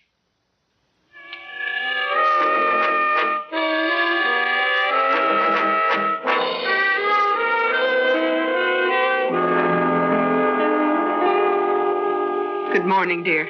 You're late. You won't have time for breakfast. It's all right. All I want is a cup of coffee this morning. Hey, Dad, you going to have time to drive me to school? Drive you to school? It's only 10 blocks. Why can't you walk? When I was your age, I know. You used to walk 3 miles to school both ways. Young man, I will not tolerate rudeness. Paul, John didn't mean it the way it sounded, did you, John? No, Mother. Johnny knows it's out of your way to take him to school, but he's late this morning. If he got up earlier, he wouldn't be late. Paul. I'm sorry. Gee, if I had a car of my own, it wouldn't be any problem at all. Well, now that's strictly out of the question. But all the other kids have cars. I don't care if all the other kids are tattooing their faces green this year. A car of your own is out of the question. Paul, what is the matter with you this morning? Just because you don't want Johnny to have a car is no reason for you to lose your temper. You have to keep better control of yourself. I don't know what's wrong with me this morning. Come on, Johnny boy, we're late. On the way out to the car, I tried to get my feelings under control. He seemed so normal that I couldn't believe what I had seen the night before. But I had seen it. Or had I? Maybe I was losing my mind. You know, Jimmy Martin's dad is getting him a 1954 Super Convertible. I've always admired Jimmy Martin's dad myself. And Billy Hodges is getting a 1959 Jeep. Where's he getting the money? His mother gave him $200 for his birthday. He's got to earn the rest. Good for him. Wish somebody would give me $200 for my birthday. if I earn the money myself, can I have a car? No, Why not? because it's been statistically proven that when a teenager gets a car, his grades automatically go down. But I need it for my work. What work? You know, I heard you and Mother talking last night. Well, could you? Your door was closed. We were in our room. I think you'd better turn left here. We have some things to discuss. Well, I have to get to work. You're not going to work today. Don't tell me what I am and am not going to do. Before my eyes, a strange thing happened to my son, John. All his natural motion stopped, and his head turned toward me like a heavy machine rotating on its own axis. His eyes became fixed and glazed and gave off a blue-green glow. His jaw and mouth moved. His voice spoke, but the words he used were not his own. Good morning, Mr. Ambler. May I extend my congratulations on your powers of deduction. Who are you?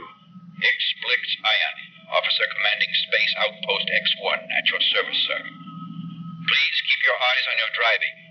It would not be expedient to have an automobile accident at this time. You can see me? Oh, yes, perfectly well. We are standing behind the windows of your son's eyes. They make excellent direct observation points and are convenient to our center of operational control, which is located in what used to be the area of your son's brain. Then you have built a space station inside him. He is a space station. What you see of your son is only a thin plexoid that to you looks and feels like skin. It is difficult to maintain temperature differences and reproduce sweat gland activity, but not impossible. But John has always looked and moved and felt like a real boy. There's been nothing mechanical about him. You forget. The technology of our society is light years in advance of yours. We can build a computer that will duplicate the movements and reactions of any animal in the universe and still be small enough to fit inside the package of cigarettes in your shirt pocket. Strangely, our biggest problem has been how to deal with the large amounts of animal and vegetable material you people take in every day. You Homo sapiens have a most inefficient system for obtaining energy. What is it like in there? We have a complete self-supporting space system. We have our own factories, defense units, life support systems, and other facilities. There are 2,000 of us in here now. Everything is highly compartmentalized and efficient. However, we did not decide to reveal ourselves to you just to discuss the makeup of our space station. Why did you reveal your presence? Because you're the only one who knows of our existence. You stumbled onto it quite by accident, but you acted rashly, and your society took steps which removed you from us. This gave us time to organize our station and learn to make it grow at the same rate as normal human growth. The same rate of growth your son would normally have had. But the tests... It is not hard to manipulate the crude instrumentations of measurements that you have here on Earth. But why tell me? Because you were the only one wise enough to see the direction of our plan. The invasion. The planet we come from is old and worn out. Yours is the first one we found that duplicates its original conditions exactly. Unfortunately, it is already dominated by you semi-intelligent Earth creatures. If your technology is so far superior to ours, why don't you just wipe us out and take over? Because you have one element that we are extremely vulnerable to. We cannot reveal ourselves until we are ready to operate in strength. Until that time, we will bore from within. Your son's form was the first human we took over. You or your wife will be next. Within 10 years, we will have infiltrated half the human population. At that time, we will destroy the remaining half, discard these confining shells, and build our own world. You say we have something that can destroy you? Yes. What? The atomic bomb? Oh, no. Something far more elemental than that. What would it be? Fire? Water? If I told you you could destroy us single-handed, and we couldn't have that, could we? No. We reveal ourselves to you now because you already know of our existence. You were scheduled to be the host for the second Pioneer group, which arrives tonight. But if you wish, we can take your wife's body just as well. Why do you offer me this choice? Because it occurred to us it might be valuable to have a free agent in the enemy camp. Suppose I told others about you. Nobody would believe you. with your history of insanity. What would I gain from this? Your life for the length of its natural span. Even after everyone else were killed off? If you wish. I would live the rest of my life with a wife and son that were nothing but empty shells? You'd never know the difference. We're extremely resourceful. I let him talk. He was right. No one would believe me. If I tried to kill him and succeeded, I would be put away. If I tried to kill him and failed, he would find a way to kill me. Either way, I would lose. And after tonight, after Martha, there'd be nothing left. It was extremely clever of us. In order to overthrow a dominant species, you have to learn its weaknesses unobtrusively. We did it by taking over the body of one of its helpless young. That way, our unlettered computers could learn everything the way a child learns, step by step, by trial and error. Unfortunately, the learning process is unbelievably slow in you Earth creatures. 17 years is a long time. I thought you might like to go for a ride. You don't think you can destroy us, do you? It'll be worth a try. But you can't destroy us. Then you have nothing to lose. But what are you going to do? See that gasoline truck ahead? Gasoline? We're going to ram it. Head on. No. Goodbye, X1. No.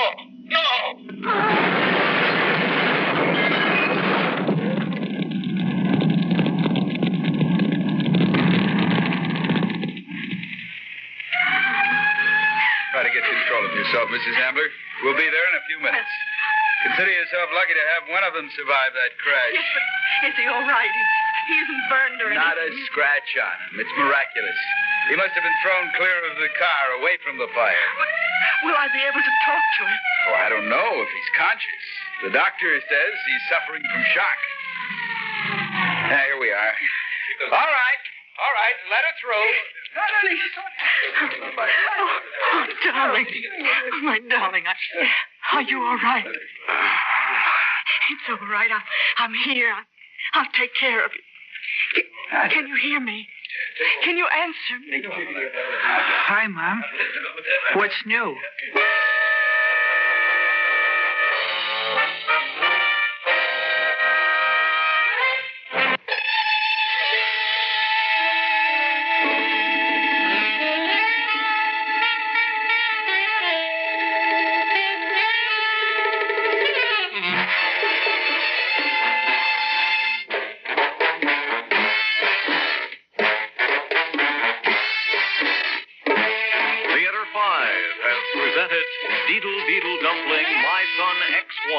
Written by George Bamber and directed by Warren Somerville. In the cast, Bryna Rayburn, William Griffiths, William Mason, and Peter Fernandez. Audio engineers Neil Pultz and Marty Folya. Sound technician Ed Blaney. Script editor Jack C. Wilson. Original music by Alexander Vlastotsenko. Orchestra under the direction of Glenn Oscar.